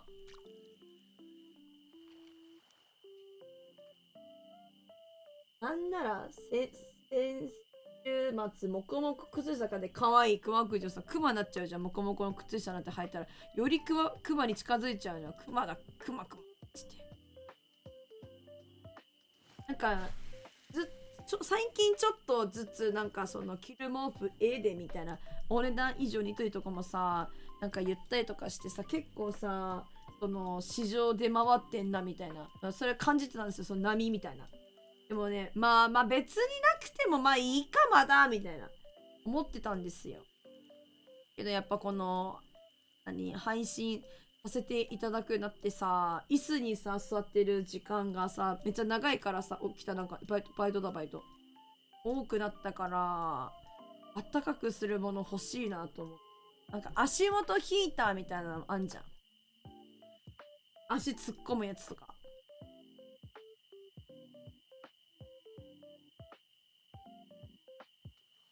あれも気になるな。さすがにそれ買うなら加湿器買うかみたいな。いや、加湿器もね、なんか壁紙とか悪くなっちゃうんじゃないかと思うからね、ちょっと怖いんだよな。それよりも空気清浄機とかの方がいいかもしれない。部屋を、空気をきれいにしていくクリーンな空気にしましょうね。やべ、来た。来たかもしれない、これ。来たかも。井上さん来たかも、わし。あと1分。ライセンス。いや、これ口バスだな。ストライプバスだ、これ。トロフィーパス。おーいえライセンスギリ。もっと大きいと思う。いや、なんか途中で気がついた。やちゃうなって。うちの空気清浄機料理するとすぐ文句言うように激しく言う。おいやめろ空気マジで。料理してるだけで文句言われんの？おい空気汚すんじゃねえよっつって、畜生っつって。マジなんかね、ワンちゃん飼ってるね、友達がね、言ったらね、ワンコが走り回った瞬間にボーって言うみたいな。それは聞いたことある。多分ワンちゃんも心外だと思う。私たちが走り回って空気清浄機がブーブー言うのは心外だわって汚いみたいじゃんって多分文句言ってると思う。マジで心外じゃんって。汚くねえからって。よし。料理して言われんの結構しんどいな。なんか私が喋ったら空気清浄機ビュービューなったらどうしよう。こんなに私が汚いって言いたいのみたいな。怒り散らすなみたいなさ。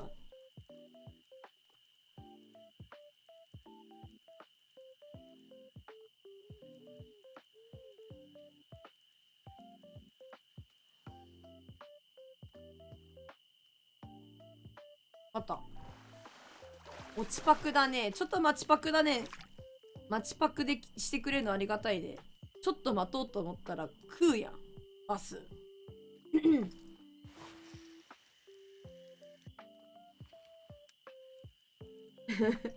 芋焼酎さんちの空気清浄機ちょっと見てみたい。おもろい。もこもこ靴下もさ、もうあんだけどね。もこもこ靴下。靴下じゃないんだよ。靴下もなんだけどね。履いてないからさ、靴下基本やっぱ家でさ、靴下履きたくないからさ、履いてないんだけど。でもなんか、体を温める何菓子が欲しいよ。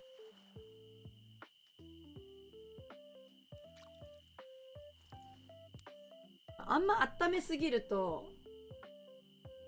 眠くなりそう。待って待って。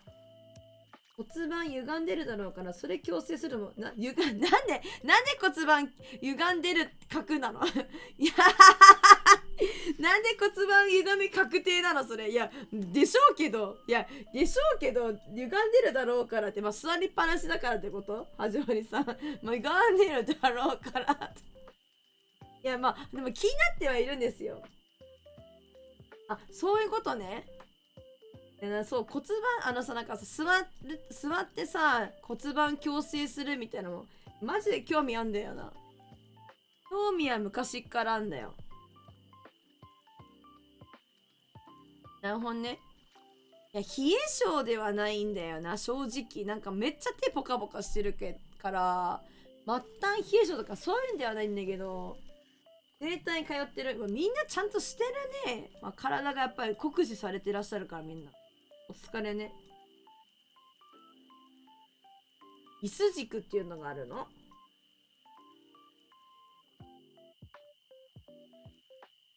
姿勢がね確かに悪くなっちゃうから、そういうのはいいかも。骨盤矯正。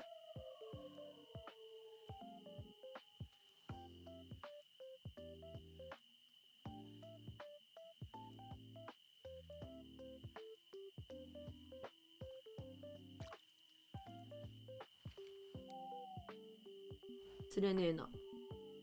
次の日にしちゃう。次の日にする潔さ大事って気がついた。っ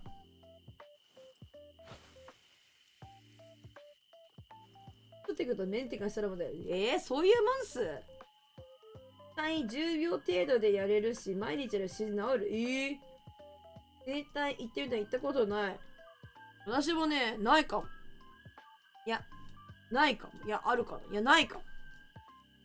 なんかね、バリ式マッサージみたいなのね、行ったことあるけどね、昔ね、行かなくなっちゃった。リンパ流すみたいな。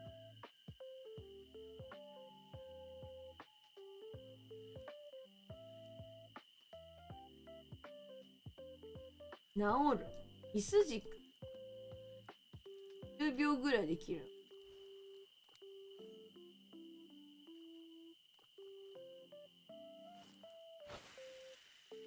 自分で気づかないレベルで歪んでる。全体でマッサージが多い。いや、まあそういうわけですよ。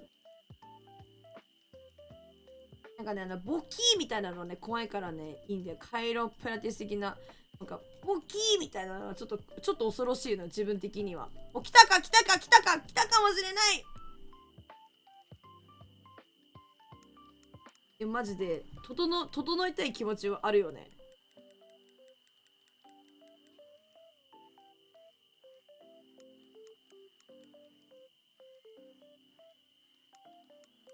いや、どうだろう。ちょっとやっぱちっちゃいか、これまだ。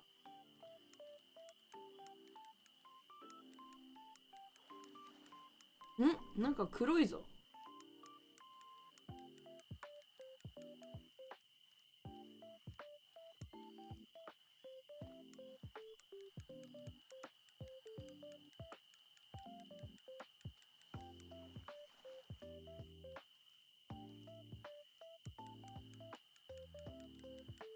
たかもしれない。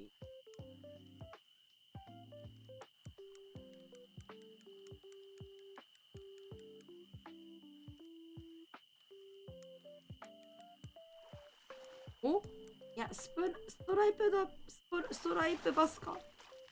ユニークのユニークだ。嘘ユニーク。やった。マジユニーク来た。違ったけどナイスやないこれ。イエーイナイスありがとうくーちゃさん。おじさんのうっすら笑い怖いんだけど。匂わせおじさんしたいから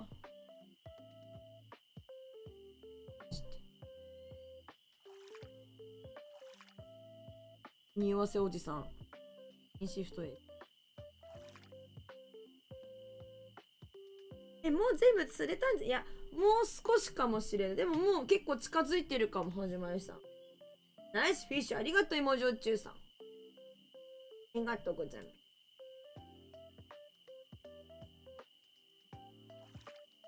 す。寒い寒い。セット。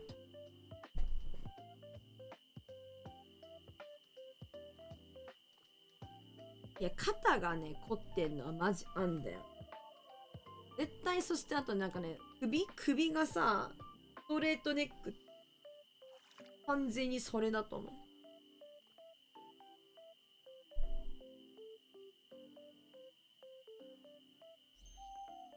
イエーイ、キープ。いや、惜しいな。反応的には近かったと思う。肩なら、肩、お、お、お、お、お、骨剥がし。肩甲骨剥がし。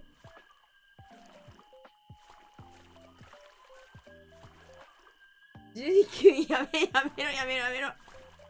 やめろやめろ。肩、こう、骨剥がし。美容室行くと肩マッサージしてくれるんだけど、いつもめっちゃ凝ってるって。そうなんすね。なんか美容室でマッサージしてくれるのいいような。うちなんかめっちゃもう10年以上なんかずっと通ってる美容室の美容師さんなんだけど、個人になっちゃったからなかなかね、そういうのね、やれなくなっちゃったんだよ。大変でしょうから、それはいいんだけど。肩悪いのは骨盤悪くてか、骨盤が悪いのは下半身の痛みだってする。なんか繋がってるんでしょ、結局。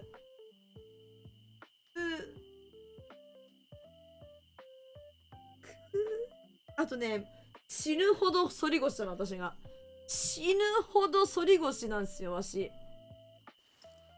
死ぬほど壁につけろって言ったら、もうすごい空いてる。その腰が。死ぬほど反り腰。これ結構気になってる。痛いとかね、腰痛とかはないんだけど、死ぬほど反り腰。連動して内動作で別の筋肉で代用するからの。なるほど。読めた。今はやめた。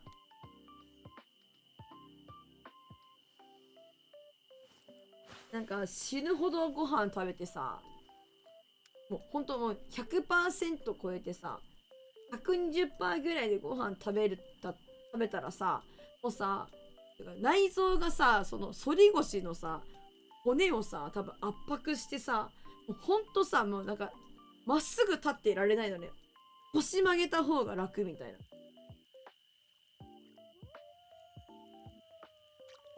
そういうのある。赤い割引はどこで一回行ってみてもいいかも。一回チャレンジありっすよね。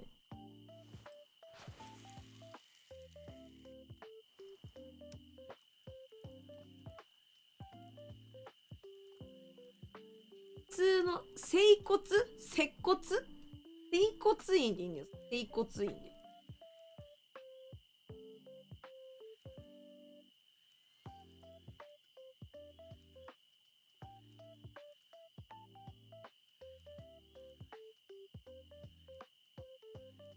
整体はやばいとこはいいよ。値段で決めた方がいい。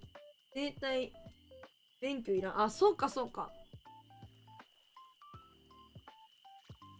なんかね、昔ね、会社のおじさんに教えてもらったところがあんだけどね、まあ、すごい通いにくいところでね、でも多分、なんか、いいんでしょうけど、多分腕は、その方のね、施術の方の。それなんか感じたんだけど、なんか、サイトとか見ても、評判いいみたいな感じなんですけど、まあ、行きにくいところでね、なんならうちの今住んでるところ逆みたいな。全く真逆のとこみたいな。およはいはいはいはいはい。びっくり。迷いにくいっつうのはね、結構ね、難点。良くても、かゆいにくい大変。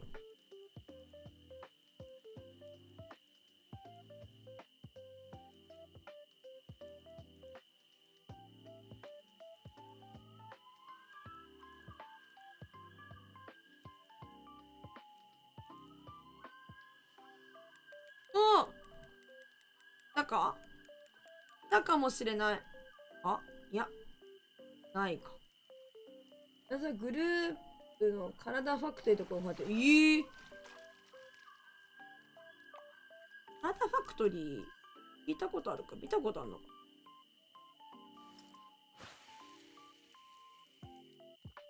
よし、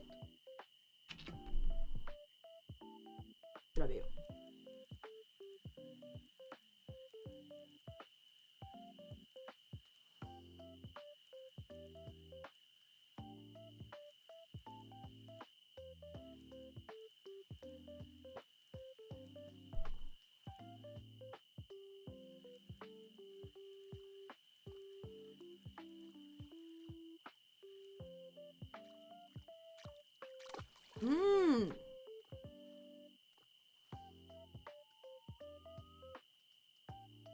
なんかこれ、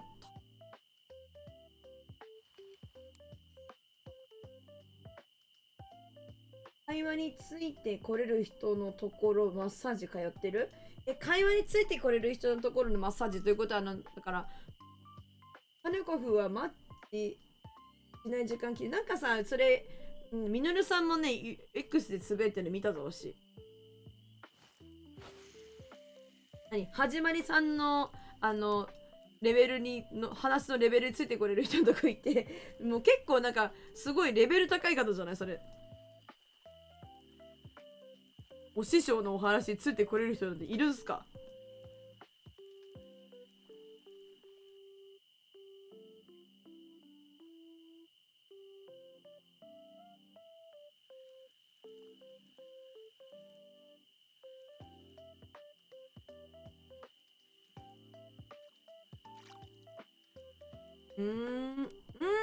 やっぱりそうだ。うちそれなんか、いやなんかどことは言えないけど、なんか見かけたことあるなって思ってて、一回なんか行ってみようかなって思ってた時があったところでした。やっぱり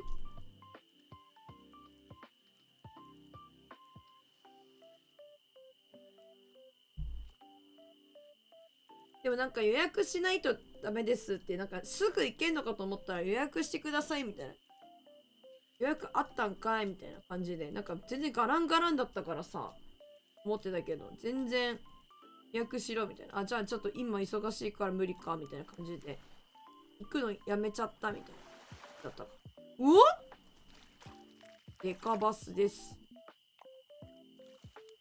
2時間コースだとすると2時間ずっと喋り続ける。始まりさんお話好き？でも確かにそうですよね。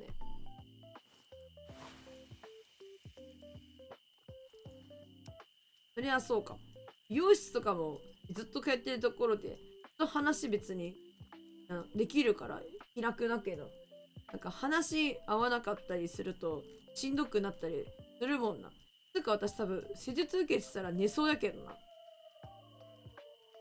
寝るわっつって。やばい。時代に来てるけど、ちゃうバスやちゃうバス。何の話するんですかそういう時に。なんか、おそらく男性、皆様男性だと思われるんだけど、何の話するの？ゴルフ？野球？相撲？釣り？仕事？何の話すんの？気になる。気になりマンボウです。私、気になります。政治と宗教って喧嘩するつもりなのかよ。めちゃくちゃ喧嘩っつうか戦争起こすつもりだろ、それ。熊九条さん。喧嘩じゃん。マジやばいじゃん。二度と来んなできんですって。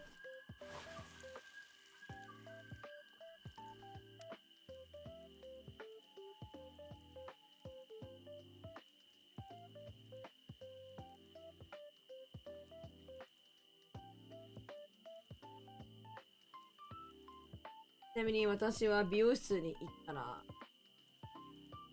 何の話してる？なんか普通に、なんか、くだらない話してる。なんか、何の話してる？美容室で。職場のなんかやばいやつの話とか、立ち合いは強く当たって、あとは流れる。なるほどね。最初は強めに当たって、あとは流れでね。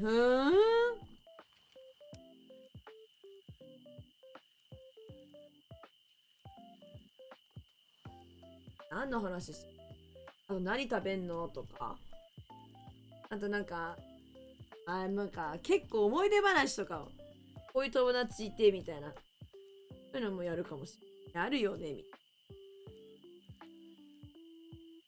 でもなんか最近美容師さん、結構政治の話する。例えば、最近の出来事とか。なるほどね。まあ、それはそうか。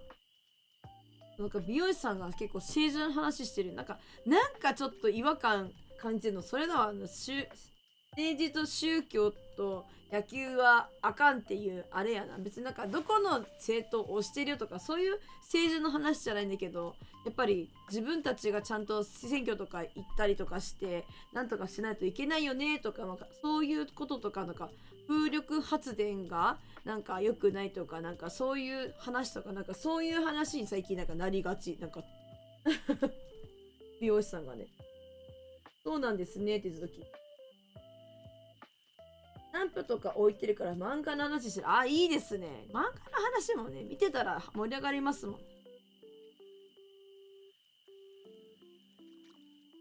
やばい、釣れない。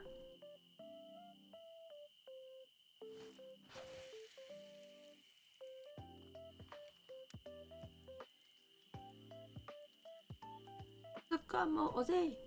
ドラゴンボール。デイとか話題すらあげない。いや、ですよ。いやいや、そうっすよ。じゃあ自分からは別に同じで、私も一緒で、政治の話とかは、なんか、まあ、なんつうの、なんていうか、あんまし興味ないっていうのもなんか変だけど、話題にあげてもな、みたいな。だから、あげないじゃないですか。出さないっちゅうか。なんかでもなるよね、そういう話。なんか、市長さんとかがどうとか、なんかそういう話になりがち。どんどん流されて遠く行っても、そうっすね。ちょっと近づきますわ。気がついてたんですよ。ちょっとずつ流されてんな、みたいな。いや、でもいいや、とりあえず投げようとか思って。横着してました、今まで私。バレてましたね。横着してたのバレてましたね、みのるさんに。やだやだ。見ないで。横着してたんです。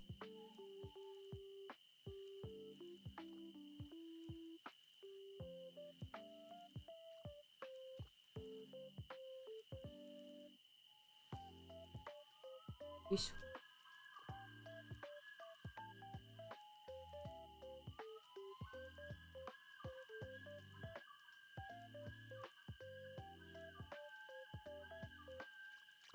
最近あった話。でもずっと本当にな、配信してっからな、マジな。最近あったこと、マジないんよ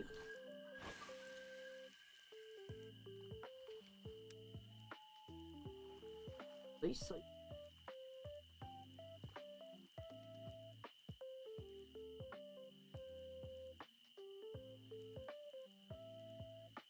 これ夜かかんのかな？いるかな？夜でもいけそうですよね。なんかあれくれたやつ見よう。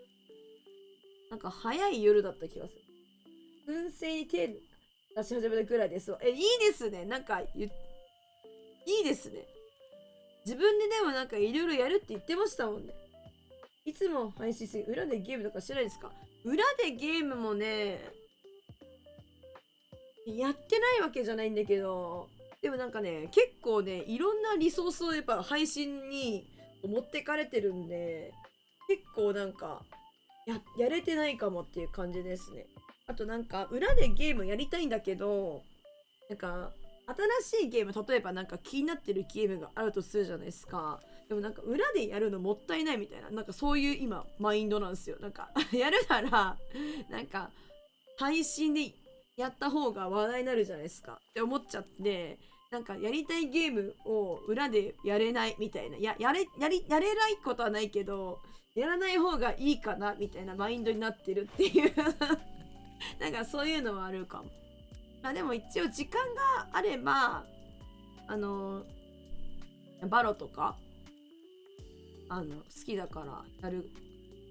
あとなんだろう、まあ携帯の方のアカウントだけどシャドバとかめっちゃ配信者して、そうなのそうなのよ。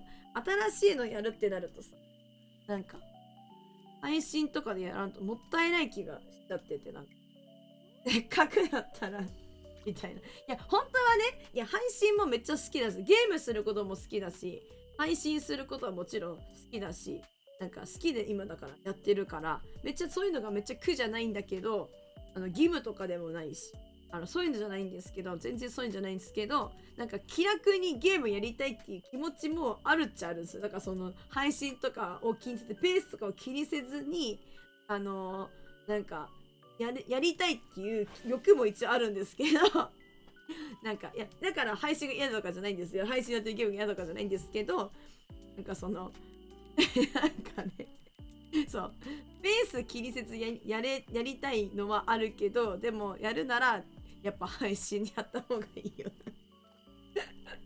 なっちゃってるんですよめちゃくちゃ配信者すぎる、ほんとね。おもろいね。あららら。れちゃった。さっきはじまりさんがもうそろそろ全部するんじゃないって言ってくれてた、忘れてた。ごめんね。20、ブルーギルの出たって、ブルーギルトロフィー出た。待って。もうブルーギルのトロフィーと、レッドイヤーサンフィッシュのトロフィーユニークと、あとなんだ、1個。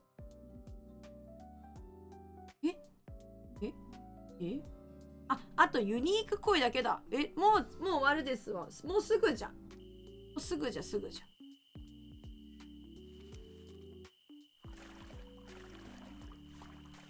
ちっちゃい魚全然釣らないからね、なかなか終わんないっすよね。そうね、裏でやってるゲームね。そうだよ、だから、バロー、シャドーバー、あとなんか、携帯で TFT とか、最近やってないけど、やるとしたら、そんなもんか。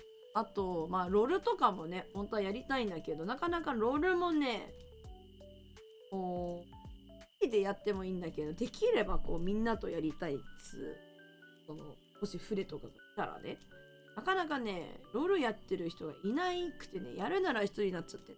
じゃあ、ほな、ロールじゃなくてええか、みたいな感じになっているね、今。あと何やってる？一応ポケモン GO、ポケモン GO じゃわ。ポケモンのカードのゲームを、なんかログインだけずっとしてカードだけ引いてるみたいな。あとね、ウマ娘最近、ちょっと前、ほんと3、4ヶ月ぐらい前にね、ちょっと復帰してちょっとやってたんだけどね、ウマ娘も時間かかるからね、終わりないし。どんどん次の育成みたいな感じでやっちゃって、今またちょっとやめてるみたい。本当はオルフェーブルだけ欲しいんだけど、あいつ出てこなくてさ。でもいろんな新しいなんか石めっちゃ配ってたから、その時期。今も配ってるかもしれないけど、いろんな新しいウマ娘と出会いがあって、それは良かったけど、こんな感じや。あと本当はタクティクスもちょっとレベル上げとかもガンガンしていきたいし、やれたらいいなみたいな。なんかフィッシングプラネットもやりたいし、時間ないんですよ、ほんまに。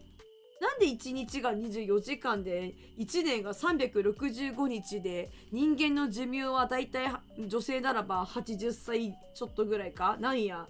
ほんまにもっとあっていいだろ時間が足りない。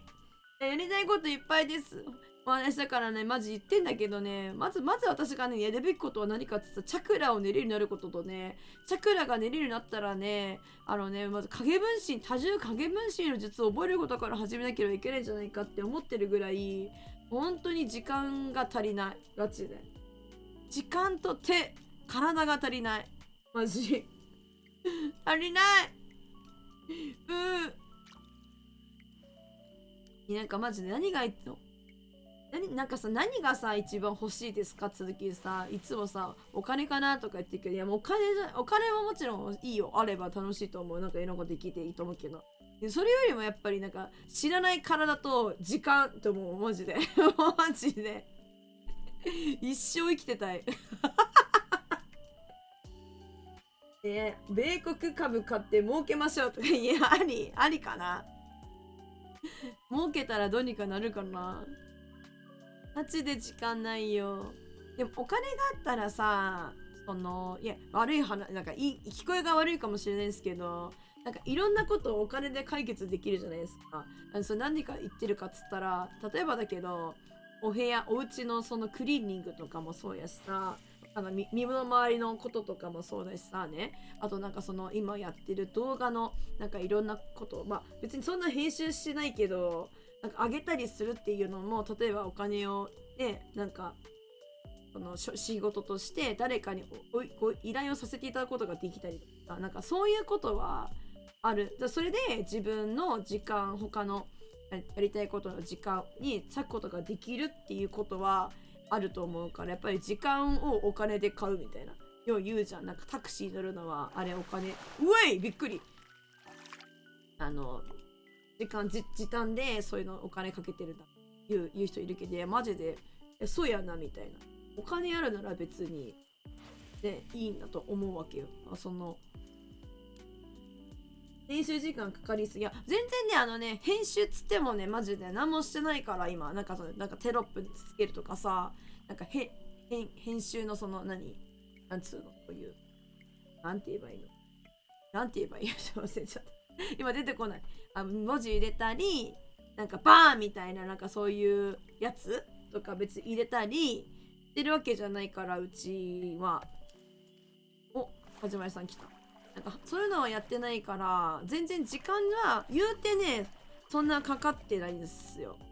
かかってるってなんかね、エンコードの時間とアップロードの時間がどうしてもあるんで、なんか私だから8時間とか9時間とかやったら、それだけなんかチョスとエンコの時間かかるって話。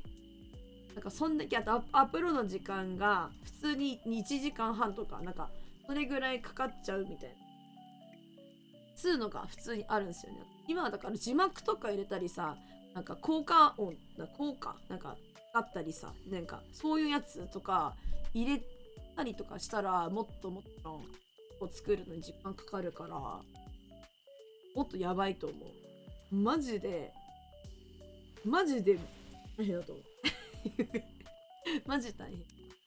今自分がやってることは、なんかダウンロードして、ダウンロードちょっと10分か、10分かかんないぐらいか10分ちょっとかかんないけど、それぐらいでダウンロードして、その今やってる配信のやつで、全部のアーカイブのやつをアップロードする。で、なんかゲームが今みたいにポケモンと釣りやったら、ポケモンのアーカイブ残すやつでカットする。で、それあげる。エンコしてあげる。で、釣りもカットしてエンコしてあげるみたいな。で、これ、ダウンロード、アーカイブアップロードして、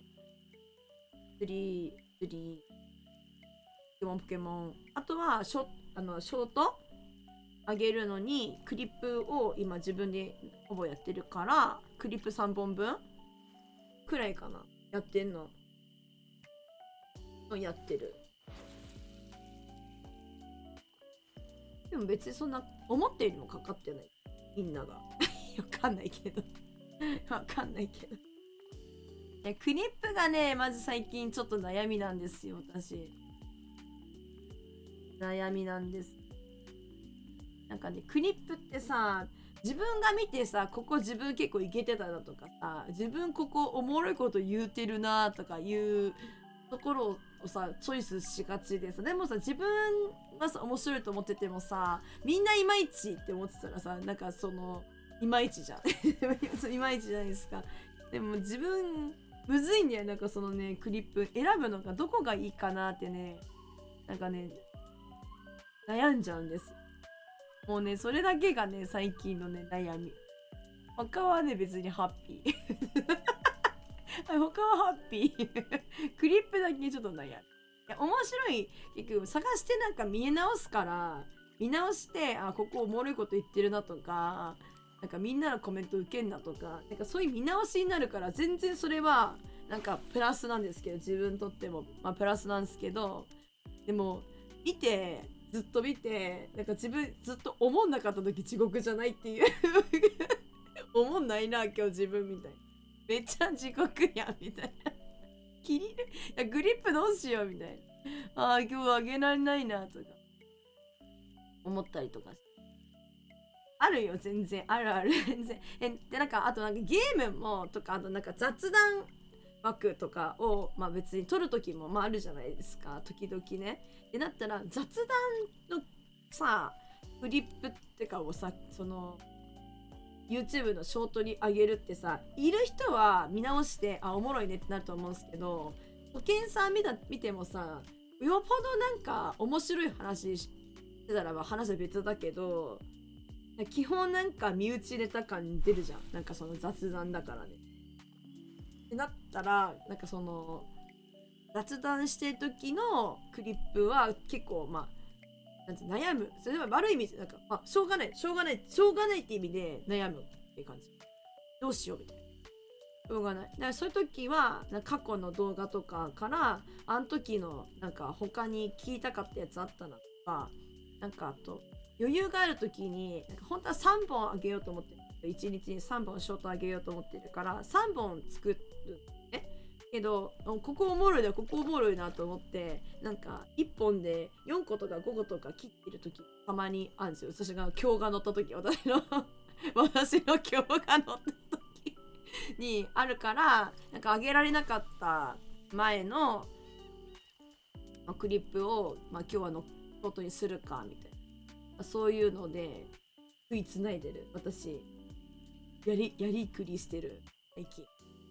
やりくりしてる。いやおもろいことがあればええけど、自分はいつもおもろいことを言うてるつもりだけど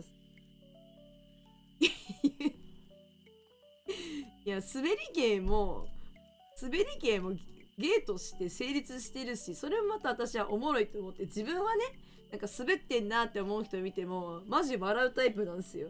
マジ面白くないこと言ってますよねみたいなタイプなんだけど、でみんなは違うじゃん。うわマジこいつ滑ってんじゃんみたいな人は大多数だと思うからさ、なんかその面白いと思えるかどうかってその人に対してやっぱり興味関心とかがやっぱあれば滑っててもおもろいなみたいな感じになると思うから、全く知らない人が滑ってたら結構寒いと思う。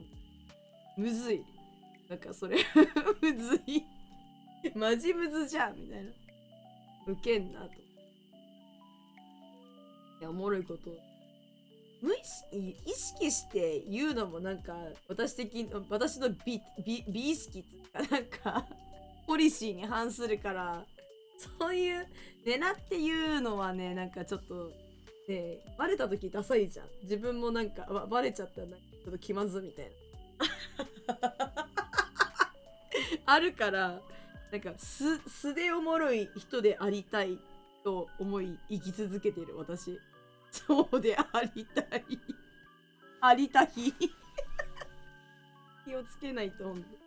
狙ってんなと思って、狙って滑ってんなもさって寒くない？みんなちょっと見ててさ、あいたたたたたたあいたたたってならないですか？もう嫌になっちゃうよね。待って私が釣りたいやつ釣ってんな。どこだ？あじゃいさんあっちやな。あれだな、分かった。こい釣りクラブ。あと他の日にちょっとまたさ、これ絶対さ釣れない時間になってるでしょ。分かってんだよ。分かってるけど横着してっから。待ってや。ほらね。マジ釣れないっすね。もっとなんか簡単に釣れると思ってた。舐めてたこいつのこと私。でもまあ時間過ごすミッションやるためにもうやってるからいいんだけど、さすがに狙って滑ってる、さすが狙って滑るのむずくないですか？狙って滑るのはさ、まあむずいよね。さすがになんかかわいそうやわ、それ狙って滑って。逆にむずい。逆にむずくない？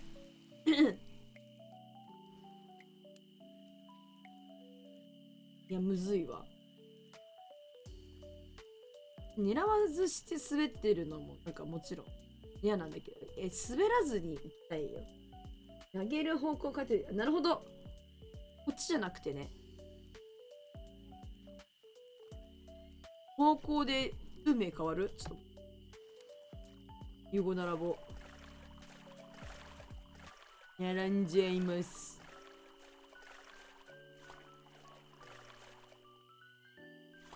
おっ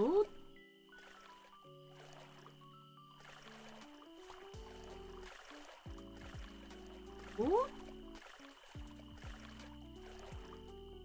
ねうい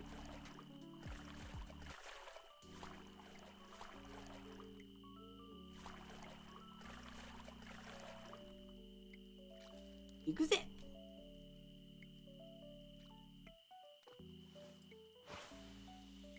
なんか釣れなくてもここなんかその結構デカめのストライプのなんとかとか釣れるからええんやけど。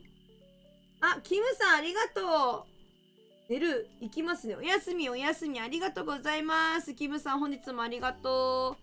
ゆっくりお休みください。お疲れ様です。シュシュ。うんうん。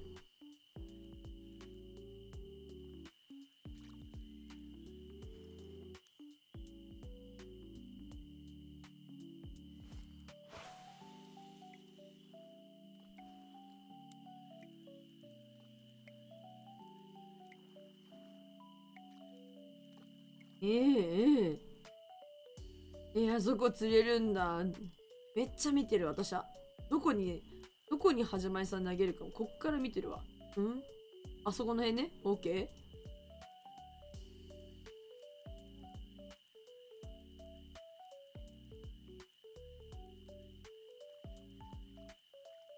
ー。うがー、釣れないんごね。前行き過ぎかなこれ。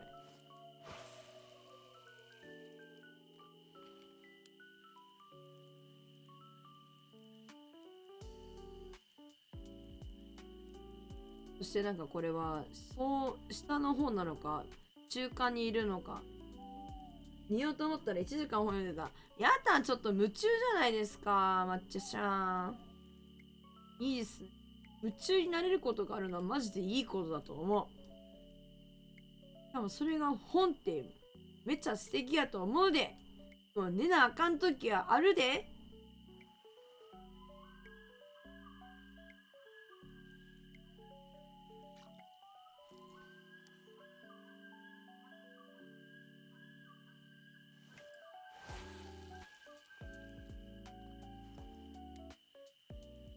早いな、もう2時や。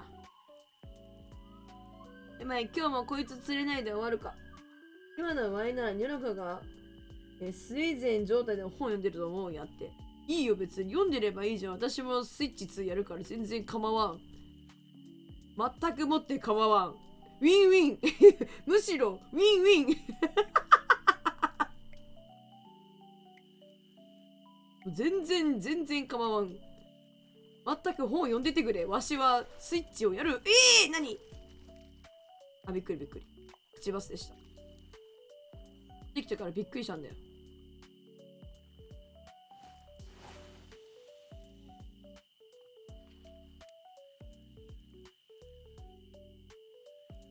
よいしょ。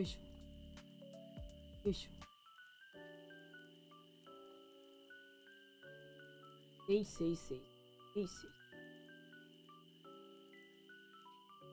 絶滅したこれ。ルールにのっとってないぞみたいな感じで連れてへんのかな。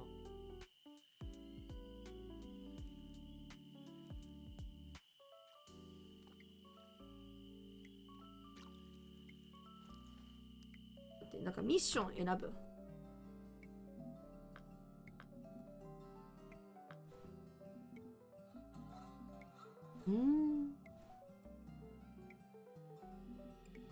これしたらいいんじゃん。30だからやっぱり30キロぐらいのやつ釣ってるから、あんな今までのユニークが一番近かったかもしれないけど、もっとヘビーだよ。いや、関係ないとは思うんすけどね。でもなんか選んだらさ、どの辺なんかヒントくれる時あるなと思って、あとなんかその条件が例えば整ってるよみたいな言ってたりするから一応選んでみたけど、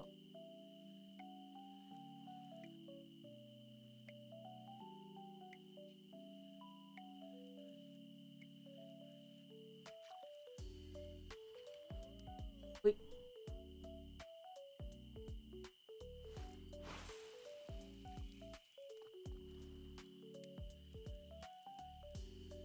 白状さんお風呂入って終わったんか。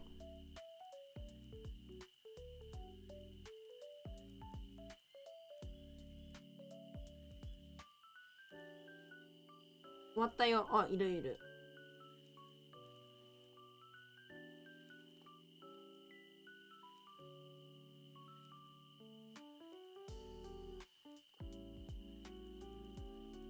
言い方が悪い気がする。よいしょ。なんか自分横流されてる。よ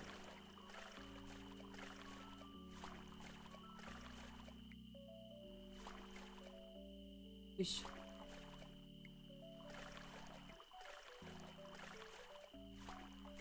半橋かつつすぐな感じ。半橋じ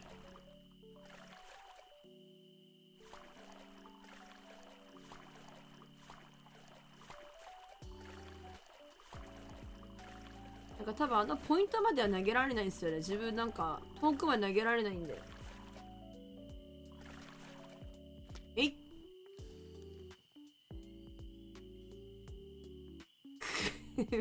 ちょうどミドルさんのあたりまでしか投げられない。なんか投げられないんだよ。なんかもう最悪だよ。遠くまで飛ばしたいのにさ。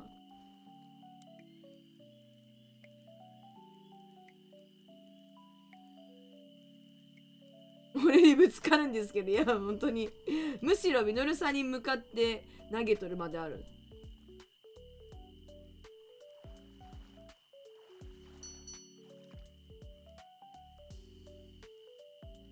カヌー乗って投げればいい？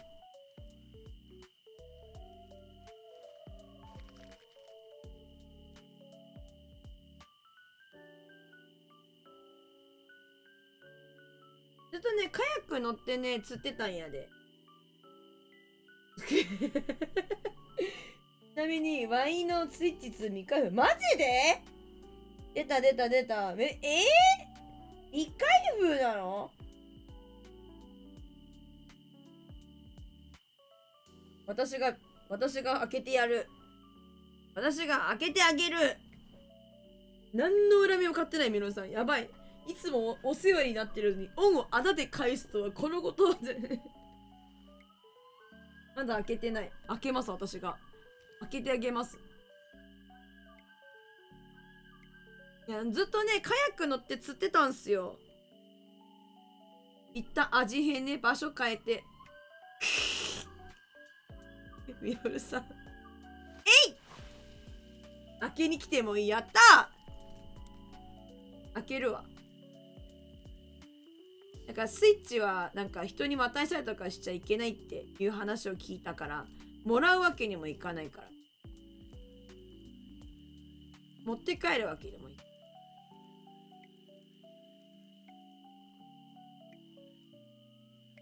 おっと、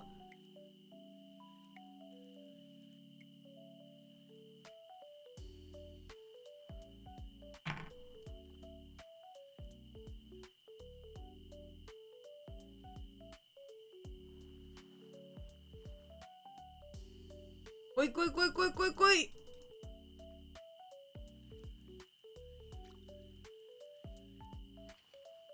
夜さんに向かって投げる。やばい、2時だ。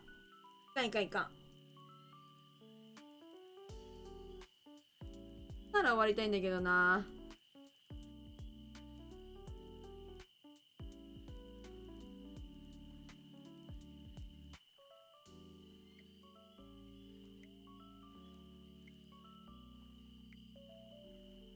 バイスエゼン状態で横になっとくからって。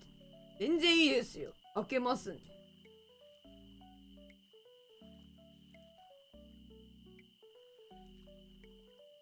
本読んで大丈夫です。お構いなく。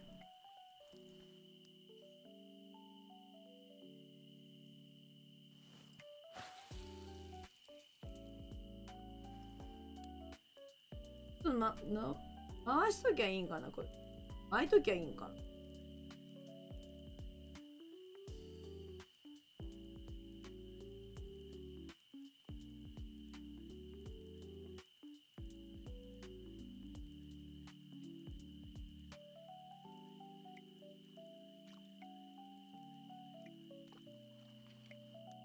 いや。なんか、みのるさんの糸、あれこっち向いてる気がする。えい互いに吸ってるっていう。なんかこっち向いてんな。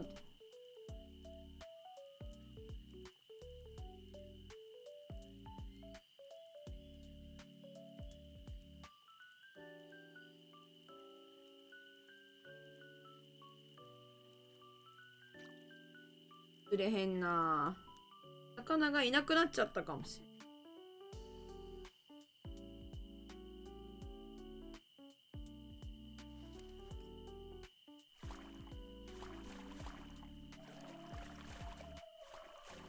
届いてないのかな。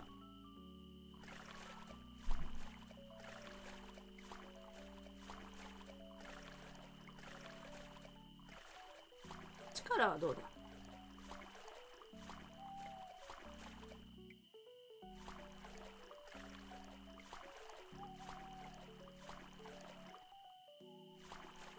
そうですね。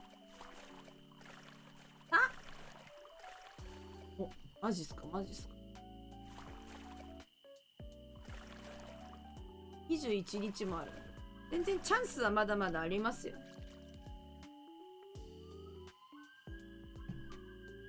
よし。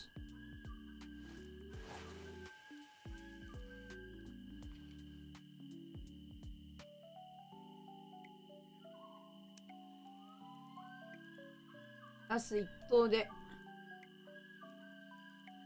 釣れたら終わろう。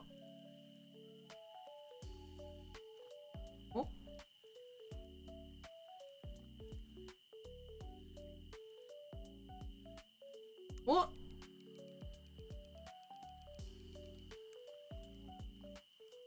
なんか釣れたけど30キロやからこんな軽くないはず。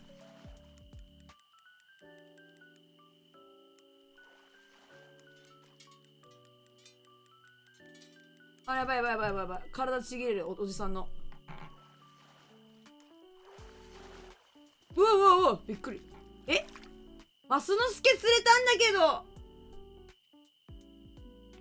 ど。で、マスノスケは予想外です。マスノスケ釣れたんで、もう一回。マスノスケじゃないやつを求めている。もう一回。もうこれ本当ラスト、本当ラスト。本当にラスト、本当にラスト。もうちょっとした。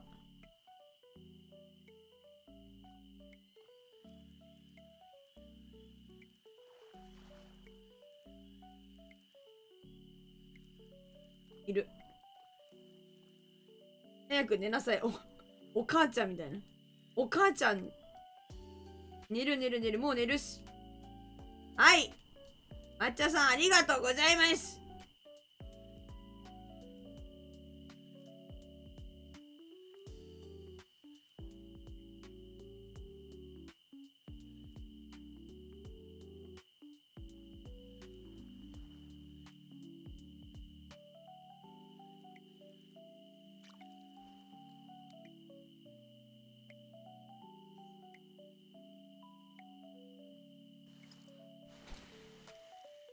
前出過ぎかなこれ。先にベッド後でやるか。助かる。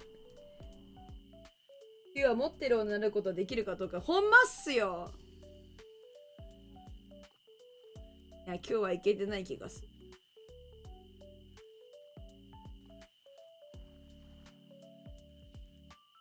ずっとこのミッションの魚こいつだけはなんか手こずっていくからな。だからうん。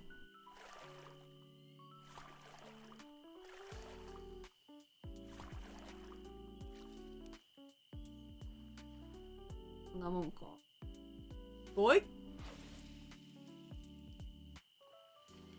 ロイヤルエントリー。私本日新しい動画拝見させていただきました。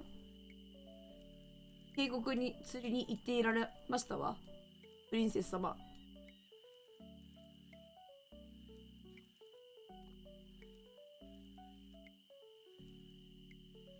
なんか釣れたら終わる。もうほんとなんか釣れたら終わる。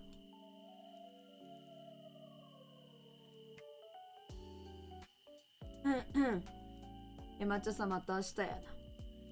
まだ時だ。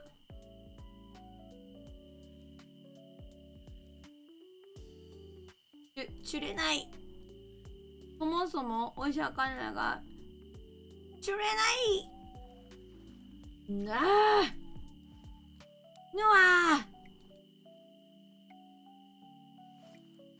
違う。もう一回。これ本当にこれなんか釣れたら最後に。これが本当の最後です。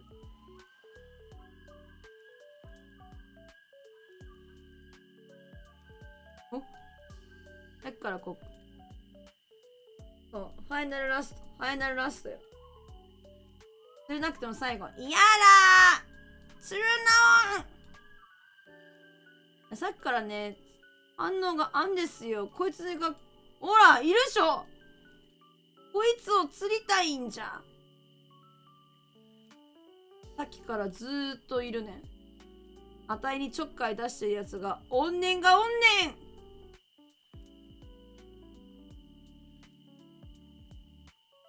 わがまま言うんじゃありませんとか言う。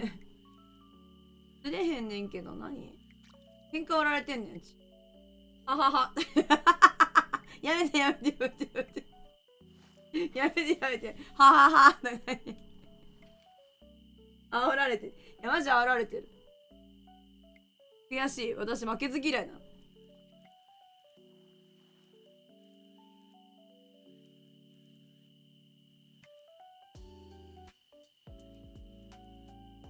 こいつが食いや私だって早く寝れんねん。こいつを釣って。あいや違うな。こんな軽くない30キロの魚はお口バスかなんとかバスじゃないです。なんとかそれ。お前かい。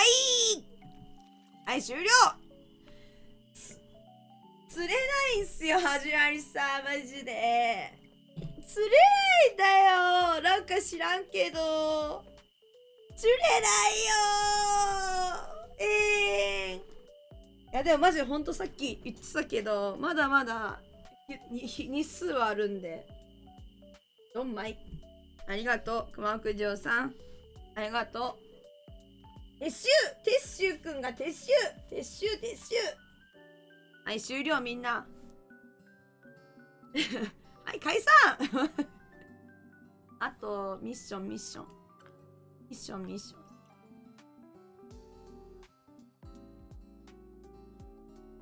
撤収くんあたいの推し撤収くん。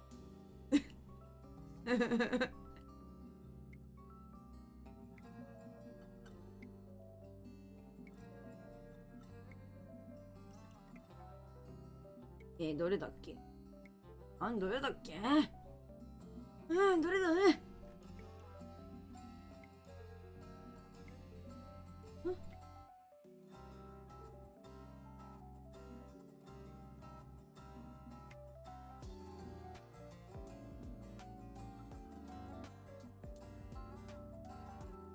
こだっけ？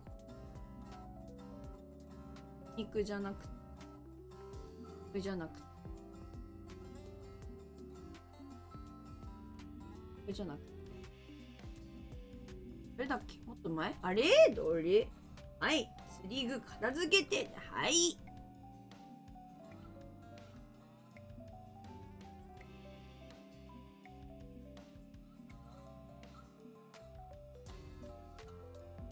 これか。